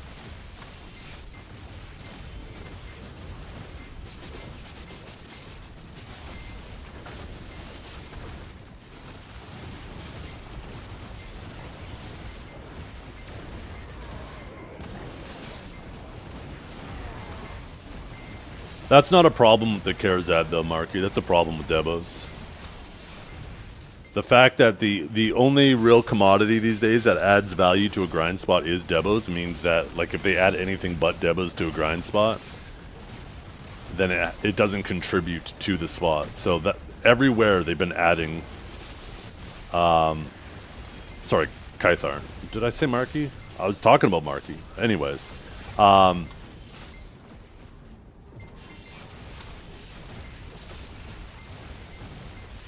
fuck, ruined my train of thought. But yeah, them just putting Debos everywhere and anywhere is the reason why Debos are as cheap as they are. And Debos have actually been slowly creeping back up. But, you know, they need to actually add more things to grind for that aren't Debos. But it's hard because of the path that they've taken gear. You can tell that they recognize the issue to some degree, though, because, like, even though these Idania spots drop all the Debos, they drop them at a significantly lower rate than all the other places we were grinding. So even though people, you know, who are grinding Ash Forest or Zekia and stuff move to this grind spot, they're not submitting as many Debos to or supplying as many Debos to the market.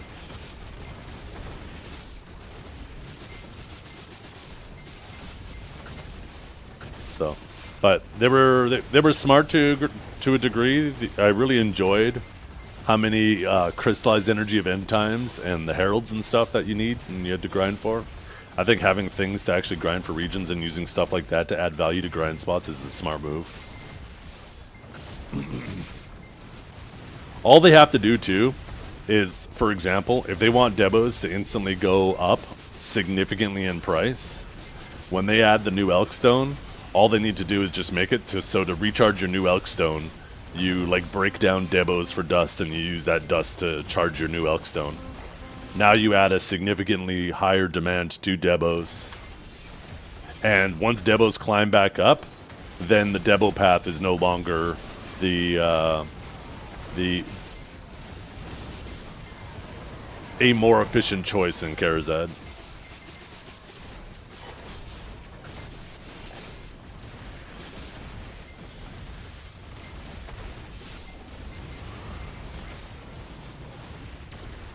Like, what they should do is just make it like the same way that you use those accessories, other accessories, to recharge your Dekia Lantern. Make it so you need to enhance like Pry, Duo, or Tri Debos, and then you can melt them down into dust to recharge your a new Elkstone.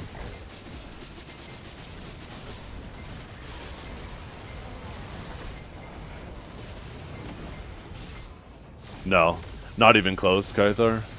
Because you got to remember, things that increase the value of old commodities that even newer players are getting makes them make more money too. People always forget about that side of it. It's actually important to make sure the value of old items stays high. Because the problem is, like, as if you're a new player, you get these drops like Crescent Rings and Cadre Rings and Centaurs and shit. And they have no fucking value, so you're not making any money off those drops. Your character cheers, you get excited, and then you go to the market and you look and you're like, oh, this BMC I got is actually worth just as much as this accessory. Fantastic.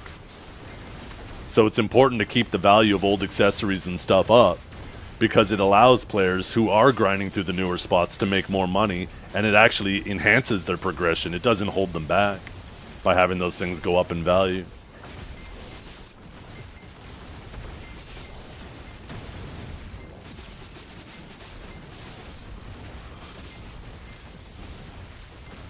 The implication of what you just said there is too that going the buying Debo route and exchanging for Karazad saves you thousands of hours more than enhancing Karazad, and that's not true. right? Because all that would do is just eventually it would hit that ceiling where now all of a sudden Karazad is the most efficient route again. And then also on top of that, what a lot of people don't consider with the Karazad route is the opportunity cost you incur if you don't go it, right? Every time you're not getting... Now that we actually have a system where every single AP comes with 8 monster AP on top of it, there's an opportunity cost you incur by sitting on, like, just a Tet Debo until you can afford a Pen Debo. That's slowing down your progression through more efficient and more valuable grind spots. And a lot of people completely forget that opportunity cost. It's also a lot less fun for new players. Most new players don't want to have to sit there and grind for a month before they finally get an upgrade, right? They would rather get, like, an upgrade every other day or something like that. So it definitely improves the feel for the game if you push people back into the Karazad path.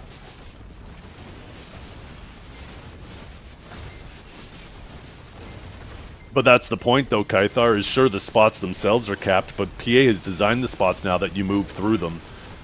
They changed the game away from a system where you sit at one grind spot for 10,000 hours before you move to the next.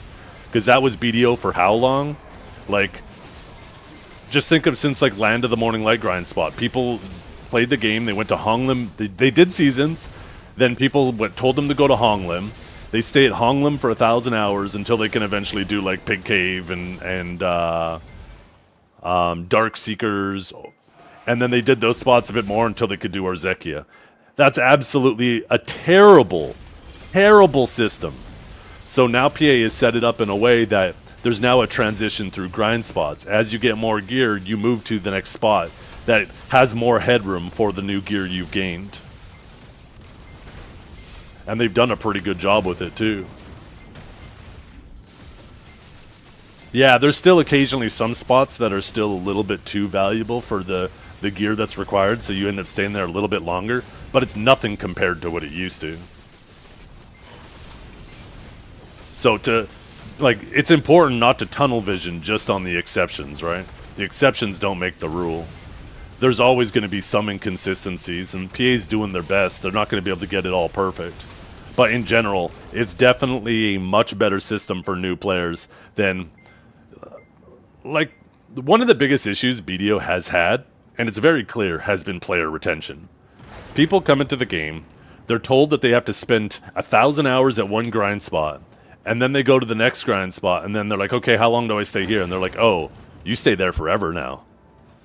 People get... new players, like, just are not interested in that type of gameplay loop. They do want, like, okay, cool, I got enough upgrades this week, I can move to the next grind spot.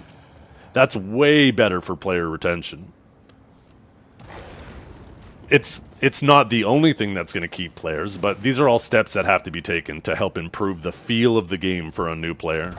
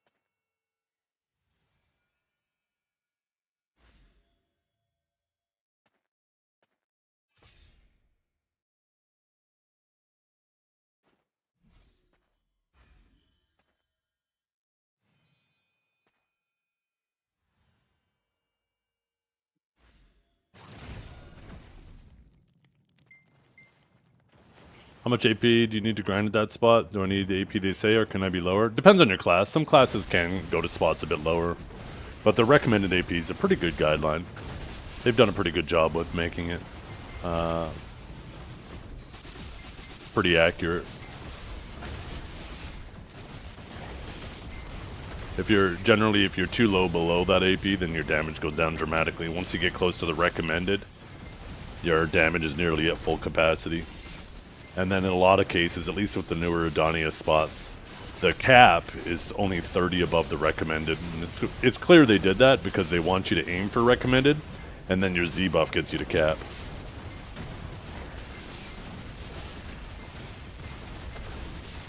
And then that allows you to fully take advantage of your Z buff. So typically I aim for the recommended or 30 below the cap, and then build survivability to make grinds more comfortable. How long can you maintain the Z buff? It depends on the grind spot. But then you just stagger it, right? You alternate your Z buff and then your E buff. And then your Z buff and then your...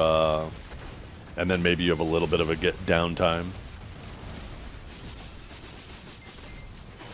The difference between that 30 AP though is super minor. Super minor. That's the thing about DR in this game, is it makes a massive difference until it doesn't.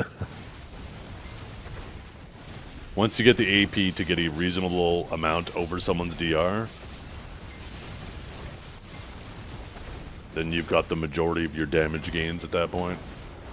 It diminishes after that.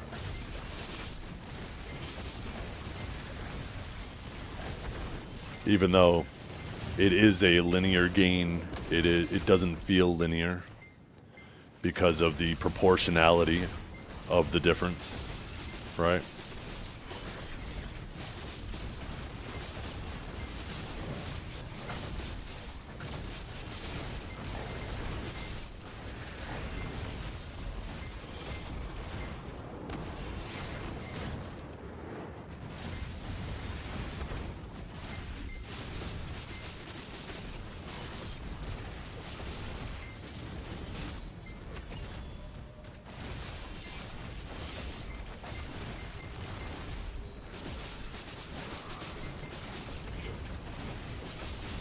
Is there boss content to strive for? Not really to strive for. There's boss content that you do, but it's very minimal. It's just like a weekly chore. It's not like other games.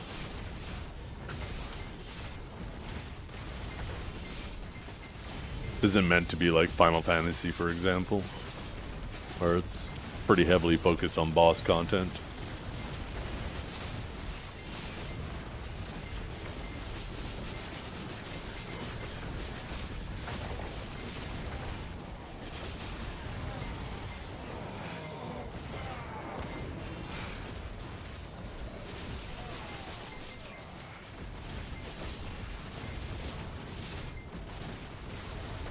I don't know if you're mega geared, it's a chore, but when you're barely there, it's a fight. Yeah, that's true. I mean, I did my bosses on my Guardian earlier, and I played her like 3 hours in the last 2 years, so that definitely felt like a fight. Where with my Sage, it feels more like a chore. So, yeah, it definitely depends how comfortable you are with your class, and your gear can contribute to it.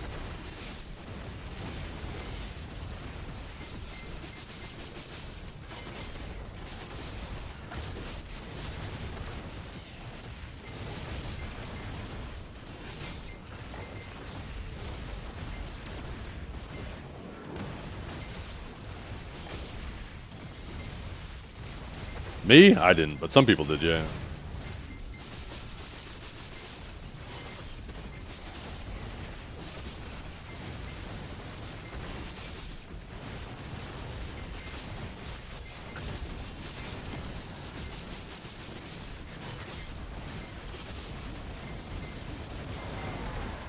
Yeah, but technically you weren't even geared enough to be doing those bosses, right? That was just a byproduct of an old system allowing you to take advantage of it to gain access to something that you technically weren't supposed to have access to. So that's why it was taking as much. Technically, you shouldn't even have been allowed in there.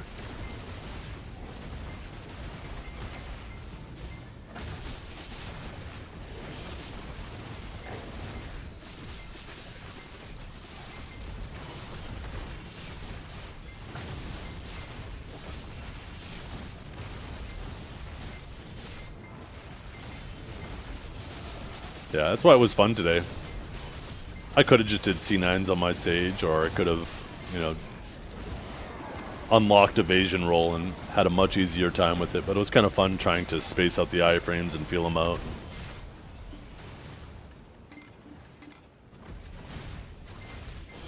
Even though, you know, the additional money that I'm going to make for doing C10s over C9, I definitely spent on the consumables to do it.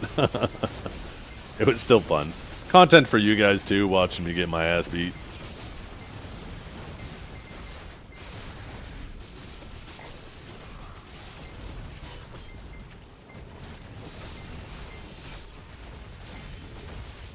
Which shrine bosses from C8 Plus do you find really hard? Well, there's only 3 bosses. I don't find any of them hard. Prince? I actually still haven't done Prince. It is a fight that I should do, but we have a static group that we do every Monday, and I don't think any of them are interested in trying to learn something new, so... Honestly, I kind of enjoy just blasting through it. It would be fun to do that fight just once, though. I imagine it is significantly more trivial than it used to be.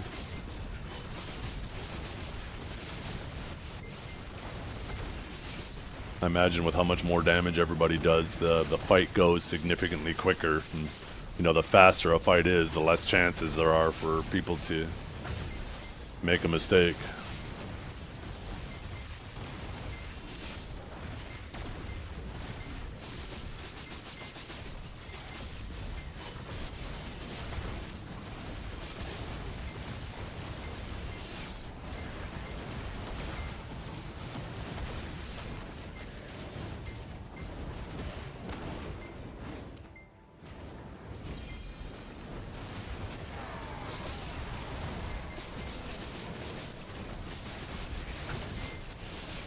Yeah, that's what he's talking about, is the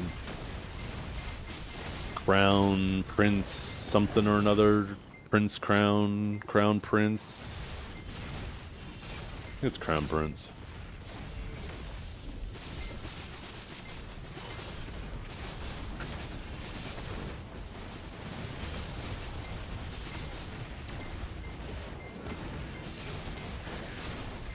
Any class is worth giving it a try if you think you're going to enjoy it at Pseudo. It's a game, it's not a job. It's very easy to re-roll at any time.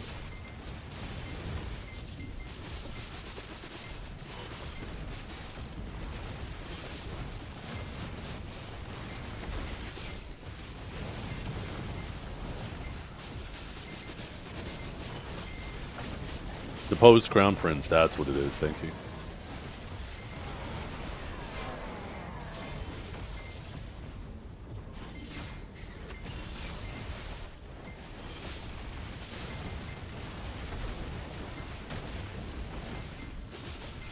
They're completely different games. They might both be MMORPGs, but they're just different. If you're looking for a game more similar to Final Fantasy XIV, you will not enjoy BDO. Or you're less likely to, at least.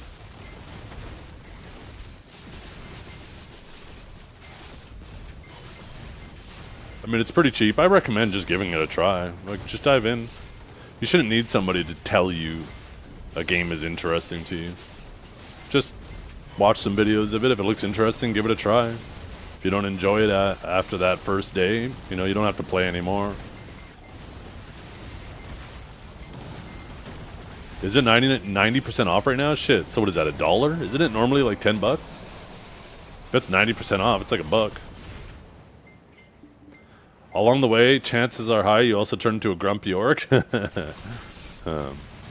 High might be an understatement.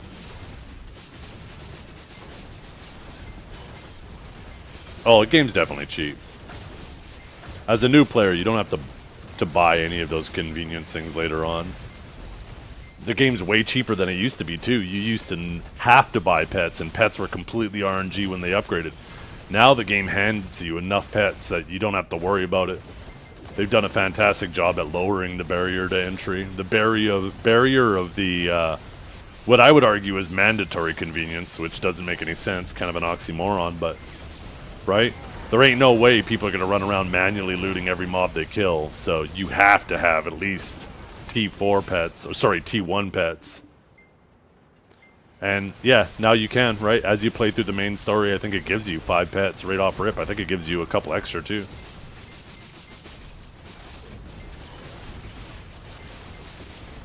Yeah. You don't need to buy the Conqueror Edition either. You can buy one of the cheaper packs and then later on upgrade to a Conqueror pack if you end up wanting to do that. So you don't actually have to commit to the more expensive pack.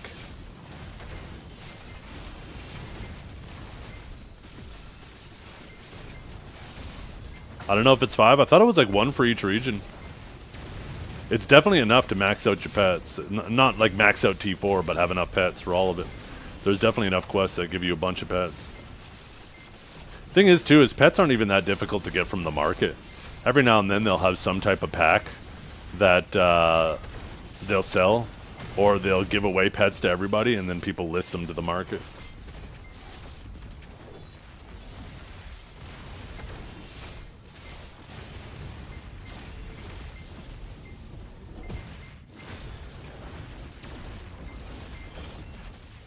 But there's also seasons. I'm pretty sure you can get a pet through your seasonal rewards as well. There's all those things. I'm pretty confident there's enough to max out on 5 pets without having to spend a dime.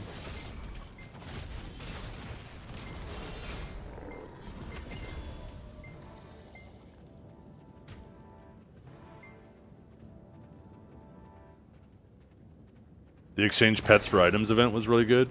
I can't remember that. But yeah. The nice thing too is like you don't have to have maxed out T4 pets to grind. T1 pets still accomplish quite a bit.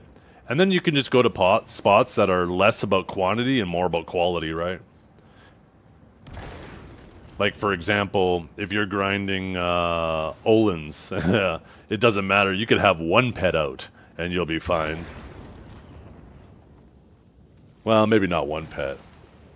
Maybe 1 pet for, like, the first Olins. But, yeah, there's some spots where you just don't need many pets at all. You certainly don't need T4s.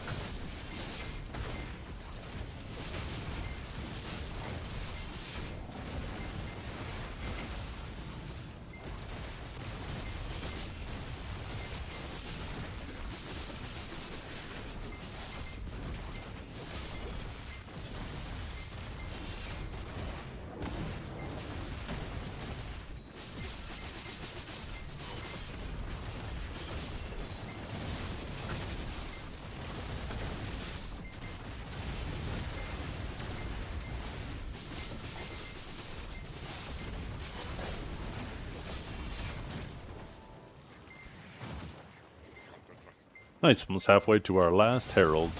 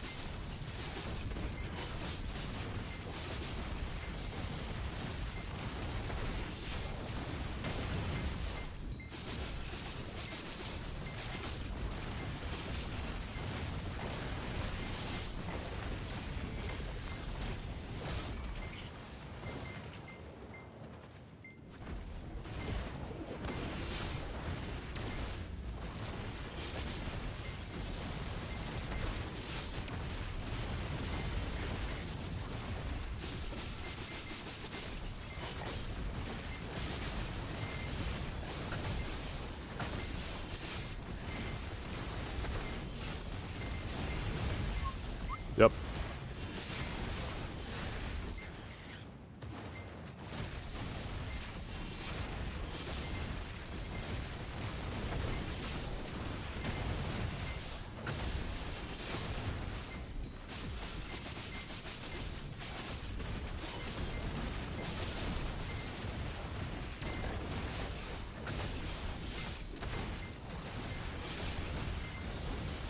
Yeah, just gonna take some time getting used to, right, Vortex?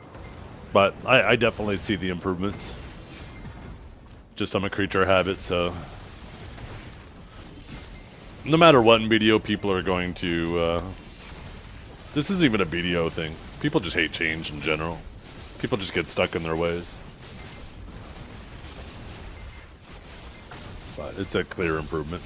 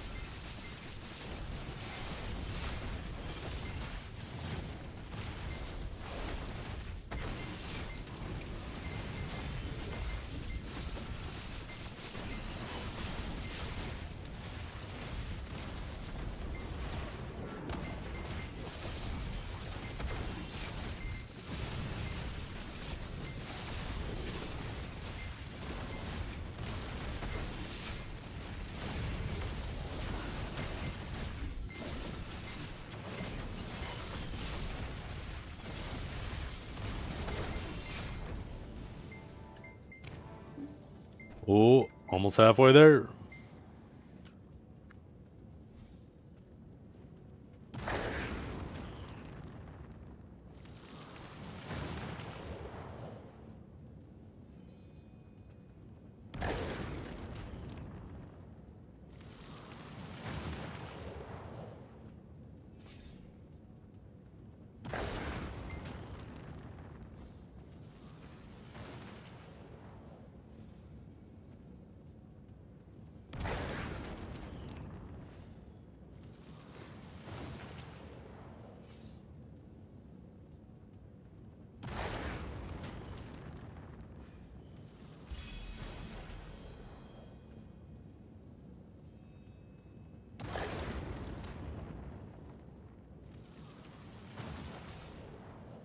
Monk? Okay. I haven't messed with that at all. I've played Sork over and over and over.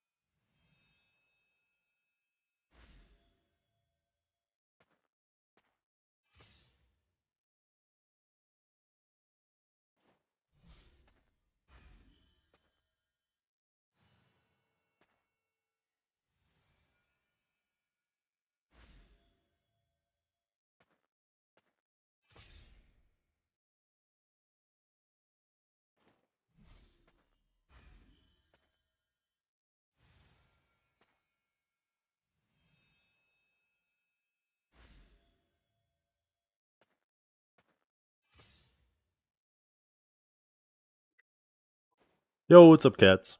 How you doing?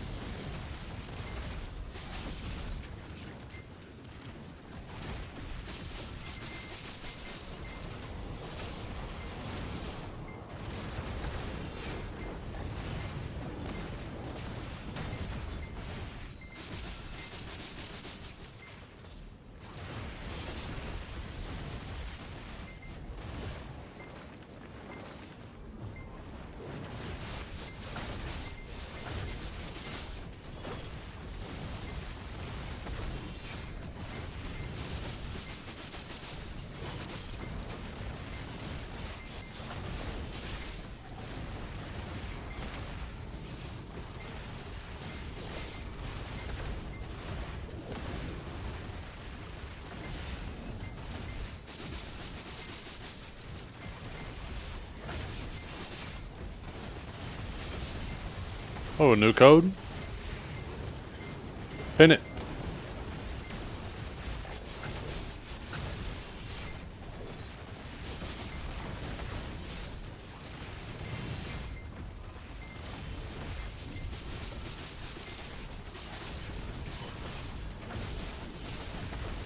Not letting you? What do you mean it's not letting you?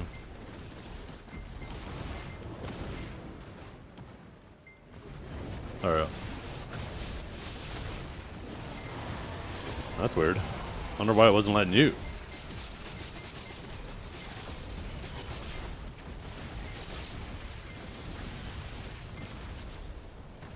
I think John's full of it. I think John wanted John to pin him up against the wall. He didn't want to just back his self up to the wall.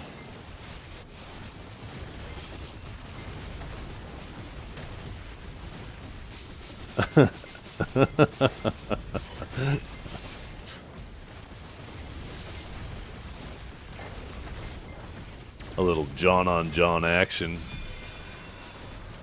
Yo, let's go! It's grind time! This is the best Adonia ever!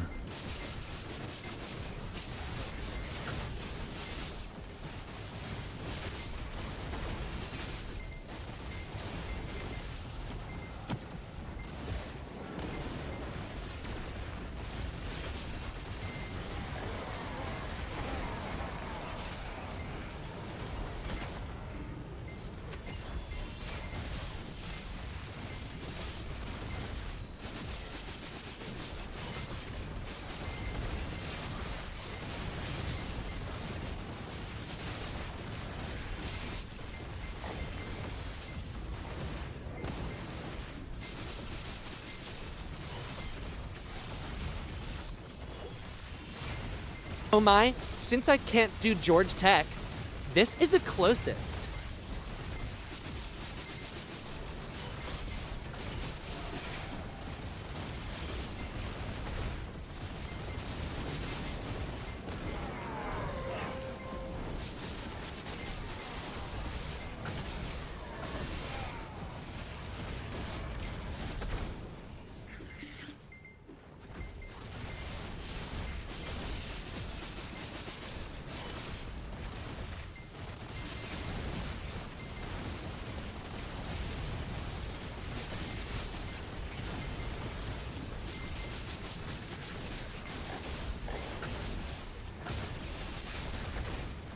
Chrome? Huh.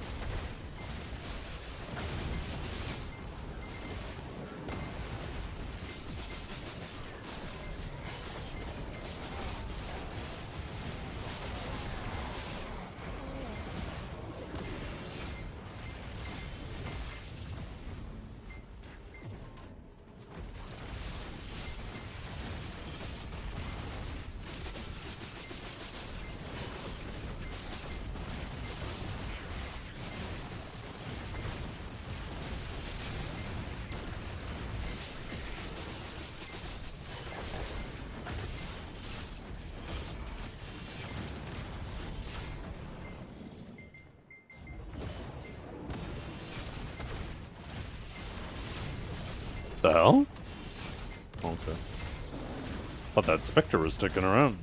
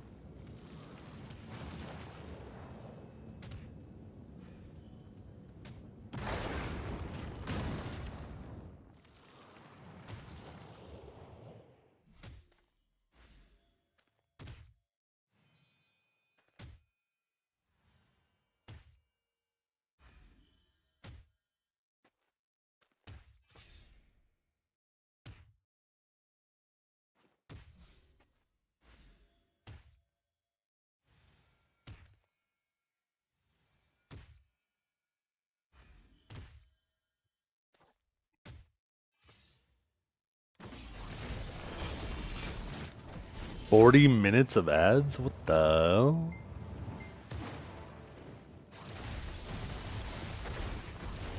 Have you ever Yo, what's up, Oxman? you could know this could you know this could you wanna know this could you could you could know this could you know this could you wanna know this could you could.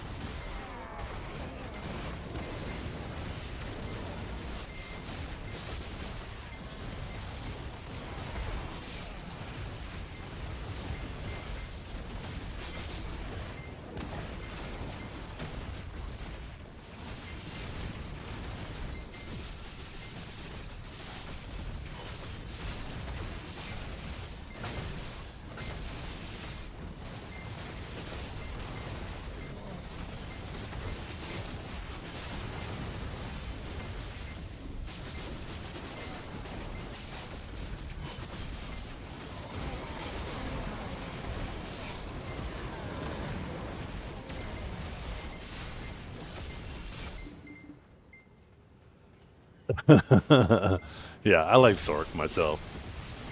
I was tempted to try a witch build, but witches I think typically go like kind of more of a necromancer setup. I can't wait for them to release more though. I want them to release like a paladin. I remember way back in the day, I guess this is Diablo, not PoE, but I used to do a Zealotin on there, and I always thought that was super fun. So it'd be cool if you could eventually do something like that on PoE too.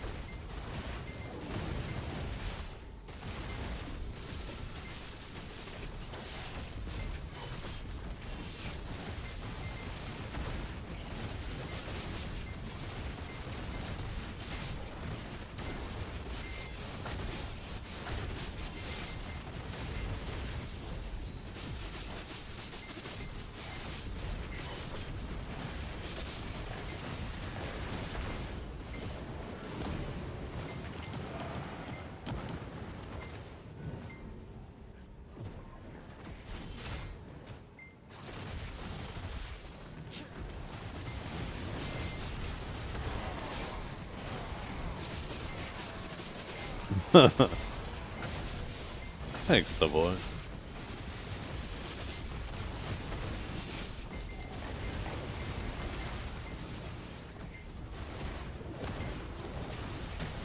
I just enjoy chilling with my community. That's really it.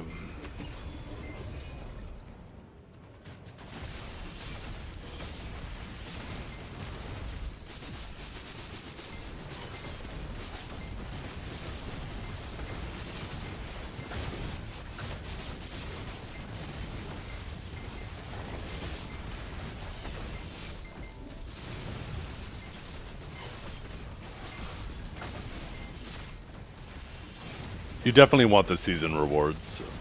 If you're a new player, I definitely wouldn't skip seasons.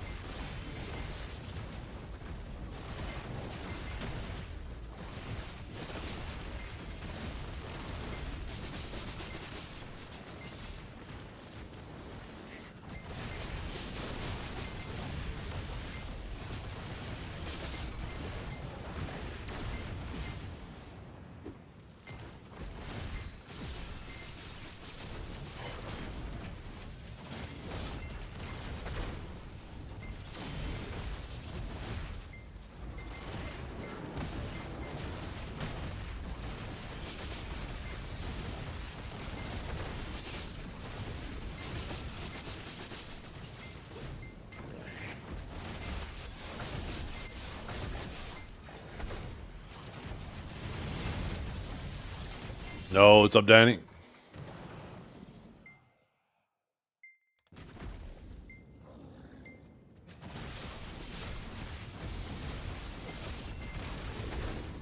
Frog mode, yep.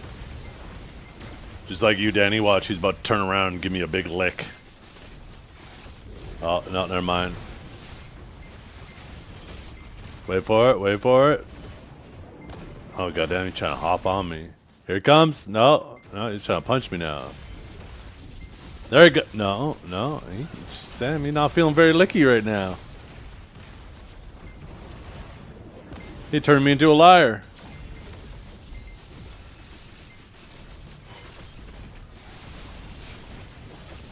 Here it comes, here it comes. No, he is not fucking licking at all. There we go. Oh, look at the size of that tongue. God damn, he licked me from toe to forehead in one swipe.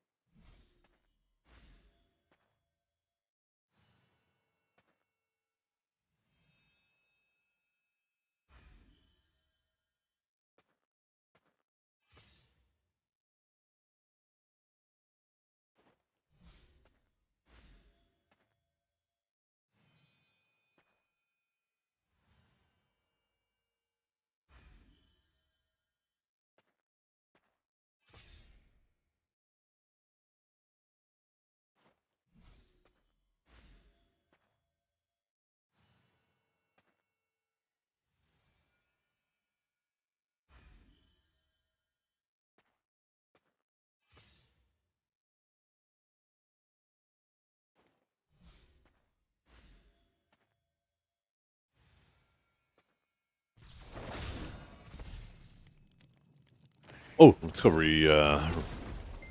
get our house buff before I forget. I don't want to see Death versus Cal Brown 1. I actually don't care, man. I'd like to fight Cal Brown 1. Get that shit out of the way. Calb's a better Sage, but I think I have a higher chance of eliminating him in the earlier rounds. Right?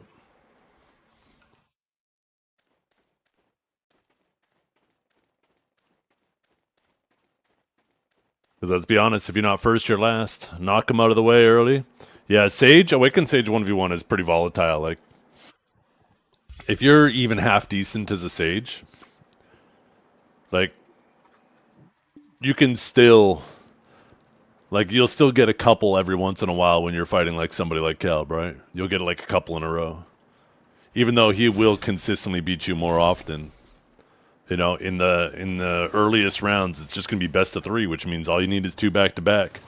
And all it takes is some bullshit, right? Like accidentally having your weapons put away, losing you a round. Maybe you greed your V in another round and you die.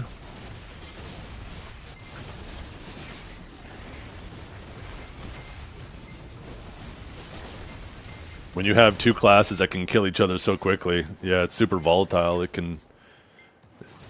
Anybody can get eliminated early on. But shit, I'd rather lose first round than lose in the finals. I'll keep it a buck.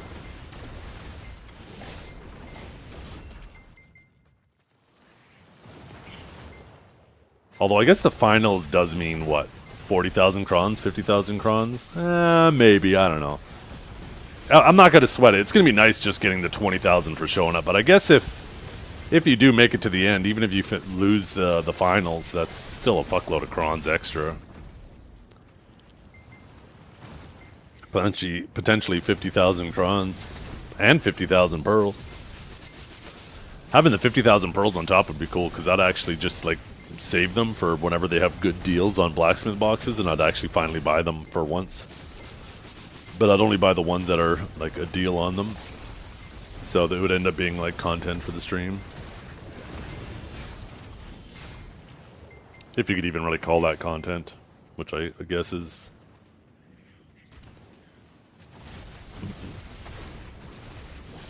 Well, those crons are retroactive, Leifonda, so a lot of people are getting those 87,000 crons immediately.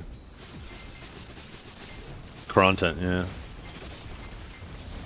A lot of people will be getting that shit immediately on Thursday. They don't have to play a single game this season if they've already won 2,000 games. I'll probably only have like 500 games won, so it'll definitely be more incentive to play this season.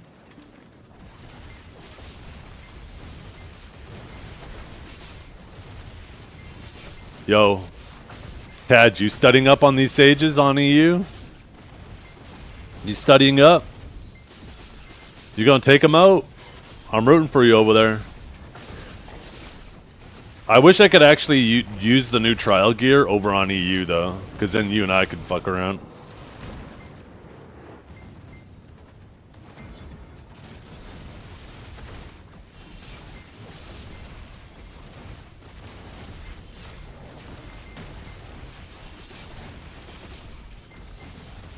You should try asking those people, hey, Kick.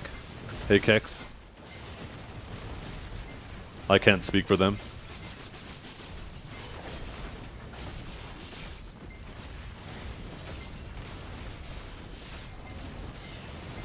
I'm more happy for the crons. Yeah, me too.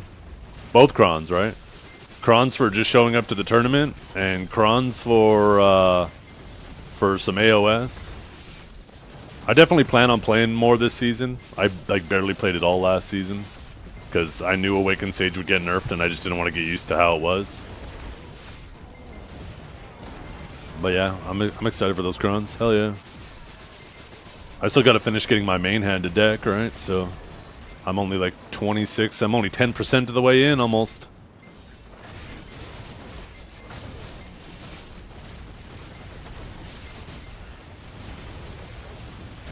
Cron is like Coke? Not really. I mean, crons are just an extension of silver.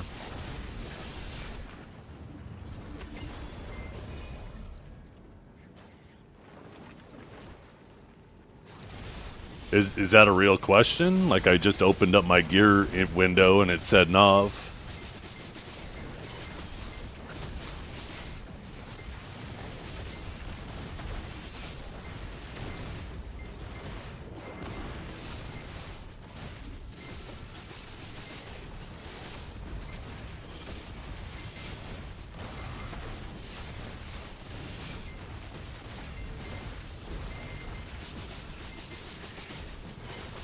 Yeah, I don't have the obsessant drive to push for things that don't really matter. And I don't play like any sucks. The only reason why I started pushing my main hand again is because if Savior ends up being an Ascension class, then, you know, it'd be nice to actually have it already deck. That's the only reason why I've been tapping it here and there. But otherwise, it provides like no benefit to me.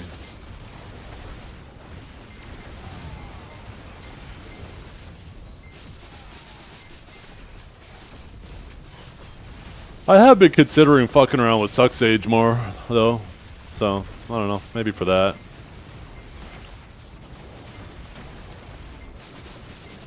Suck Sage for large scale kind of cooks. Definitely one of the better large scale classes.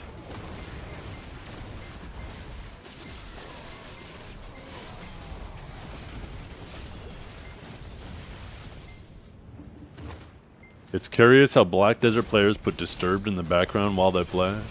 Is it? Why so? Why is it curious?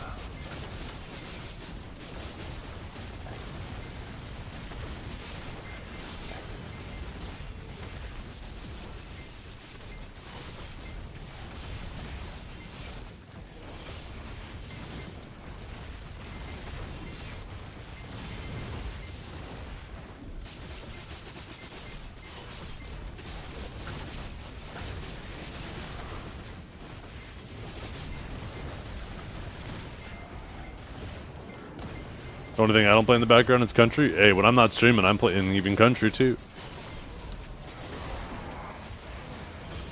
I love country music.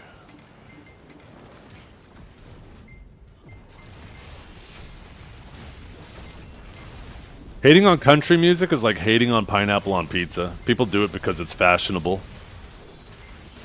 They want to fit in with their friends instead of being their own person.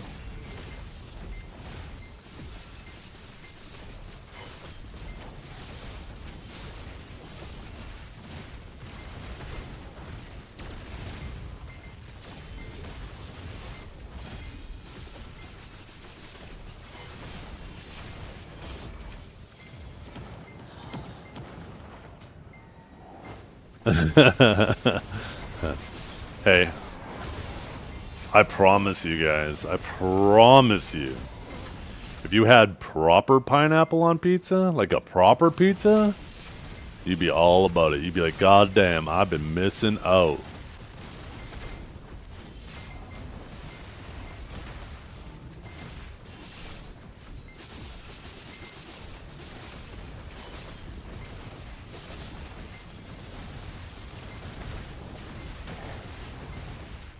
Yeah.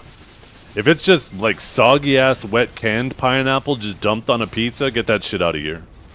If you take like proper pineapple, you salt it, you throw it on the grill, get some nice grill marks on it, some nice caramelization, and then put that on your pizza instead, it's life changing.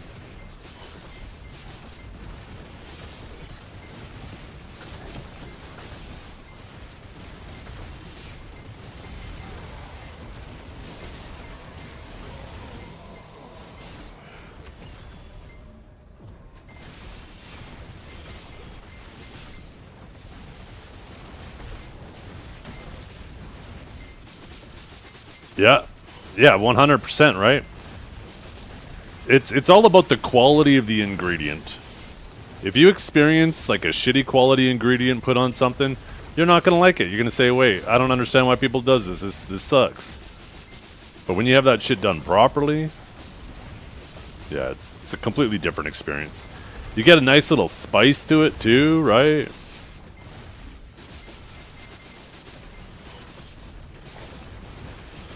Get like a pineapple pizza with like some spicy chilies on there too. You got that sweet, you got that salty, you got that spicy, all wrapped up in one.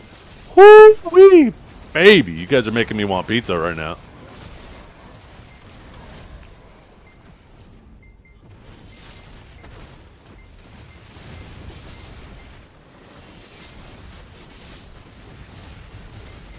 Buffalo sauce, pepperoni, and some jalapenos.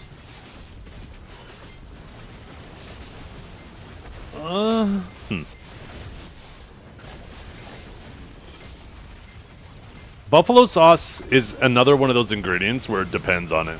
I feel like most buffalo sauces, they just taste fucking vinegary.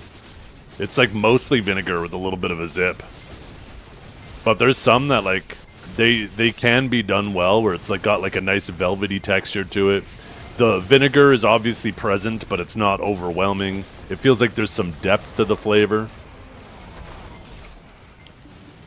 For me, buffalo sauce is super hit or miss. Some thickness, that's right. If it's just like watery, vinegary, just get that shit out of here. It's so boring. It's like a lot of hot sauces. Like some hot sauces, their main goal is to just try to blow out your asshole, and that's it. Like, and then it's like, where's the fun in that? But if you have like a good hot sauce with some actual depth to the flavor to it,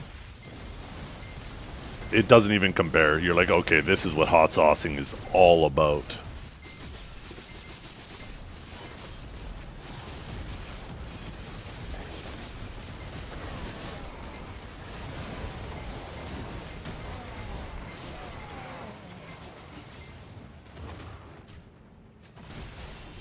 And you get blasted out the ass still? Yeah.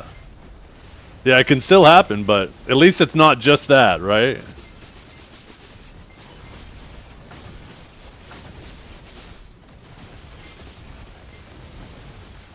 Heatinists. I don't know what heatinists are. I've never heard that word before. Is that like a phrase for somebody who makes hot sauces? A title?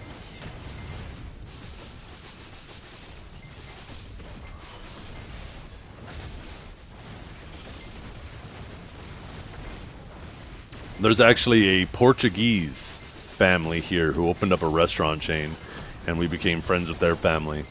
And they make an in-house piri-piri sauce. And it was the first time I've ever had piri-piri sauce, right? And they make like this really mean piri-piri chicken, piri-piri potatoes, etc. I absolutely fell in love with their food. It's so damn good. Anyways, they ended up moving locations, so it's not as convenient to get it anymore. So I was in the grocery store, and I was like, I want to make some of my own piri-piri chicken. So I just started grabbing different piri-piri sauces. Like, I'd grab one and then try it.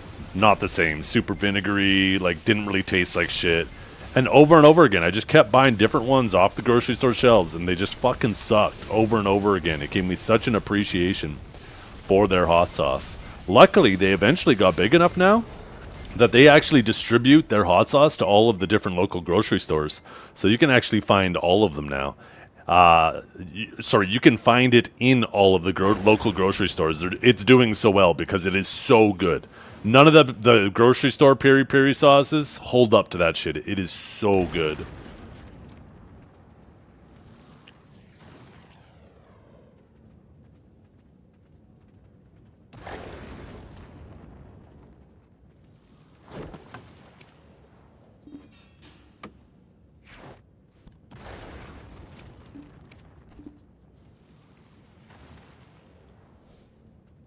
But yeah, it's thick. It has that little bit of vinegriness because, like, typically all hot sauces do. It's got a little bit of heat, not enough to light you ablaze, but enough to open up your taste buds and your sinuses. It coats your mouth so evenly. It has like a nice little garlicky hint to it and like a richness to it at the same time. Oh my god. I'm gonna make chicken fingers tonight and dip it in that shit. I think you guys help me decide what I'm having for dinner tonight.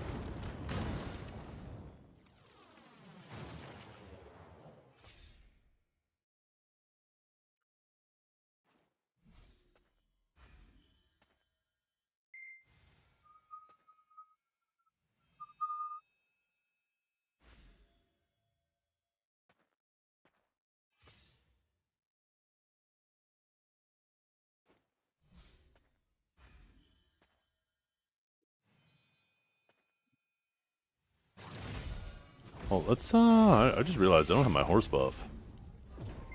Every time I leave my horse on this ramp, I come up here and this little rat is like hiding under the ground. And then I walk away from him, look, and he elevates, and then he's like, nah, just kidding. Then you walk away and he's like, come and get me, come on, come get me, come get me. Nah, just kidding. Fucking submarine ass horse. Get your fucking ass out of here. Now where to go?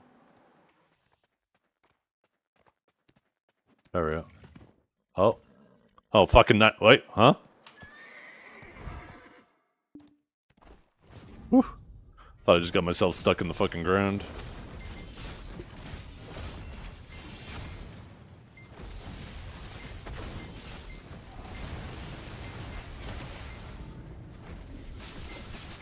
Hey, Cad, you still here?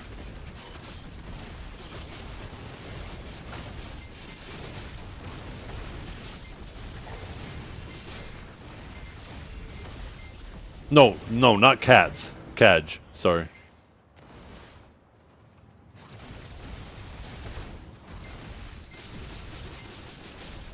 Yeah, no, all good.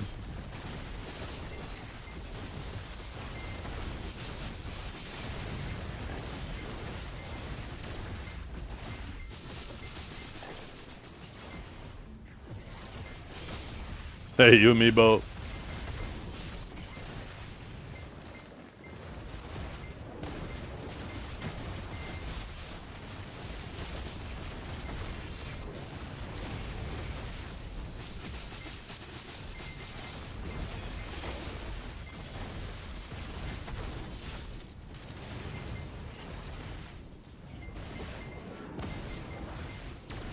Oh, does it automatically put time-filled stones in the new enhancement inventory? And it doesn't use them from there? Yeah, that's a fuck up. It should use them from there. That's gonna fuck up a lot of new players. I think they'll end up doing that in very short time, because a lot of new players are gonna be like, my shit isn't working! These time-filled stones disappeared on me!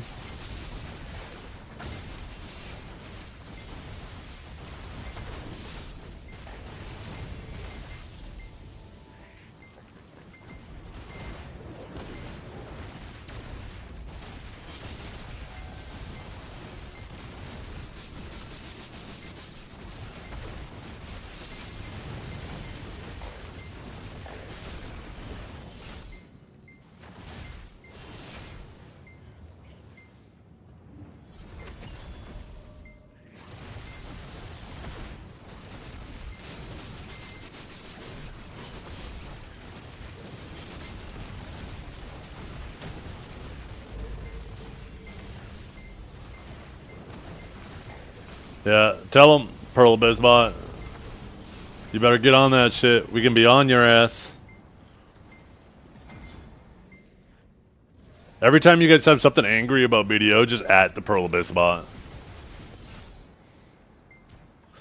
That bot is like Big Brother. It's sitting here in the room just listening to all of us. So let's give him some shit to listen to.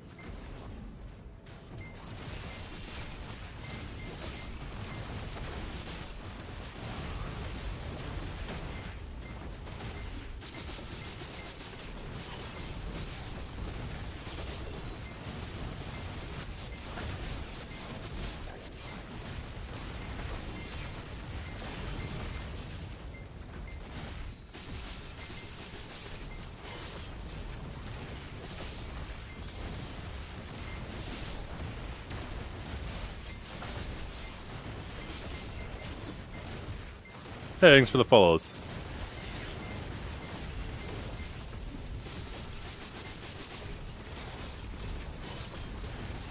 Yeah, if you want to use these things, you have to pull them out of this inventory and move them back into your main inventory. Which is a huge oversight. PA needs to fix that. It should search for that through that inventory as well when trying to do any type of exchanges.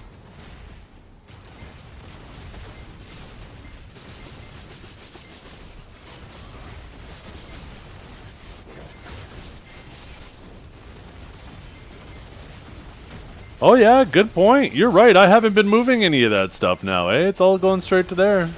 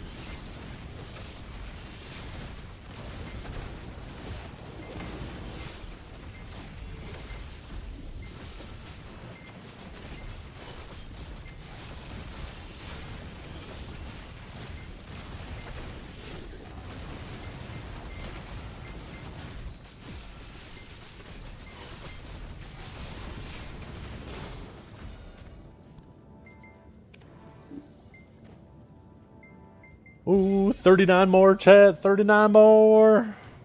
It's gonna be nice to be able to start selling those. I don't know why I'm getting so excited. It's kind of whatever. Small goals, right? Small goals.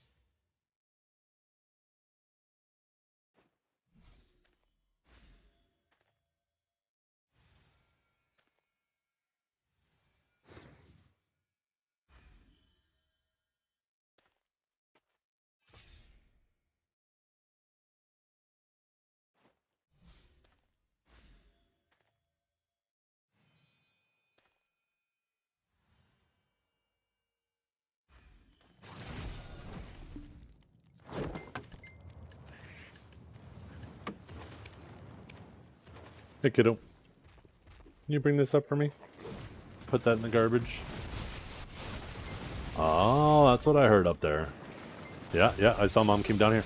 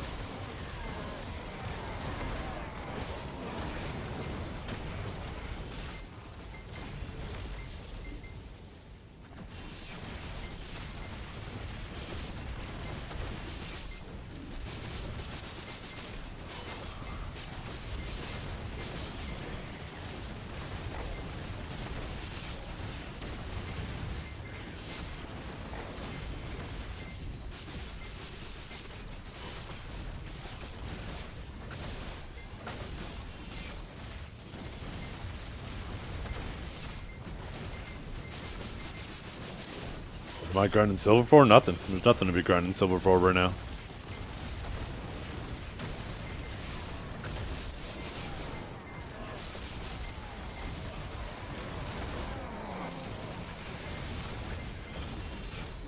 You gotta work on your jokes.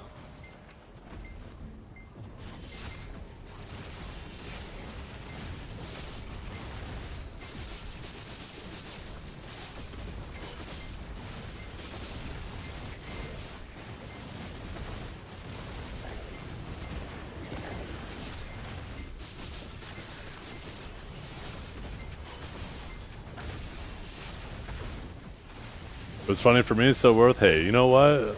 I respect the fuck out of that. I'll say stupid shit sometimes, and I'm the only one that laughs. As long as I find it funny, mission accomplished.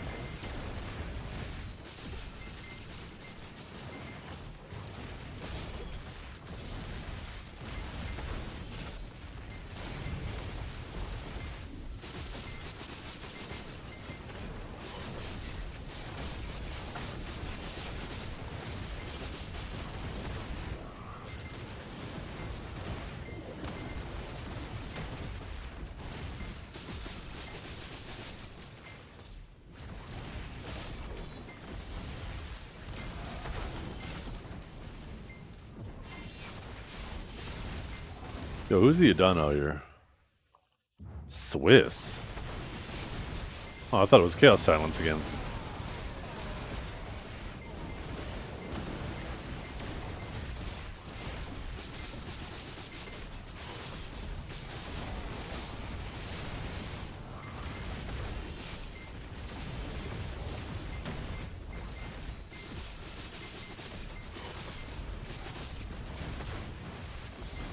Yeah, you can hold it forever until someone eventually takes it to you, or until you know, for some reason you can't show up, right?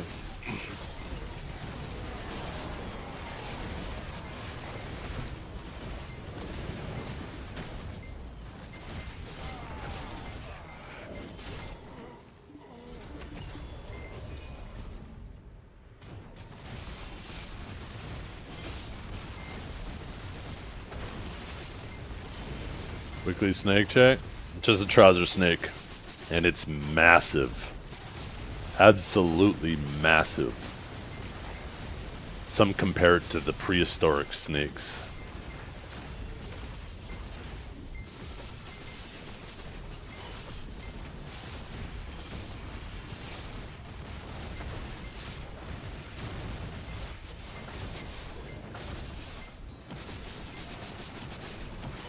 The last Titan boa, yeah.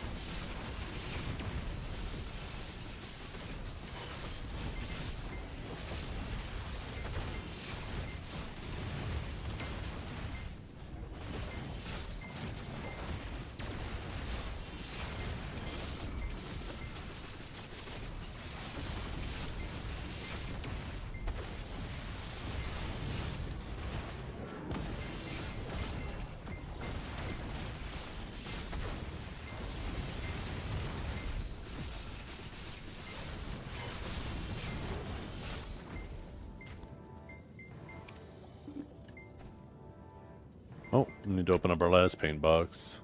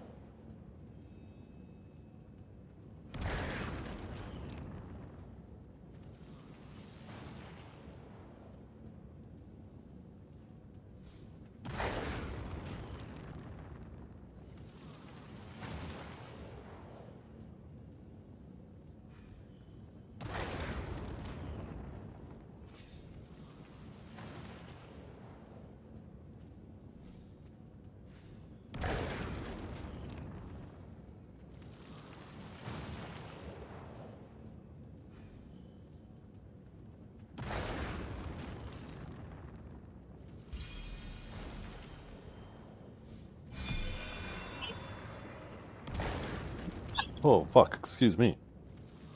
Oh, let's go.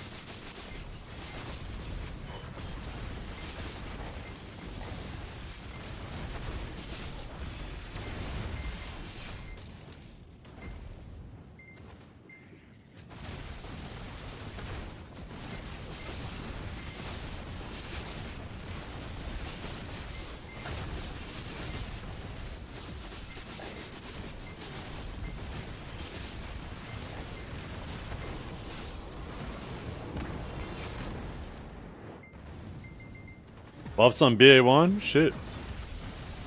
It's actually worth it right now.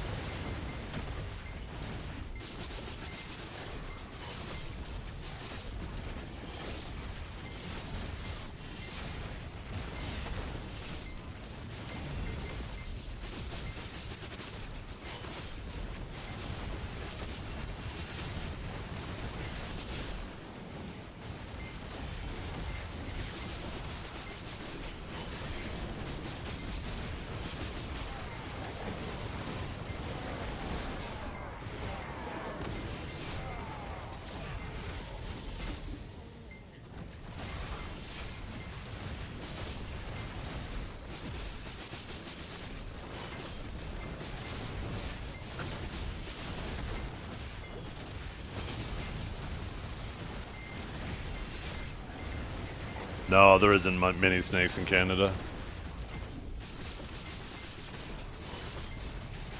Aside from at an actual like exhibit or something, I've actually never seen a snake out in like hiking or anything like that.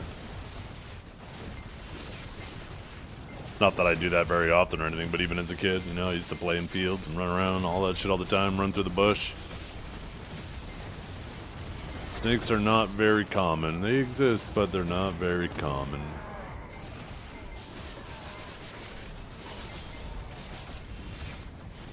Maybe more in southern Ontario? I don't know.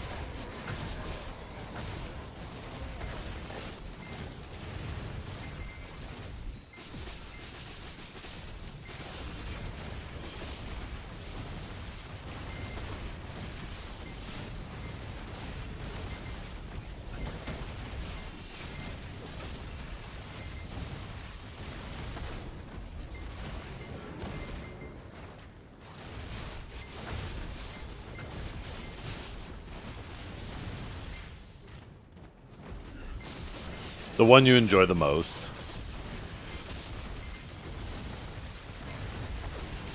I don't know if it's ever... Well, I guess during when you used to do PA rotations. I guess it was Wizard for that, but... I mean, Ranger's the one that's been the most consistent across all the years for large scale.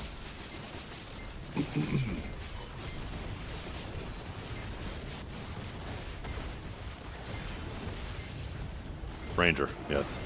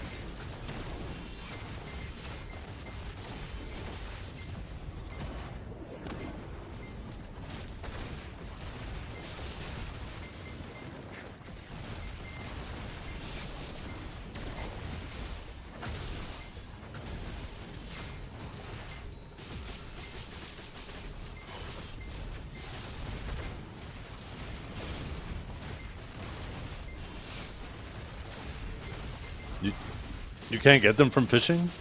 You don't get many from grinding, so... I've probably accumulated 10. I feel like I haven't got many pumpkins in the last couple days.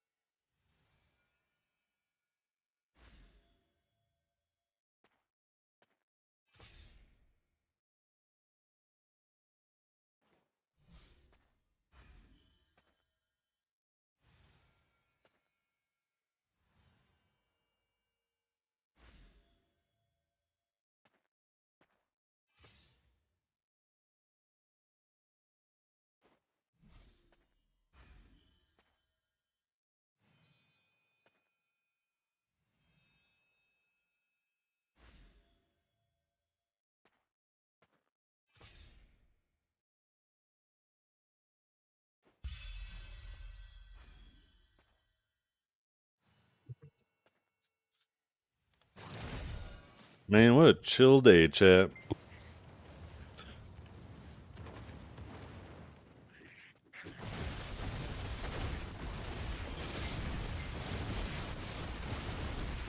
Hey, happy weekend to you too.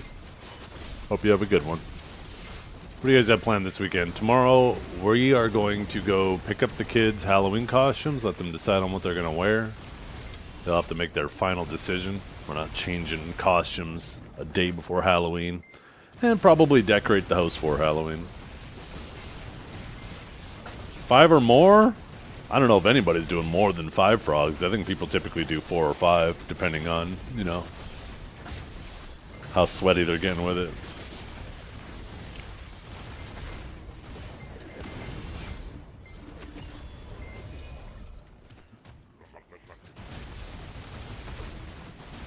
You're gonna grind BDO? Shit, that sounds like a nice day.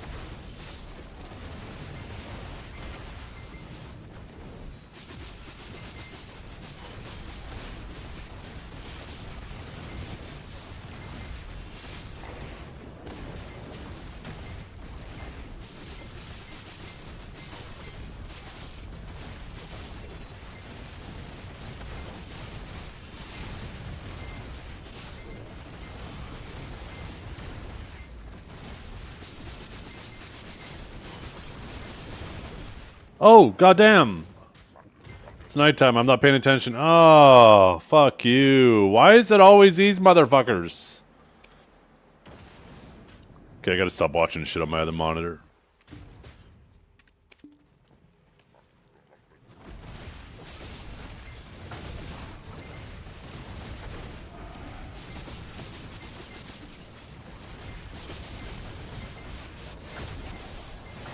Nighttime got blasted in the back there.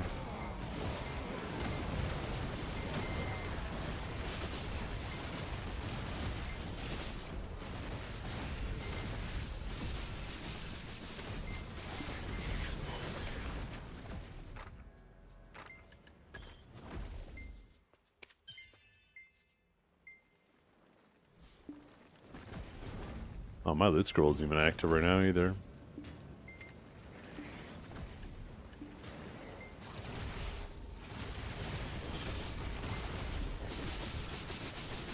I love when I open my inventory and it's all blacked out.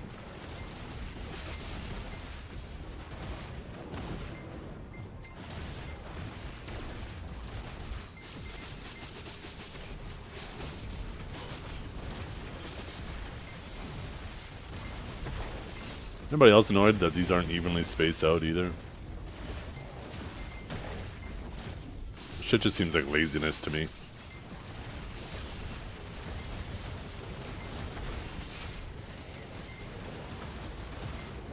I wonder how it looks if you're playing at 1080p. I wonder if it's the same. Popping one more buff after this hour. Yo, is that you, Goins? Is that you popping the buffs? Yo, best Adana ever.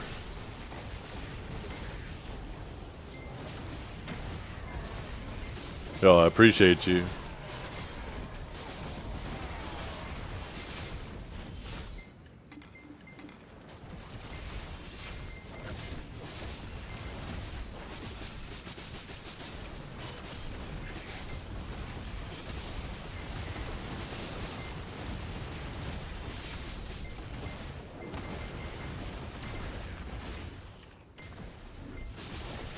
How much time we have left on this one anyways? Okay, that'll work out a little bit perfectly. I might have to actually dip a little bit in the middle of that buff, but...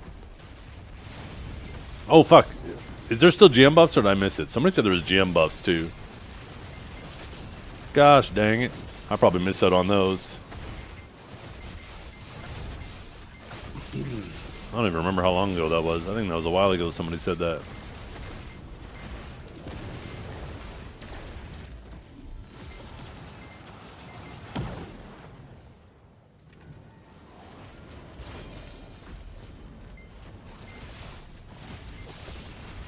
You said 15 minutes before I started and it's been 25? Shit.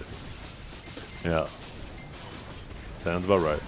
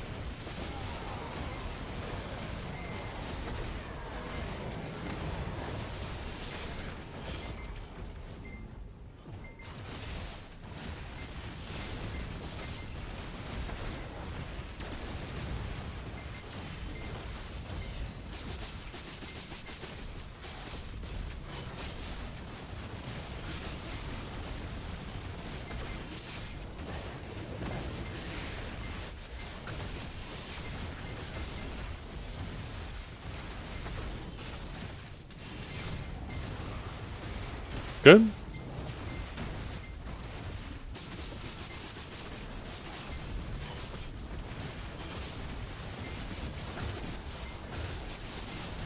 Nothing's changed in regards to Awakening and Suck Sage. Suck Sage is still better large scale, Awaken Sage better everywhere else, really.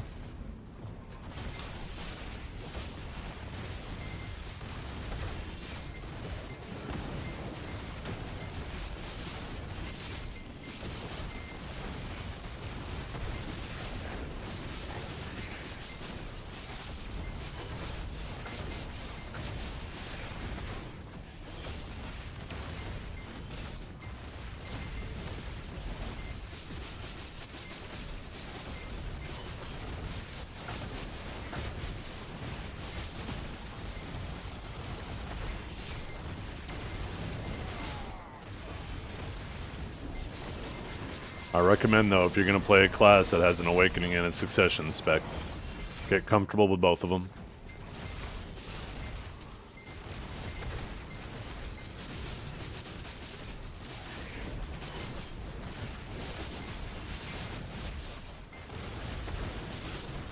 You never know when the scales will tilt.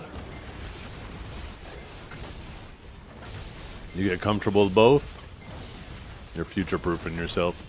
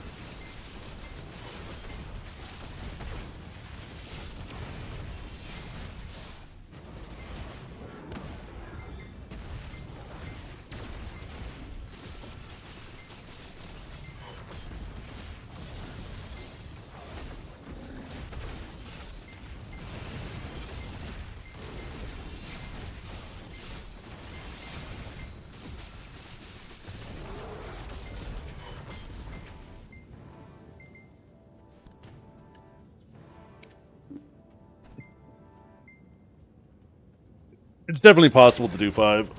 Well, I mean, I guess I shouldn't say it's definitely possible. I've heard multiple reports from people that I trust that they're when they're getting sweaty, they're doing 5. But I mean, I guess I haven't seen it. I haven't bothered taking a look at videos and stuff. But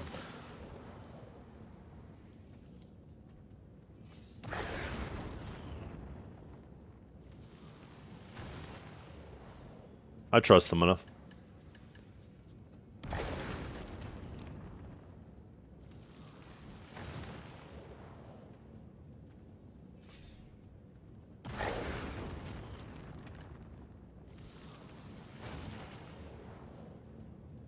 Grab her back.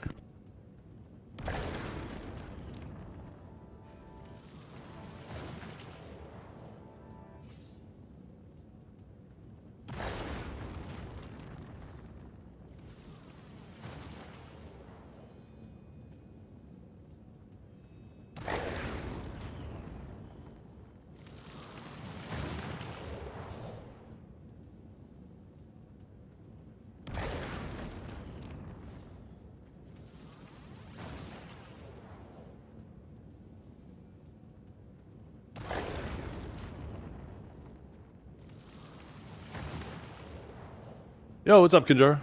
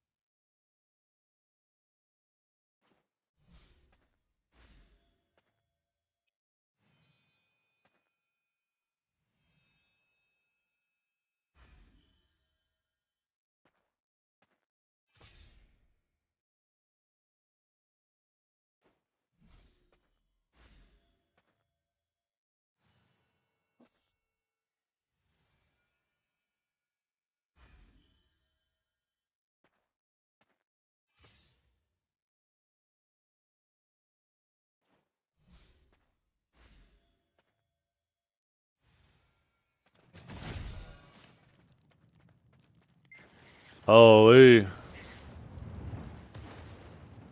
So much for the day off, huh? Hopefully he fed you some beer or something.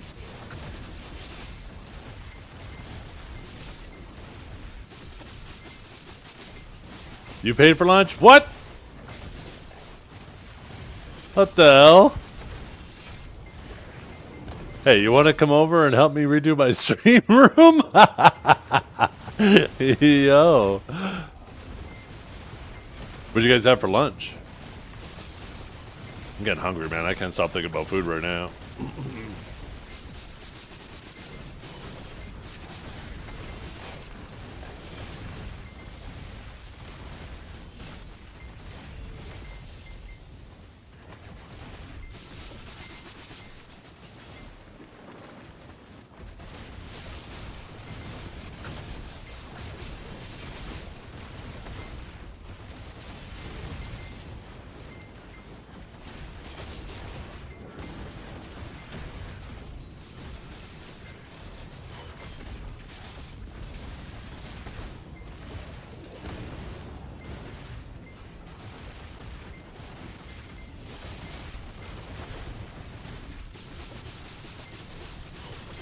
Nice. That sounds like a losing battle, though. If a property owner wants you out, they can get you out one way or another. Unless you're willing to just pay them a fortune. Because they can just do the maximum rent increase, lease increase, whatever. If people want you out of a property, you're better off just trying to buy as much time while actively looking for a new property as quickly as possible, because it's a losing battle.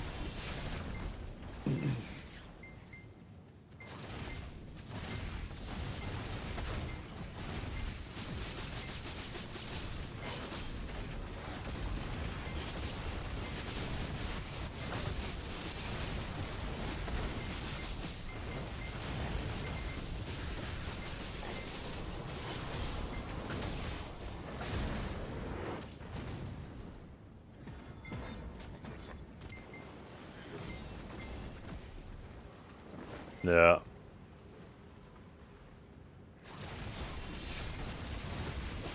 Makes sense. Well, hopefully they take all that support they're getting right now and use that to find a new location, or maybe even build a new location if they're getting enough. But yeah, trying to hold on to that location. Obviously that deal's done.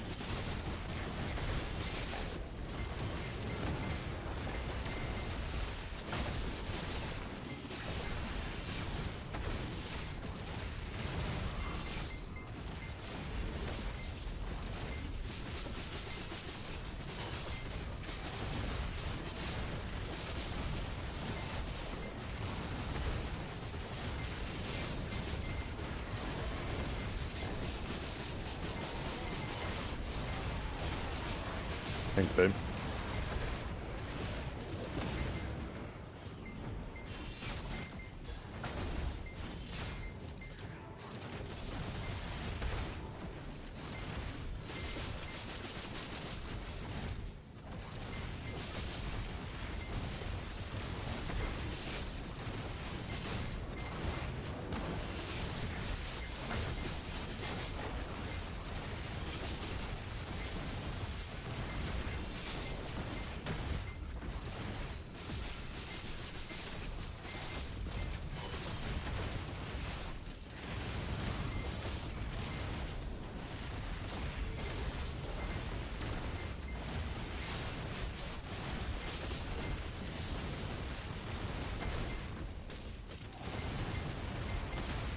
Oh, don't sweat it. It makes it seem like it's going to become the Wild Wild West, but nothing changes. The main reason why they have that level 49 lock for PvP is for your life skillers, right? So if you want to fish overnight, you can do it on a sub-level 50 character, and then you don't have to worry about anybody messing with your fisher. As long as you stay off the node war channels. The main reason they give you a warning is because once you go past, there is no going back, so you'll have to remake that life skilling character if you did, right? But that's really the only... that's the primary reason for it.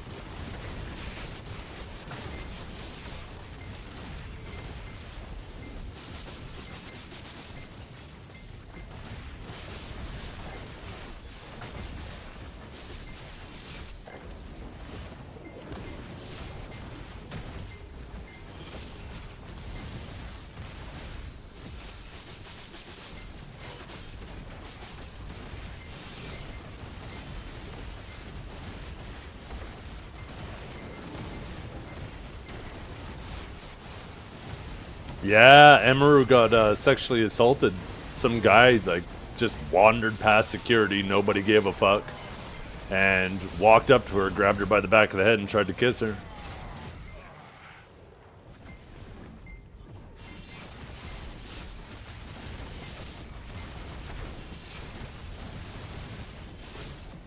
Fucking people, man.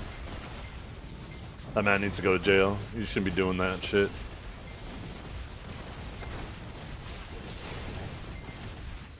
Yeah. They apparently said that they immediately apprehended him, and she's like, what are you talking about? Fucking people watched him. I guess, I maybe leave the area. I don't know if he left the premises, but... yeah, she immediately said, no, they did not immediately apprehend him. Nobody did anything. He just walked away. So, I don't know. It'll be interesting to see where the truth actually is. I mean, I don't see why she would BS about it. So, and... you know, Twitch has done a good job over the years at showing their inability to, whatever. We all know Twitch being Twitch.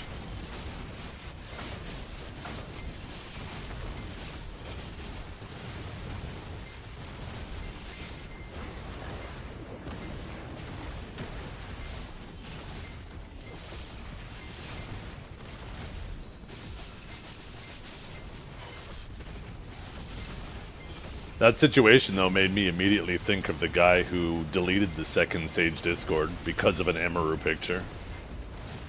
Right? Somebody posted that Emaru picture where she was cosplaying as, I don't know the character. And she, like, does, like, this walk up to the camera. This dance walk up to the camera. And the owner of that Discord lost his mind. And ended up deleting the Discord because everybody was like, what are you talking about? This is a perfectly fine, like, GIF. There's no nudity. It's just cosplay.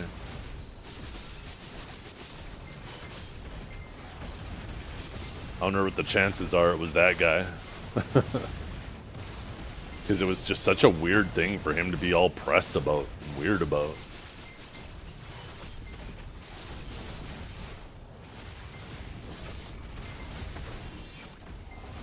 Really, like Roshan? Yeah, I don't pay attention to that Discord much, even though I was the owner of it for a while.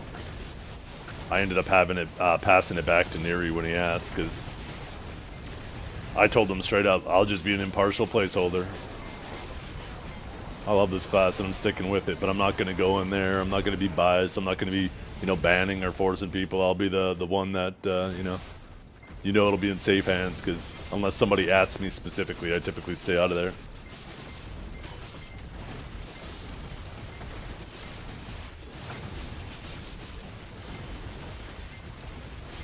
Really? I wonder if it's... Yeah, I don't know.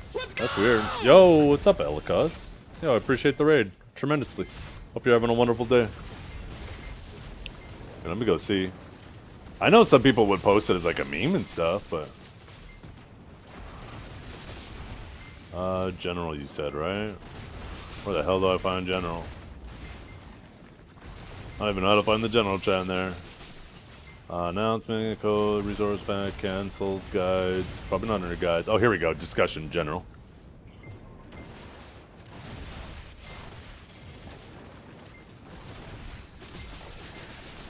Dammy?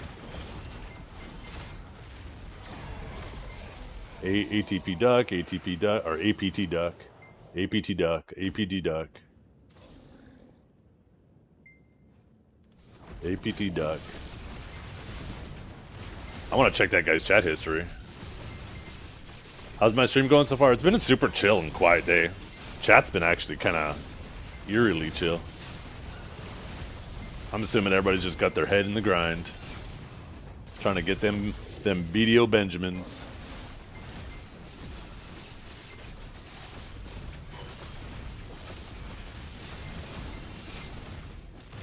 But yeah, I feel for Emmer because that's such a silly, like, why would you do that to somebody?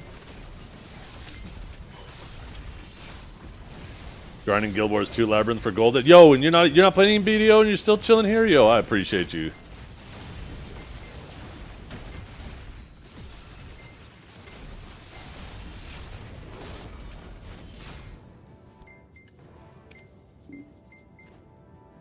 Okay, let me see. I want to see that man's chat history. Let's see. From user APT Duck. 488 messages, and yes, like 3 out of every 4 messages is just a gif of Emaru. Either the original or some other one where she's making a heart. Here's a picture of her just looking. Jeez, who knows? For all we know, it's this guy.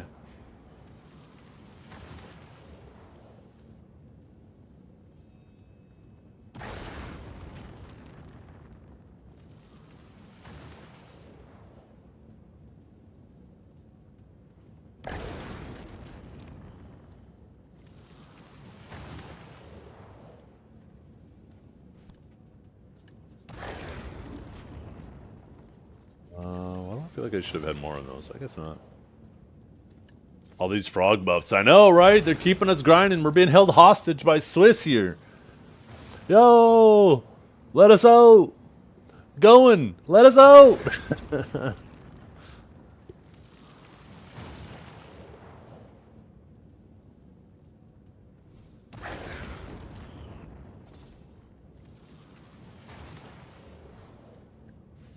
Oh my goodness, my wife brought me a freshly made homemade mocha. Delicious. Hey, Marlon's streaming. Playing some old school RuneScape. I like Marlon, man. I wish that man would one day make it back to BDO.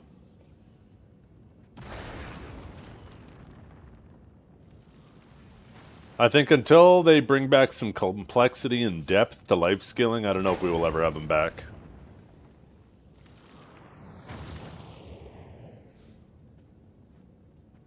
Right, Session? There's such a... It's so obnoxious. How, yeah, if you swap the roles, how all of a sudden, if the guy were to make a big deal about it, people would be like, what's your problem?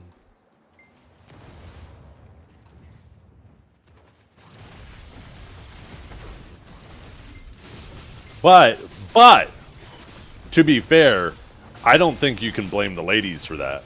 I think you got to blame the guys who don't make a bigger deal about it, right? If somebody's coming up and doing that shit to you the same way they're doing it to them and it's an issue, you know, it's your responsibility to make a big deal about it if it is to you. But if it's not a big deal to you, I guess it's not a big deal to you. I guess that's part of the reason why, right?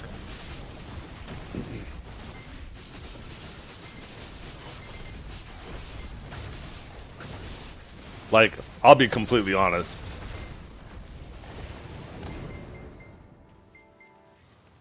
If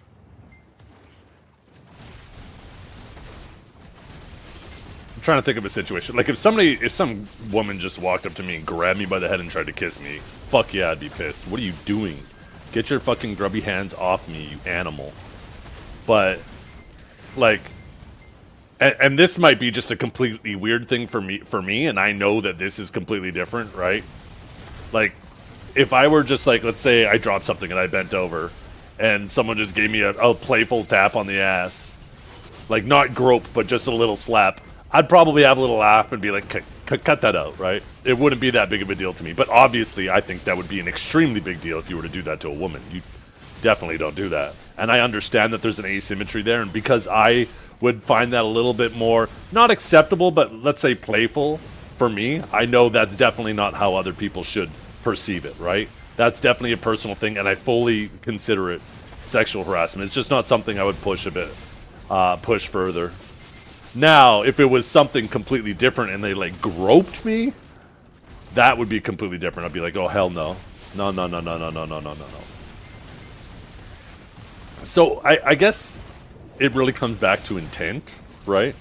Because if it's a playful slap, then it's kind of like, it's a playful thing, right? It's not a sexually driven thing. But if it's a grope, then it's, to me, that's just disgusting.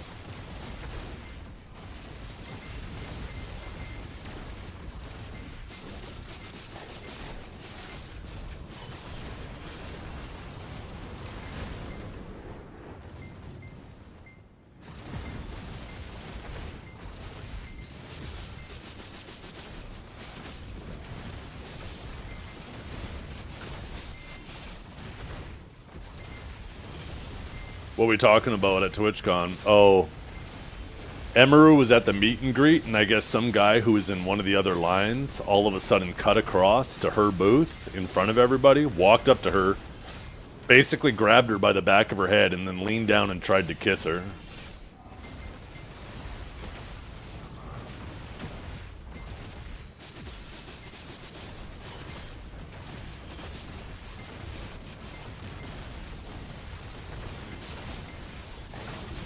Well, there's definitely security issues. There was a clip I also saw of somebody just walking up to a security guard and just saying to the security guard, hey, I'm with this person's team. And then the security guard's like, okay. And then they just walk under the dividers, right? Those little rope things that they set up to kind of funnel people. The security guard just took them at their word. Like, that's not okay. Like, you should have to have proof. Or at least have somebody to, like, go over there and be like, hey, these people over here say they're with you, is that okay? And then if the streamer gives a nod, then they're allowed through, right? That's a very clear negligence in regards to security. At that point, your security's there for show.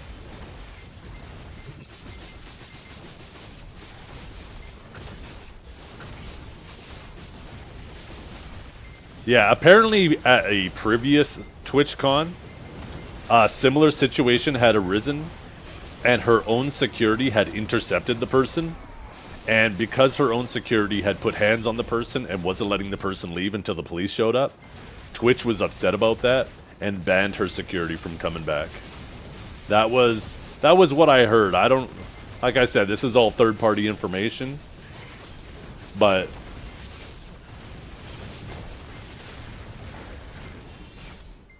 I don't know. Just another list of, TwitchCon nonsense. Oh, was it 2 years ago? Okay. Yeah, it's just resurfacing now, and it sounded like it was a previous TwitchCon. I assumed it was the previous one, but I guess it was the one even before that.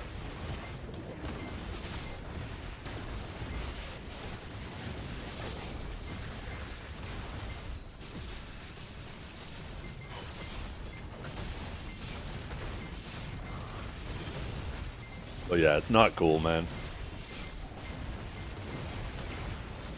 I mean, even if he didn't try to kiss her, like, let's just subtract the kiss from it. And the kiss obviously adds another layer of what the fuck to it, right? But you don't just go and grab somebody by their head either. Like, that's just assault all on its own.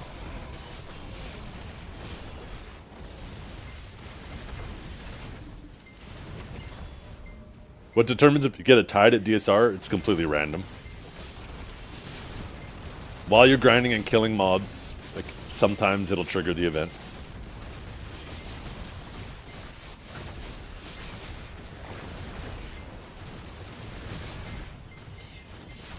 I'm sure it's all part of the show. No, that implies intent, and you don't want to. That type of promotion is not positive in any way. It's based on a drop chance? Yeah. It would appear. Most events usually are. If you manually loot mobs in an event that can in an area that can trigger events, occasionally you will loot an item. You'll see in the loot window the item that you loot that triggers the event, even though it doesn't go in your inventory.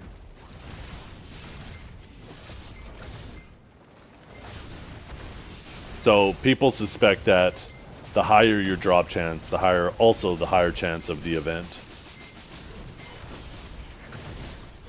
There is the possibility that the events are not affected by drop chance, though. And I guess that'd be pretty easy to test if you're willing to put in enough hours, because you can have a pretty large range of drop chance between like some of the lowest and some of the highest.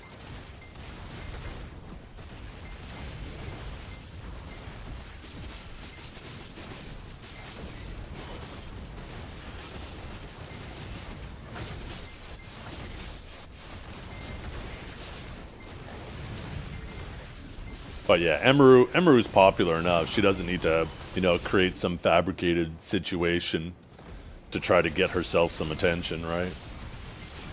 And Twitch certainly wouldn't want that type of publicity on themselves. What truly possesses these apes to do that shit? I have no idea why anybody would walk up and do that. Like, what is wrong with you? What is absolutely wrong with you?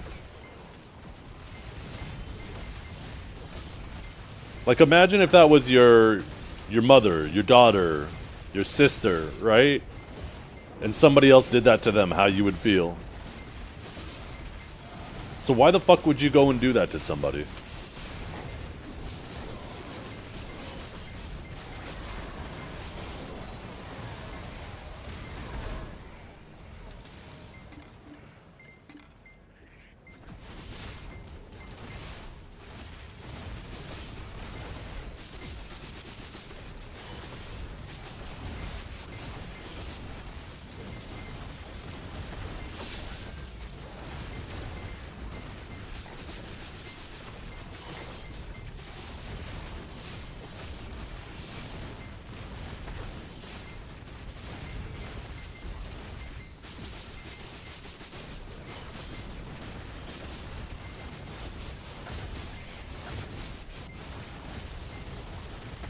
Yeah. Yeah, there's got to be something, right? There has to be some type of disconnect.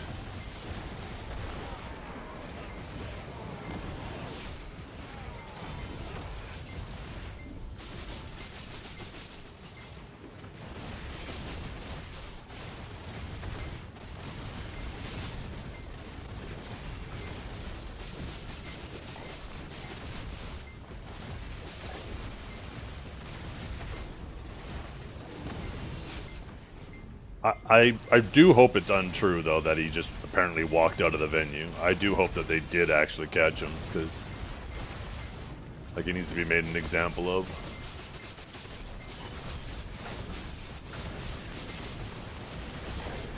Because, I've never been to a TwitchCon, and I've never been interested in going to a TwitchCon, because all I suspect that that it is, and maybe if there's anybody here that's been to one, you can confirm or refute this claim, but I suspect it's just a bunch of content creators who want to try to make it bigger, all trying to act obnoxious, trying to get attention from each other so they can be on live stream fails and get more attention to their channel.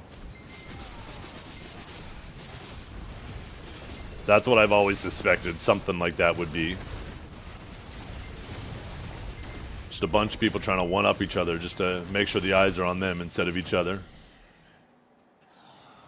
In an arena where there's going to be a lot of eyes, right? Where you have all these different streamers going there, so obviously their communities are going to be following them.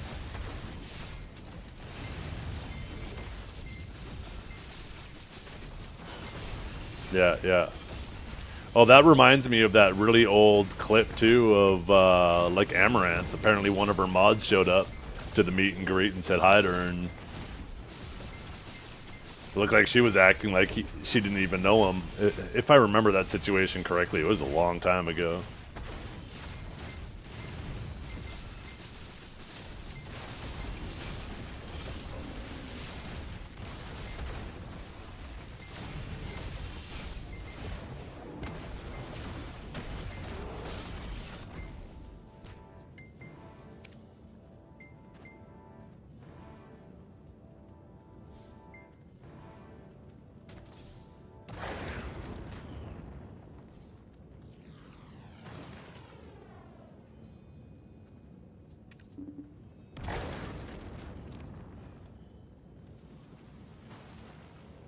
Didn't one put an air tag in their gift for her? I don't know about that, but that is messed up. What kind of add-ons am I using? What kind of add-ons am I using? Right here. Got crit. This is my DP down, DP up. Also DP up, health recovery on that for the sustain. Why do I have double back attack on upsurge in my PvE add-ons? I think maybe I just was like, might as well have something else. But yeah, I don't know what else I would put there anyways for PvE.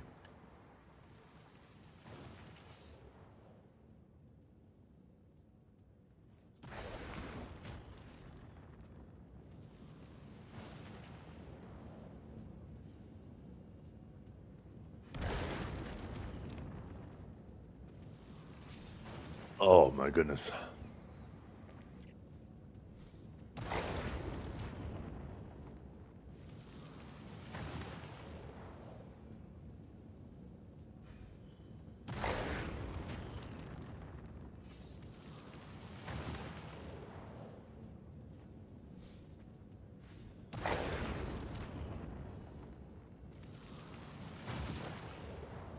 Yeah, I feel, I really feel, and I feel it. I feel. How many times I say I feel there? I got like multiple thoughts going through at the same time. I feel for these female streamers because I feel like they get it so much worse in regards to like these parasocial, socially awkward people being like extremely inappropriate, right? And that's not saying it doesn't happen to the guys, but I feel like it happens to the girls so much more.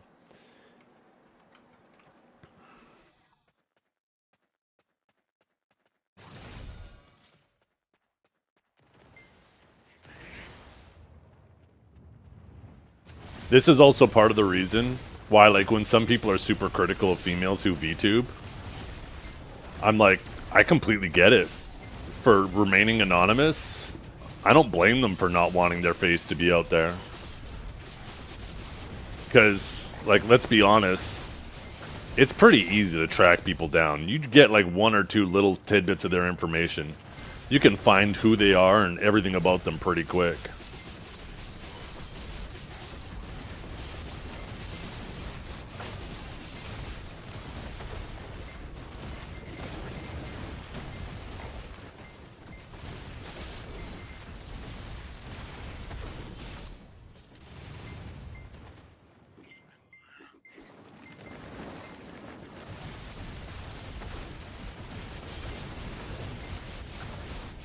What are you talking about? My avatar has emotion right there. Look at that. He's shockingly handsome. Wait, that's not an emotion. Shit. Never mind. I guess I'm emotionless too.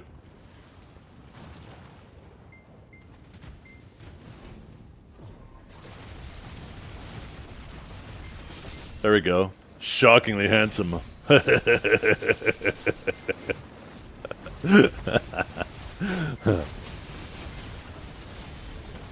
Damn, my hair was kind of a mess. But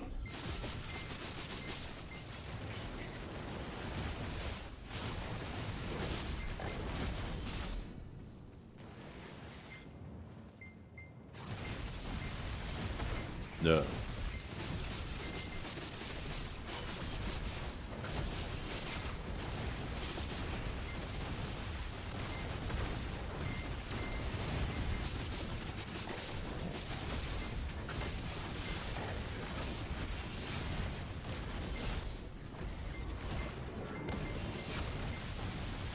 I also don't think that we've adapted to this social media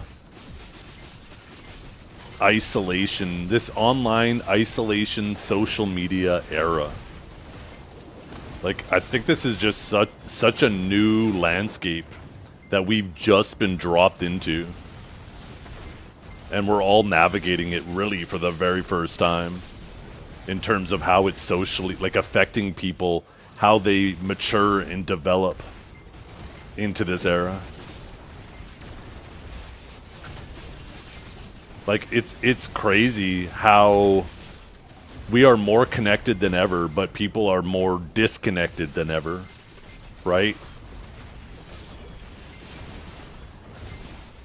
More connected to each other in terms of access of communication, but how disconnected we are and how well we interact with each other.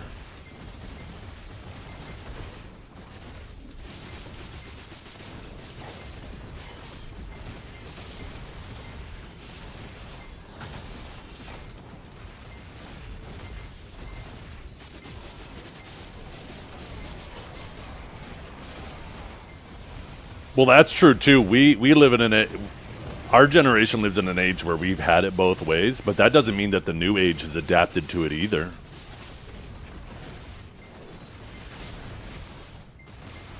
Not in the sense that I mean adapt to it, right? Sure, that's all they've known, but like what's considered like socially acceptable rules of how you conduct yourself on the internet with other people is still like, there's just so much gray area. And I don't know, like, you can make the argument that it's good for people to be able to remain anonymous on the internet, but at the same hand, I think it's also bad.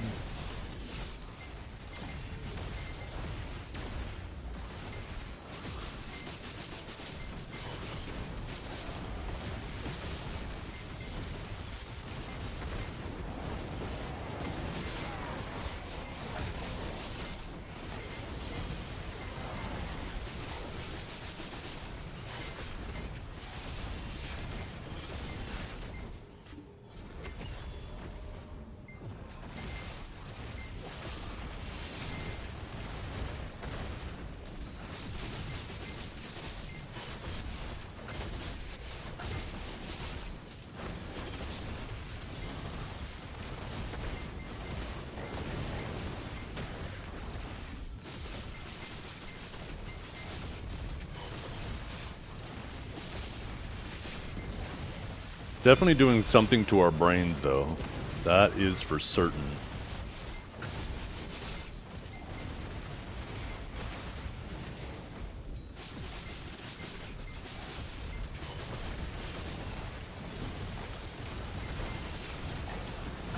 I think it's really like any other type of addiction, right? Some people it doesn't affect so much in a negative way. Some people, they can't control their impulses to it, right?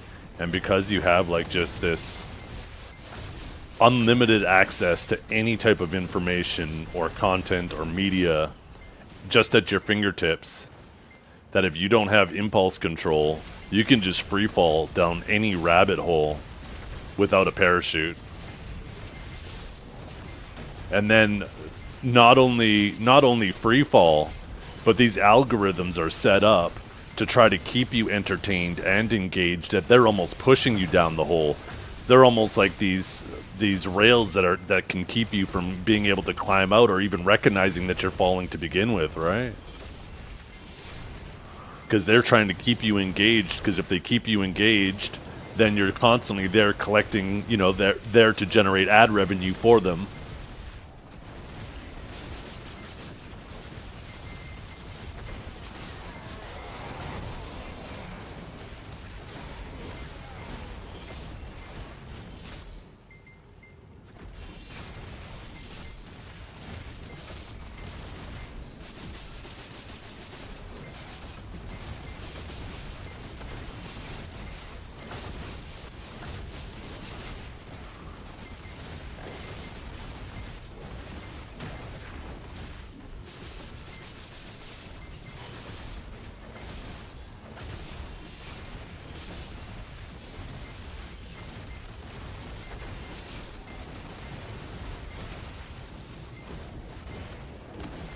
I think it also paints a really bad picture too, right?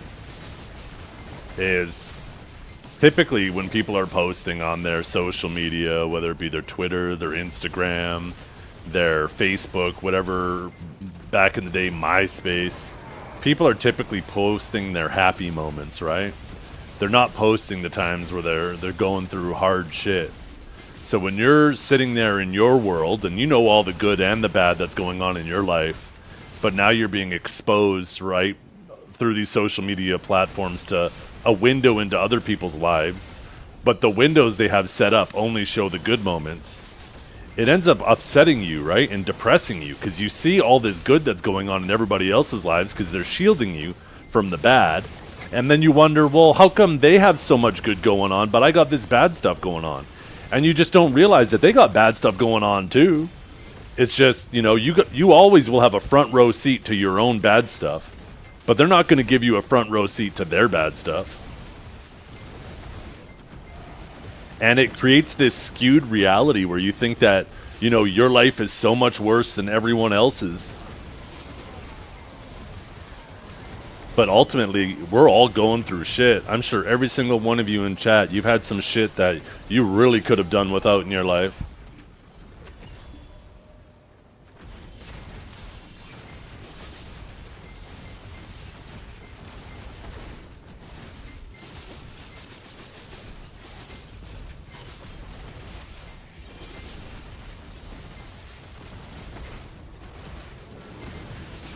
Not a window, it's a painted picture. Yeah, that too. Right, you could definitely look at it that way.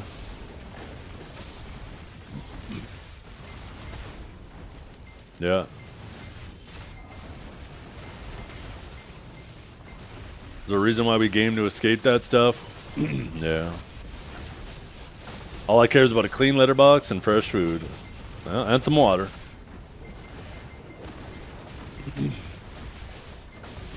Yeah, I should have bought my Pandemos instead of enhancing. Oh, so real. Oh, this is like an AA meeting.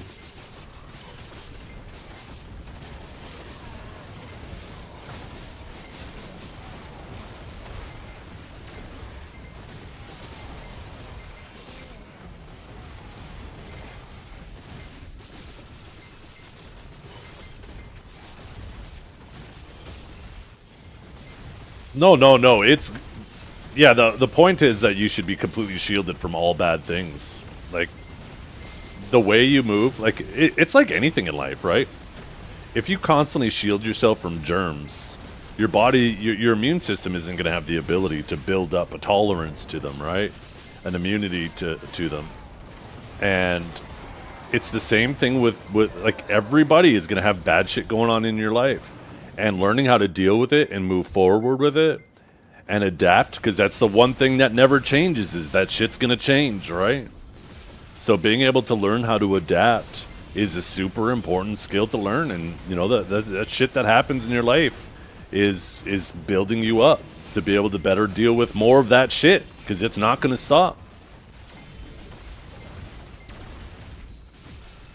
It's the same thing with trying to protect people from, you know, bad words. It's like, yeah, people are going to say shit that could upset you. Learning how to deal with it is realizing that, you know, typically people who do the most yapping are the ones that are hurting the most. And the sooner you realize that, the sooner you realize that, you know what, maybe their hurts aren't as hurtful as you thought. Maybe it's just kind of them waving the own alarm that they got some shit going on in their lives and they're trying to take it out on you. Don't let them drag you down.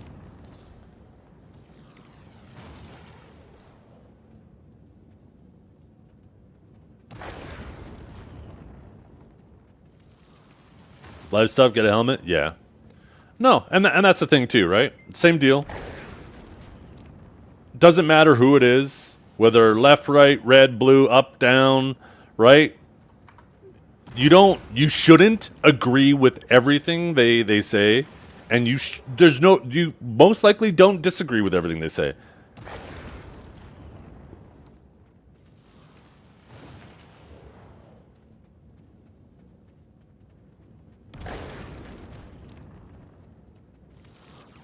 It's not like there's the left and the right, and then there's the middle, and there's this perfect line that separates all three. It turns out that there's a fuckload of overlap, and the middle tends to overlap quite equally with both sides. So, like, yeah, this mentality, too, that if you disagree with one person on something, now you got to disagree with them on everything. Well, you're going to eventually find yourself disagreeing with everybody then. And you're going to be super confused.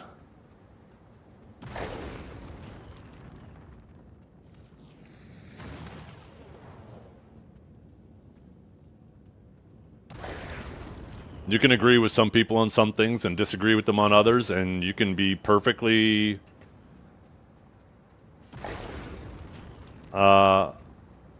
capable of just having a normal relationship with them too, right?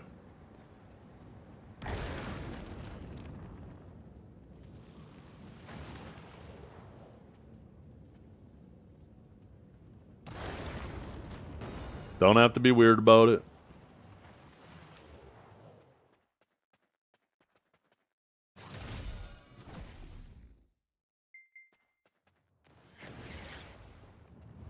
Turns out a lot of situations that people disagree on are nuanced.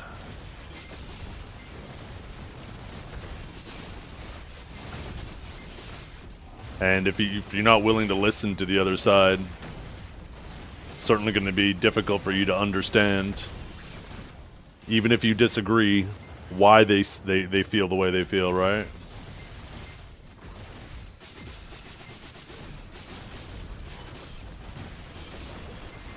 Some people follow politics like they do sports team. Oh yeah, it's super polarized for sure.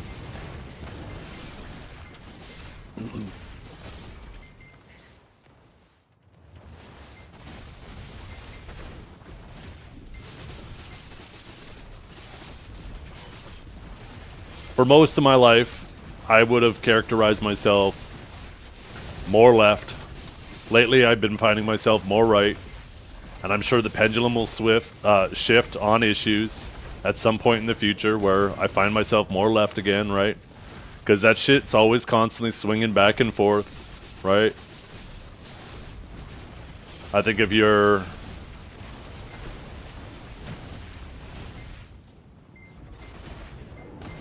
I don't know. I don't want to phrase it the way I was going to phrase it because it would come off kind of attacky, and I don't want it to come off that way.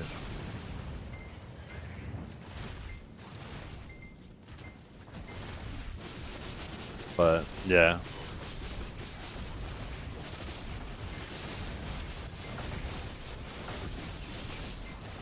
I guess that's really what it comes down to, though. Kind of exactly what you were alluding to there is if your vote is based off of who your team is, then I don't know.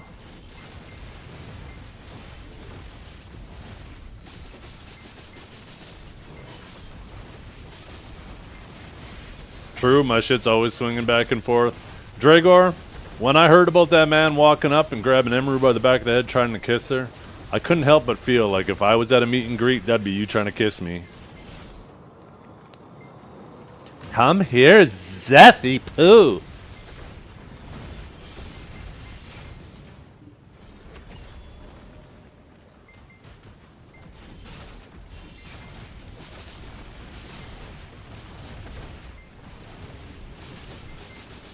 You'd be into it?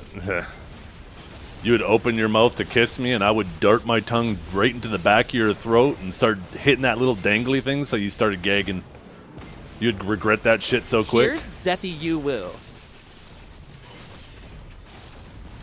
My tongue would be like a boxer hitting one of those little speed bags.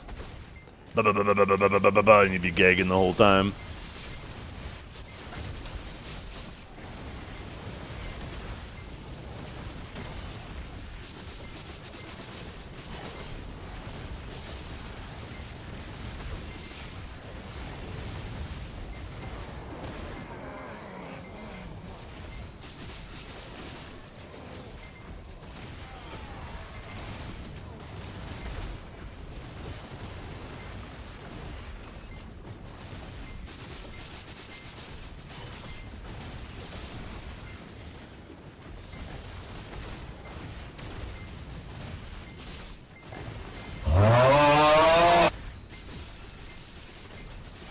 What is this conversation? Class, why are you always coming in at a Yo, couldn't you have picked a better time? We had like 2 hours of just meditation here, and you choose this time to come in here?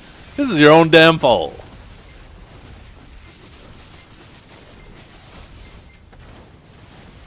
By the way, how you doing, class? What you been up to?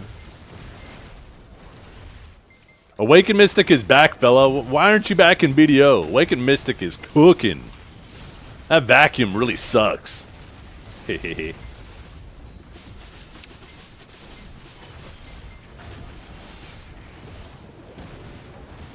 Yeah, about BDO. Uh-oh. He done. I think that man is one of the actual quitters. There are too many games coming out. Yeah, Crimson Desert, baby. Crimson Desert. You gonna play it? Because it's looking kind of sick. I'm not gonna lie. I'm excited for Crimson Desert. 100%? Fuck yeah. You better be in here playing it with me. For real, Awakened Mystic is back. It's pretty solid in AOS. If you're not PvP... Actually, I think it's a sick grinder, too. It's, you know, it's still kind of shit for large scale, but 1v1, AOS, PvE, I think it's a pretty banging class. Get itchy and have to go back to grinding frogs? No way.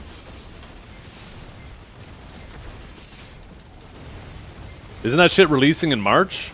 That'll be perfect. It'll be like 3 months after the Calpheon Ball, so like we'll have by then exhausted all the content they gave us. Then we'll get to take a break and play Crimson Desert for like a month or two, depending how long it takes us to play it out. And then BDO, the Heidel Ball, will come back around and we'll come back to BDO. Grinding, it's amazing what I grind on? Yeah. Yeah, it's really good. Woke Mystic always been a good grinder? I think it has, but I think it's like super juiced. It went from being like, yeah, it's pretty good, to being like, what the hell?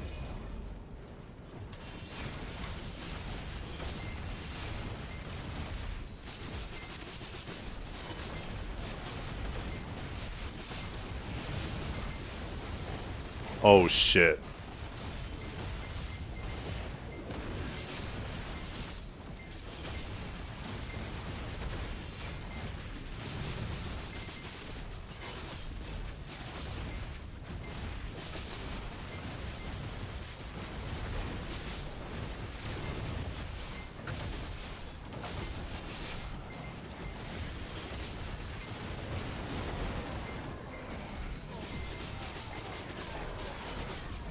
The gameplay changed much? I don't think so. I think she's still kind of the same.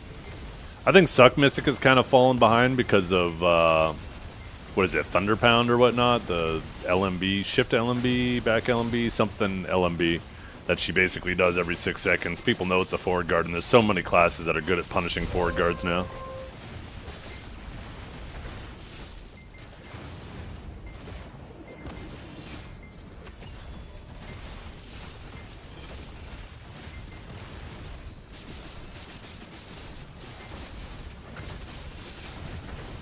You know, I've been tempted to bring Marlon the Fizzler out and learn a little bit of Suck Wiz. You know what I missed, Devios? I don't know if you were here for the last time we had this conversation, and if you were, I apologize for bringing it back. I miss the days of, like... I remember back in Joe, when we would fight people, people would be like, what the fuck are these heals? Because the wizards were just always just on it. Somebody would get CC'd, you just see these heals just roll out. And then, like, the enemy team would dogpile on the person who's getting, like, laying on the ground. But then they'd get blown up because that person's, like, PA'd and getting healed. And these days, because of the way they nerfed heals, I don't know, man. I feel like they need to bring wizard heals back. But, I mean, I think they obviously got nerfed because of AOS and stuff, right?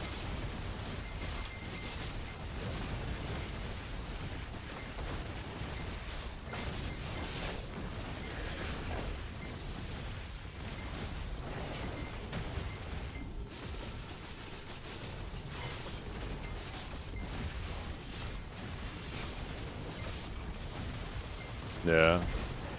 Which seems completely opposite of intuitive. Why wouldn't you make them percentage based? Because then you can just forget about them. They are always exactly as efficient as ever. Right? If you make them percentage based, then a 10% heal will be a 10% heal today, tomorrow, a year from now. It'll always be a 10% heal.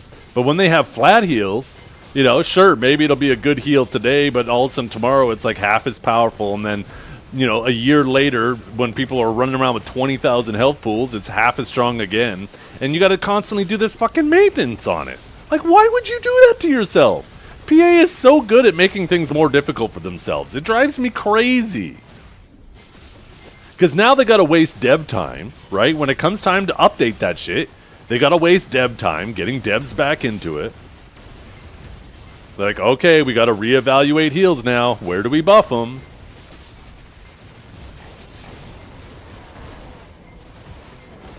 When that dev time could go somewhere else.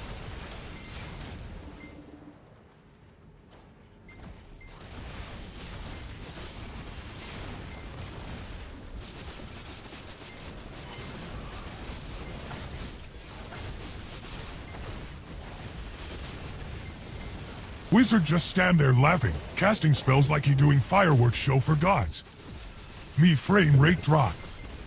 Reality bend, and next thing we know, death. Oh, and Winston says shit, it's different. Yeah. Like, the way they address those heals, the fact that we have how many different game modes with different caps, like, have capped and uncapped, and capped is Solaire gear. Like, if you just had 2 modes, it would be so much easier. Like, but, like, it's already hard enough to balance as many classes as we have.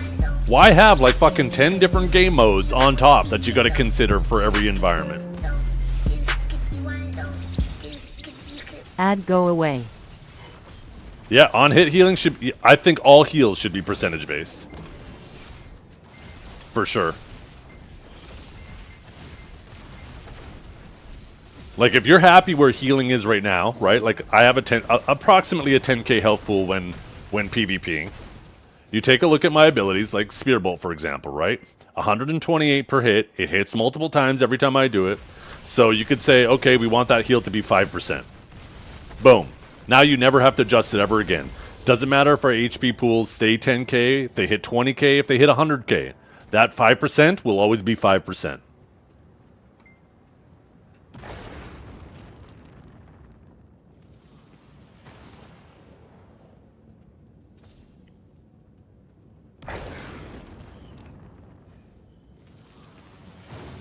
Yep. All that too, yeah. Bleeds and shit. Take a look what happened with Ninja bleeds, right? They could just lower that to a significantly lower percentage. Potions should be a flat percentage too.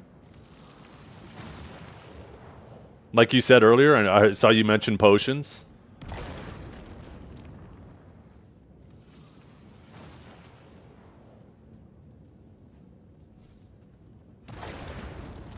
They did that to counteract HP Stacker with lots of DR? Yeah, and look where that got them. It didn't counteract shit. Nothing changed.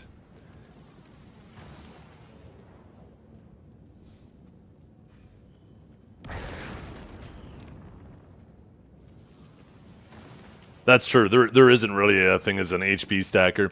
The difference between, like, your average player's crystal setup and somebody who actually tries to squeeze in a little bit more HP is, like, maybe 200 HP. I don't even know if it's that, really. Like, let's take a look at my meme setup. Where is it? Like, if I wanted to actually just stuff more HP in here, what could I actually put in here? Like, an extra... I don't think there is anything, actually. Oh, Rebellious. There you go. I could swap in a Rebellious crystal. Yo, plus 175. I'm unkillable now. My health pool went from... Oh, wait, I guess I don't have it applied. Right? Kiddix? Oh, yeah, Kiddix. They have HP. Yeah, actually, if I were to unequip, we'll wait till this AFK phase. Oh, there we go. Perfect, right? Let's take a look, right? This is like a meme evasion build here. Let's take a look if I wanted to actually convert it to an HP build. Okay, where can we get more HP? So we could get rid of these, and we'll grab some Kiddix. We just traded 14 DR for 100 HP. Definitely not worth it. These give HP, these give HP. These already give HP. Oh, here we go. We can drop 16 evasion for another 100 HP. Yo, we're now a tank god. Yeah, like both of those trades I just made are bad trades. I became less tanky, not more tanky. So yeah, there's no such thing as an HP stacker.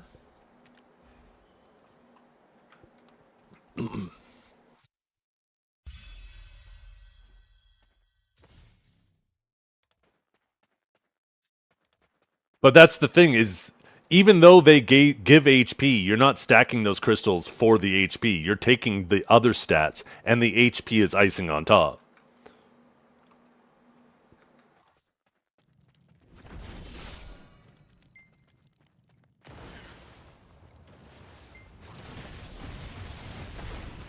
And proportionally, the HP that those give is just so... Oh, right. I didn't swap my crystals back.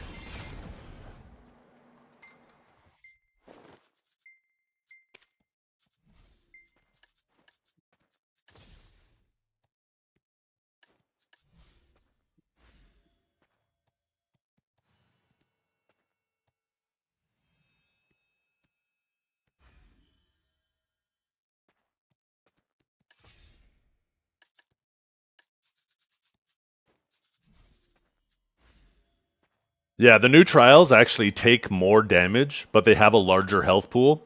They did that because they wanted to make people able to trade each other better. It was an attempt to actually make people squishier, and they succeeded with it.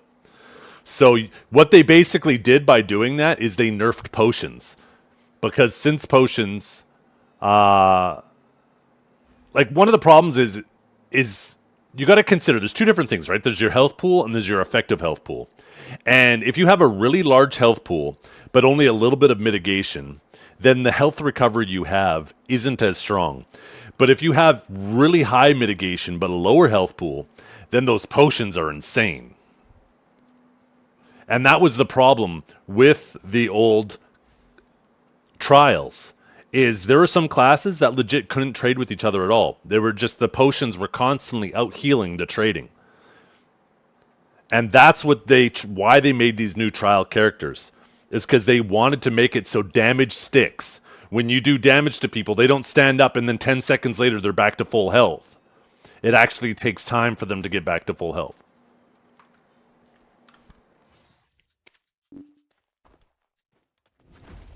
But this is that corner that they push themselves into that we're having the whole discussion about.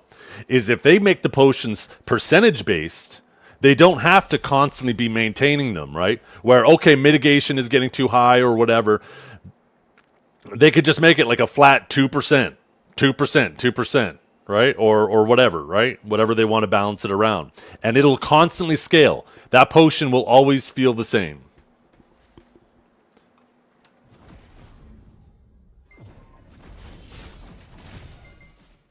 The whole reason why they had to give us new potions, right? Upgrade these potions to, aren't they 400 a tick now? I think they used to be 275. No, 550. Were they 375 or 275? I can't remember. But the whole reason why they had to buff the potions is because during that time, when we first got the 275 potions, what was their health pool? Like 3, 4, maybe 5k, depending on your class? Like, we've had the 275 potion, or had the 275 potions for such a long time. Uh-oh. I didn't swap crystals again. Whoops. Too much yapping. I keep forgetting. There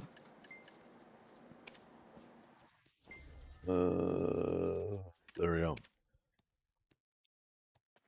But yeah, if they would have just had those potions originally just be a percentage base, like let's say, like what Divio said, he said 2k HP with 275. I think if you were a lower HP class, it was like 275. 2k. If you were like a Zerker, it was like you were getting close to 5k. Let's split the difference and say like 3.5k, right? So they could have just made the potions heal like 6%. And guess what? They would have never had to buff potions. And we wouldn't have had to go through that awkward era where our health pools were getting close to 10k, but our potions were still healing 275. And now you had to sit there for 3 minutes out of the battle trying to wait to get your HP back. Like, that was such an awkward time for classes that didn't have any heals, because it was more effective to just throw your body in and die, respawn with full health and run back. That was faster than trying to extract yourself from the fight and wait for your potions to heal you. And that's absolutely nonsense that environment existed for a while. But that environment existed for that time because they refused to do percentage-based heals. If it was just a flat percentage, it would have been just equally consistent. And yeah, it's starting to crawl back to that. And then they're going to have to buff potions again. Once we hit 20k HP, we'll be back to how that felt again.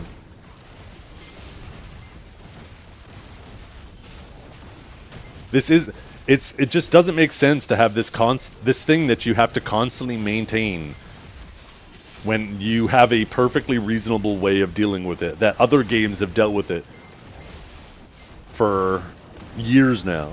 Just do some percentage-based heals. Then the ability always feels the same.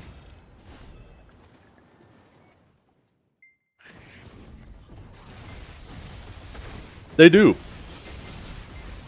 Sometimes I wonder if they're like, ooh, how can we challenge ourselves today? We have this easy path, but you know what? Let's see where the hard path brings us.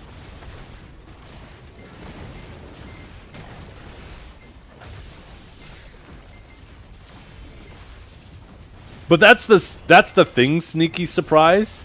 They were already halfway there. We already were half and half for a while. They already did the work to move us all to a flat when they should have did the exact same amount of work and moved everything to a percentage. But they went in the exact wrong direction for some stupid ass reason. And yeah, now it's going to take twice as much effort to bring it all back.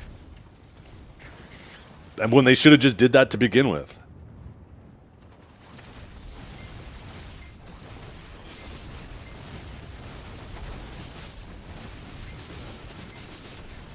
Should have just done these nuts. These nuts, I don't get it. I don't get it. That's some low-hanging fruit right there. They need to remove consumables from Noble, or at least capped? No. What I'd like to see... specifically RBF, but you could probably apply this to Node War and Cap. No, yeah, I guess that's right. I didn't even consider that. That would absolutely nuke what's left of the life skilling market. You're absolutely right.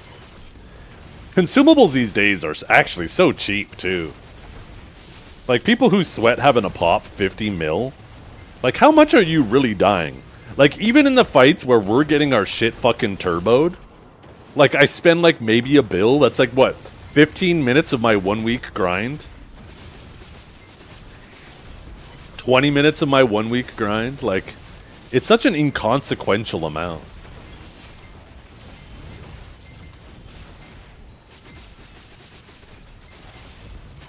And that's the thing, too. If you are getting turboed to the point where you're dying once every minute, you can just pop an Immortal. Boom.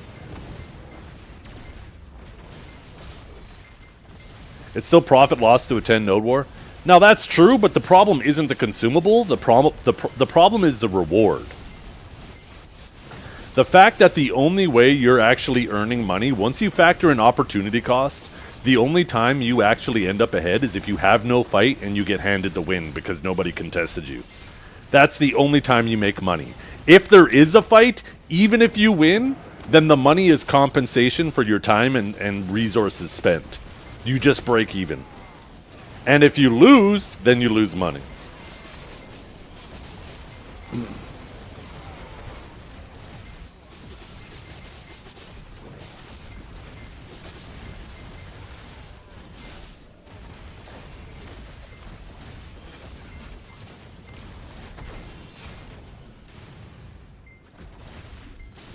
The reason why people lose money from nowhere is that they don't play to win, they play to have a fight. That's true too, right?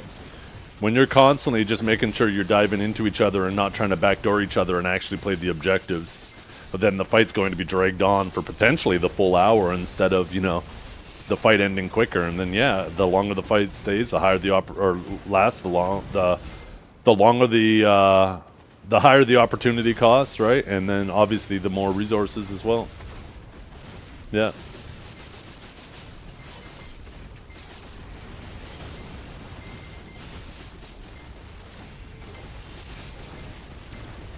Yeah, I personally don't care too. Don't get me wrong. I like to have my cake and eat it too. But when it comes to an actual choice of between actually having a fight or not, like, yeah, I'd rather go have the fight.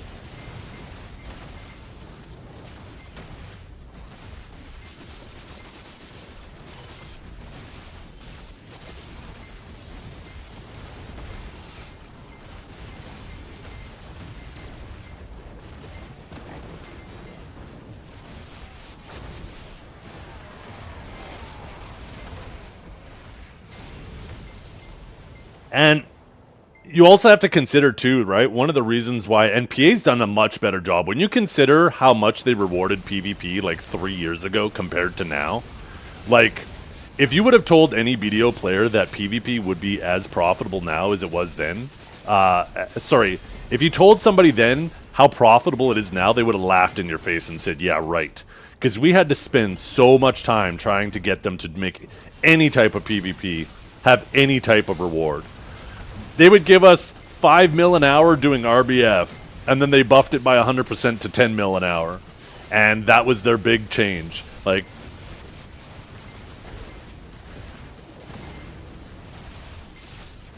there's so much actual rewards for PvP now compared to before. And you got to remember too, PA has to be super careful with how they implement it. Take a look when they first added the rewards for Siege, right? Just for placing. The very first Siege, there was immediately on both regions a stalemate alliance. Where if the fight stalemated, everybody who was alive got like these really solid rewards.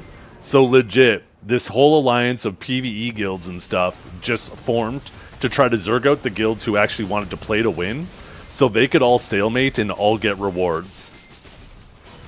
The player base is always so eager. Anything that they can abuse for money, they will.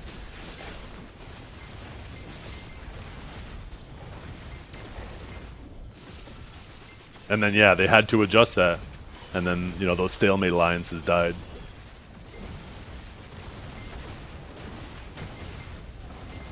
Your 16th Artisan Goblin in Adania? I can't remember. I don't think I ended up rolling any workers in Adania now that you mention it.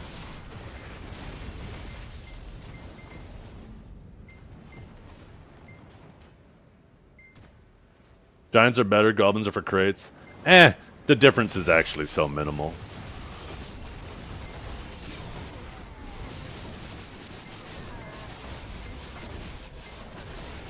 Yeah, I don't think I paid attention to anything Adania-wise, node or anything. I mean, I only have like 7 extra contribution. I really need to get my contribution game up. I feel like with how much I play, I should be at like 500. I need to get back into farming, fishing, and because all those byproducts are great for... Actually, I wonder if I have any gathering. What are the gathering hand-ins called? I might have some of those laying around.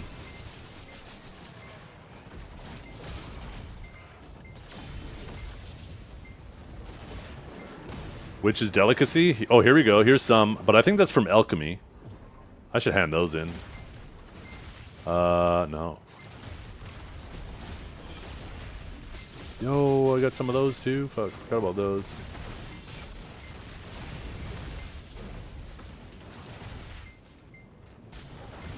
Barry's Breath. Maybe they're on my warrior. Oh, here we go. Never mind. Yo, 1800. 1800. Holy. Let's go. We're going to go hand in that delicacy and that fairy's breath, and we are going to easily hit 600 contribution, right, chat? You know what they need to do? Let us turn in worker seals for contribution. Please! Those worker seals piss me off. You get so many of them. I had so many of them, but there's like nothing worth using them on. Yo, what's up, Jake?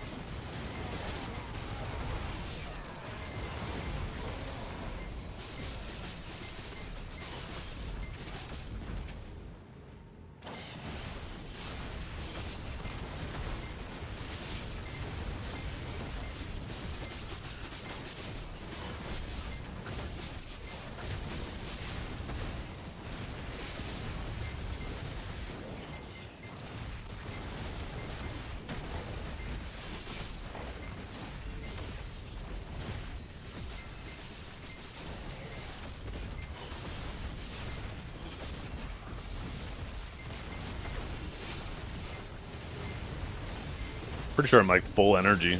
After this cycle, we'll actually go. We'll turn in that. I just realized the time too. But we'll go hand in all that contribution crap, and then I'm gonna roll some workers.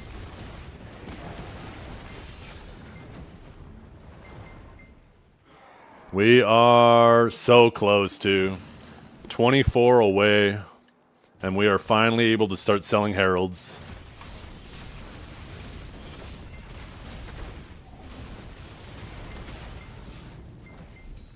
Yeah, I spent so much time just making a goblin army too, because goblins were optimal. I cannot be fucked to go through and, you know, find a giant for each and every one of the nodes where a giant is optimal. I feel like the opportunity cost spent trying to get giants, that the extra money that the giant makes will never offset that opportunity cost of having to constantly go reroll nodes.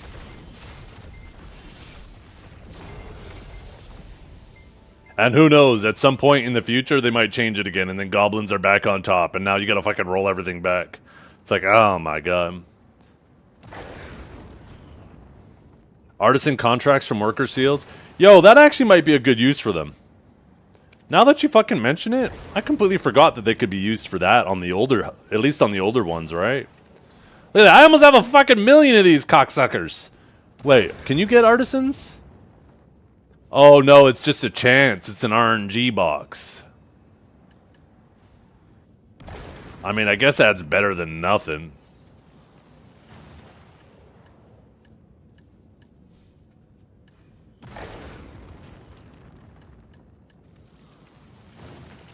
Yeah, that might be the way I try to get giants. But then with all the extra ones, you gotta go sell them. Oh my god, that just sounds like work for freaking pennies.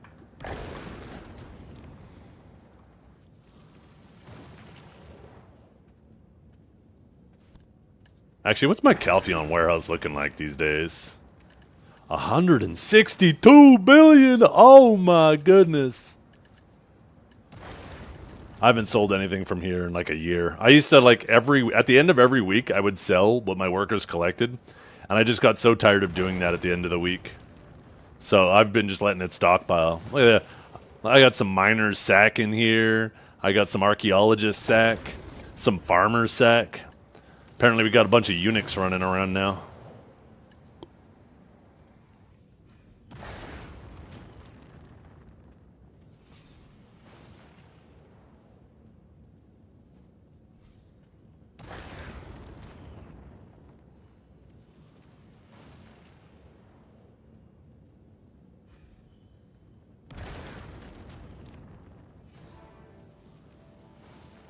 I thought my joke was funny. Fine. Last time I make a joke for you guys.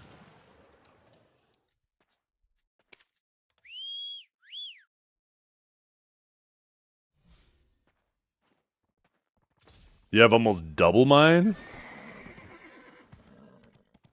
The hell?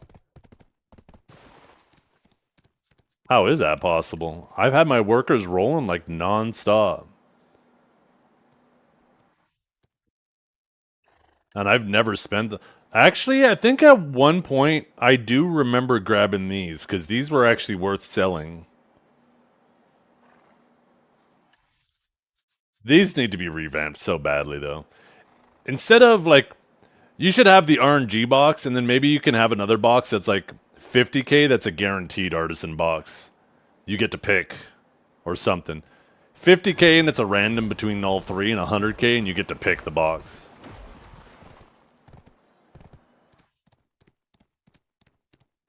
You have 174 total workers, with 10 not working right now? Oh, you probably have more workers and more contribution. Yeah, I only have 129. So yeah, that actually does make sense then. And how many not working? One. I guess, like, quite a bit of them aren't actually working. Like, 20 of them aren't working. So, yeah, I guess that math adds up then, right? I probably got half as many workers working as you.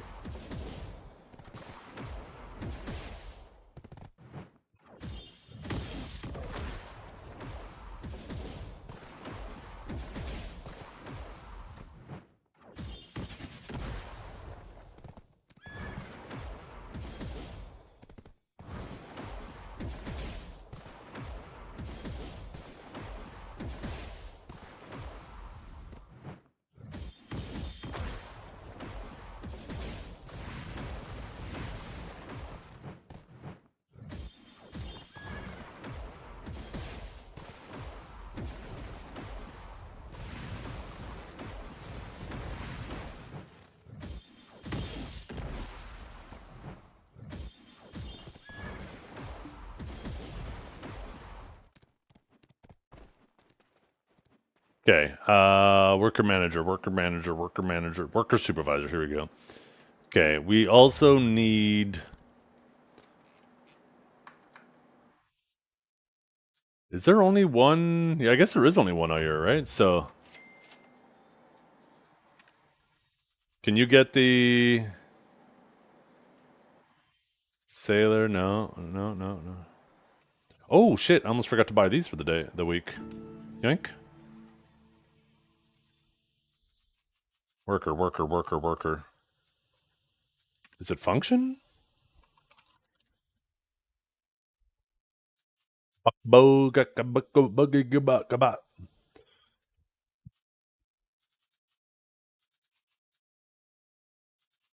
the name of this city again? It's this one, right? Hakinza.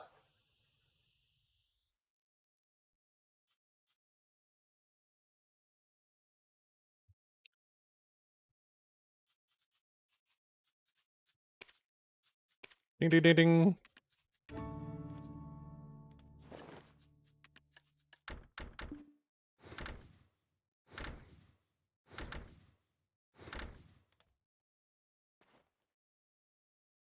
Al's Revelation? What's Al's Revelation? Is there like another city here or something? That I haven't discovered?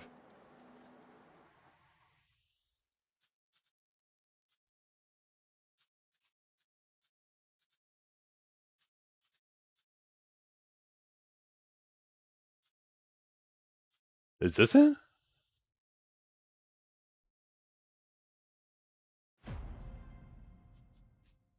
Is there a city there? That I've just never been to?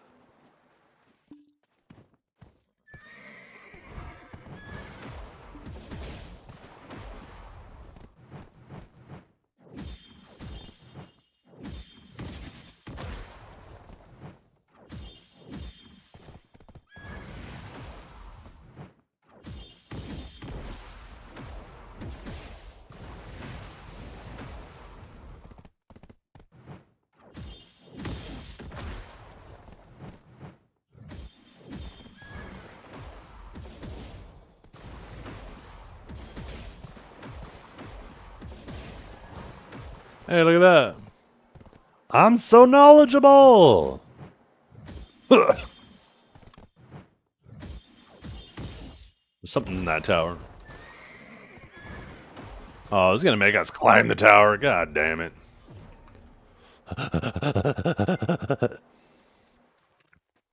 Oh my god. There is no railing on these stairs? Someone's gonna get hurt.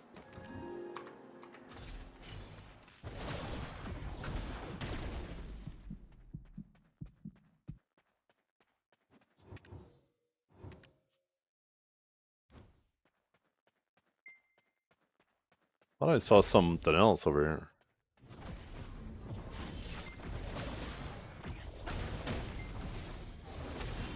Oh, the node manager. Here we go. Some knowledge here. Yoinkers.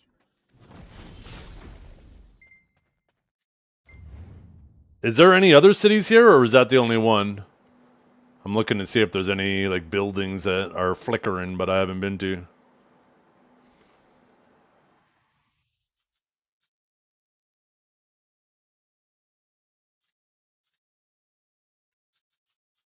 I never noticed these knowledge things on the map. 1 of 1, 1 of 1, 0 of 1, 0 of 1, 0 of 1. That's kind of cool. I never noticed that before. Is it decently newish? Apparently I'm missing one over there.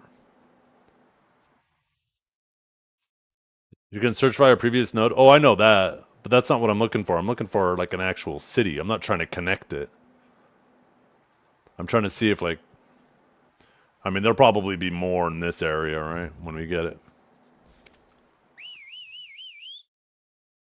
Southwest of Hakinza. The Shore of Ruin? No, I got that one.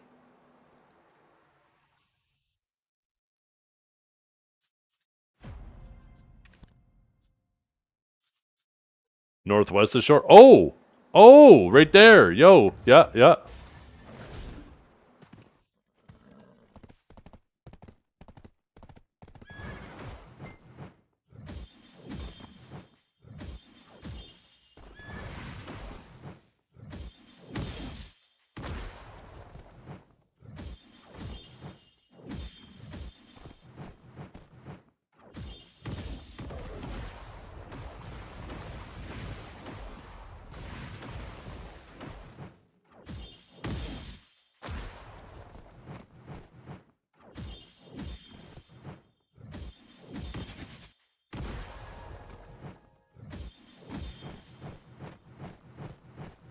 Stop jumping and just jump!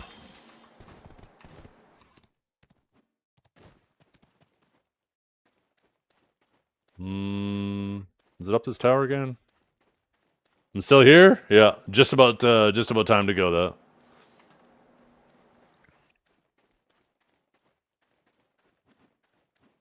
Hurry on. Get this knowledge. Whee! Must be able to go into this building. Knock knock. Wait, what's this?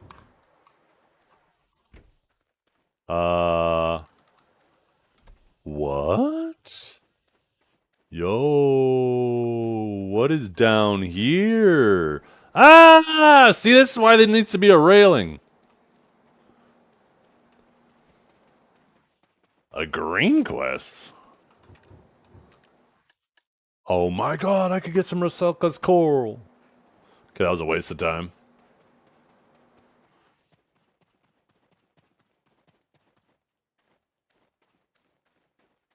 Back up we go. Let's not fall. Oh, fuck! Why'd I have to say something? Shit. I'm gonna stay close to the wall.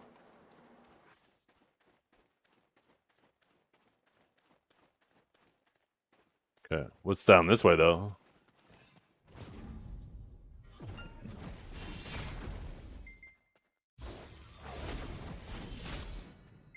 Damn it! It's a safe spot! This place sucks.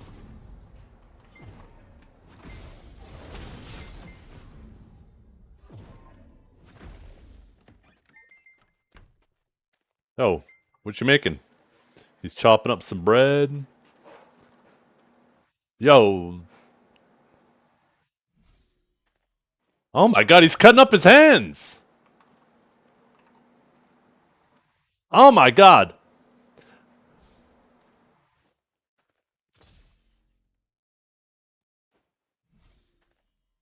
What's he got in the pots there? Oh, looks like he's got some fish. He has like a chowder or some shit. Probably a fish chowder would be my guess. He's got some. What do you guys think that is? Cucumbers? Zucchini? He's got some tomatoes. What is that? Potato? Carrot? Some slice of apple to snack on while he's cooking. What's he serving over here? God, I'm so hungry right now. We need to get out of here.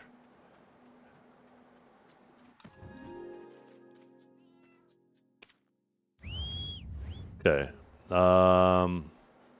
Oh, wait. Huh? Maybe that wasn't the same spot. Apparently there's some knowledge down here.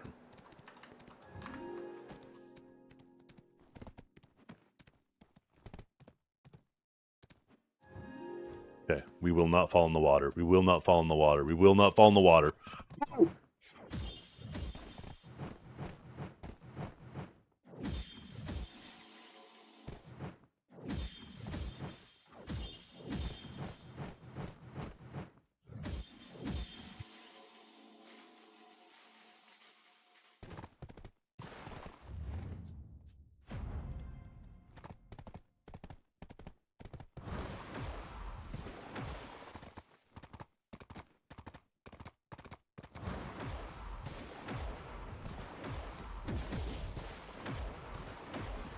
Oh, this is the other side of Hakinza. Maybe I can find the knowledge I'm missing down here. Is it maybe this? Is that what that question mark is telling me about? Maybe it is. Yo, it was! Okay. I was always looking for an NPC, and I'd look in that direction and be like, there's nothing there. What the hell? Okay. Let's see how we... Wait, I already have that one. Why is it... Oh my goodness. My horse is so fast. No, wrong way. No, wrong way again.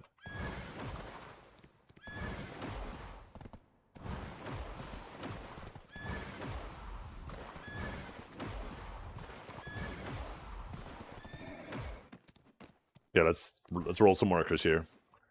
Okay, you guys said we want giants. I'll take your guys' word for it.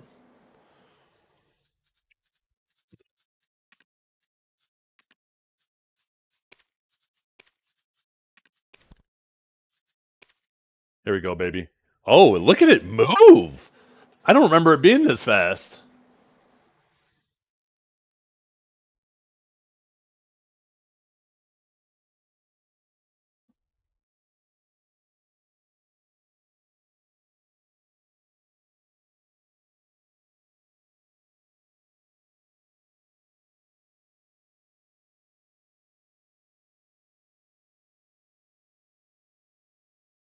Only need 3 goblins. 3 goblins and how many giants? 3 goblins and the rest giants?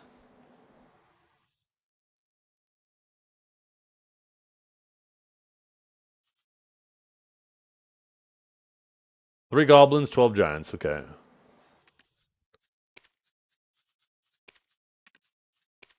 Oh, wait. Yeah, turn that off. Thank you.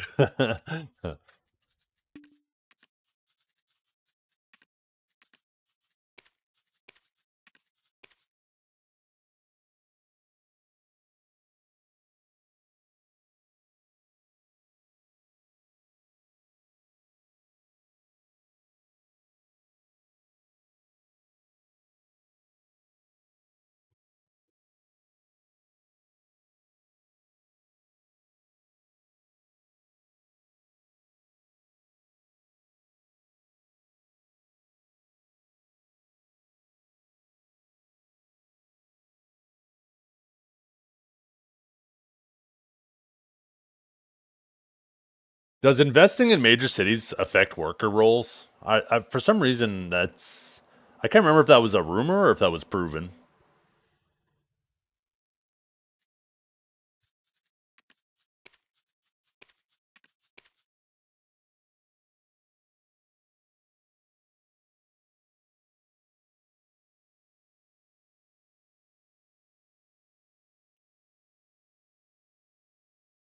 If your node level of a city affects the worker roles in that city.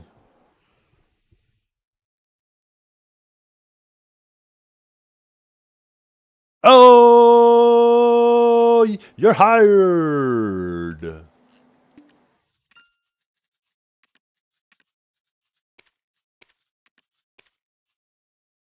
You don't think it's true? Yeah, I think it was a rumor. I remember like people tinfoiling, theory crafting that might be the case, but yeah, I don't remember it ever being proven or anything.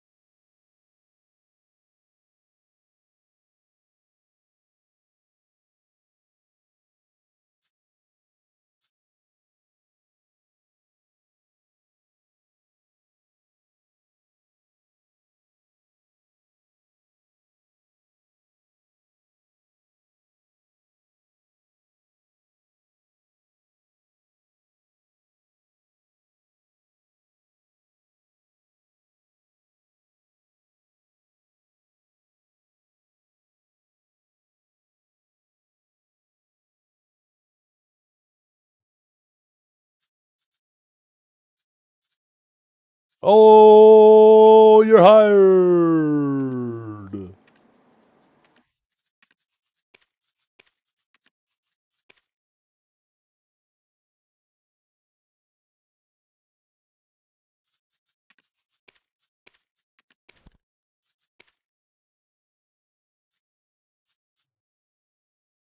I know, two artisans and three sets of energy. That's pretty damn good so far.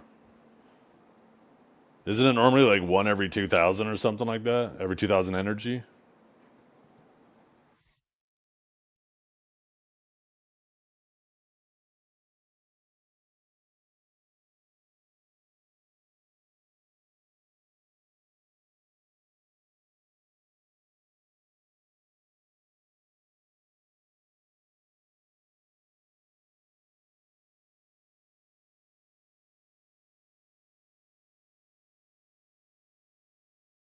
Yeah, I know it's random, but the averages exist.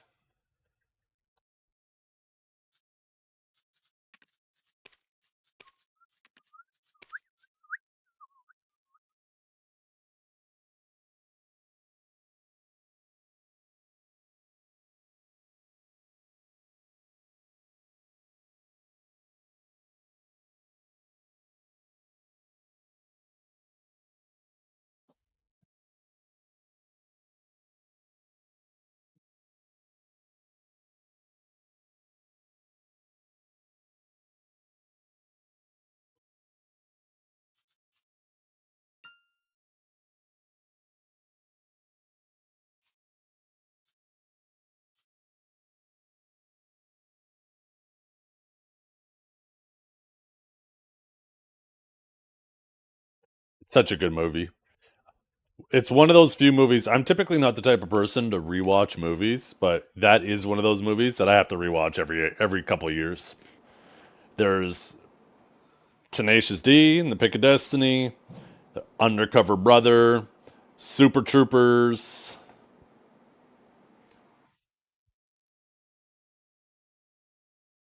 are like the three more serious movies. There's Pulp Fiction, The Godfather. Um, oh, and another one. We are crazy. Tropic Thunder is a good one too. Yeah.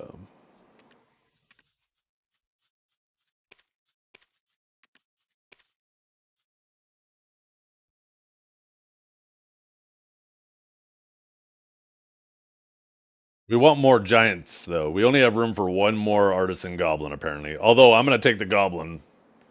I'm not gonna lie. I'm just gonna take goblins. American Psycho is a good movie too, for sure. Yeah.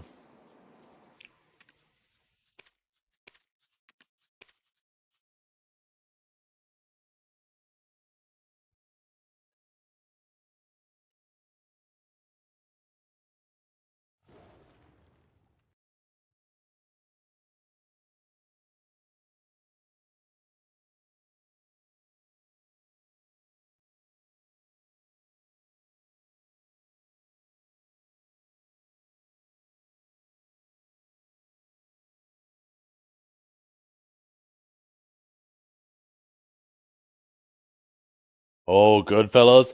I haven't seen Boondock Saints in so long.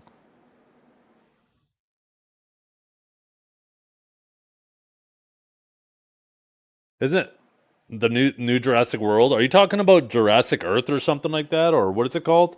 Oh no, I'm thinking of Aliens Earth. I'm thinking of aliens, not dinosaurs. Oops. I actually want to watch that though. I've heard good things.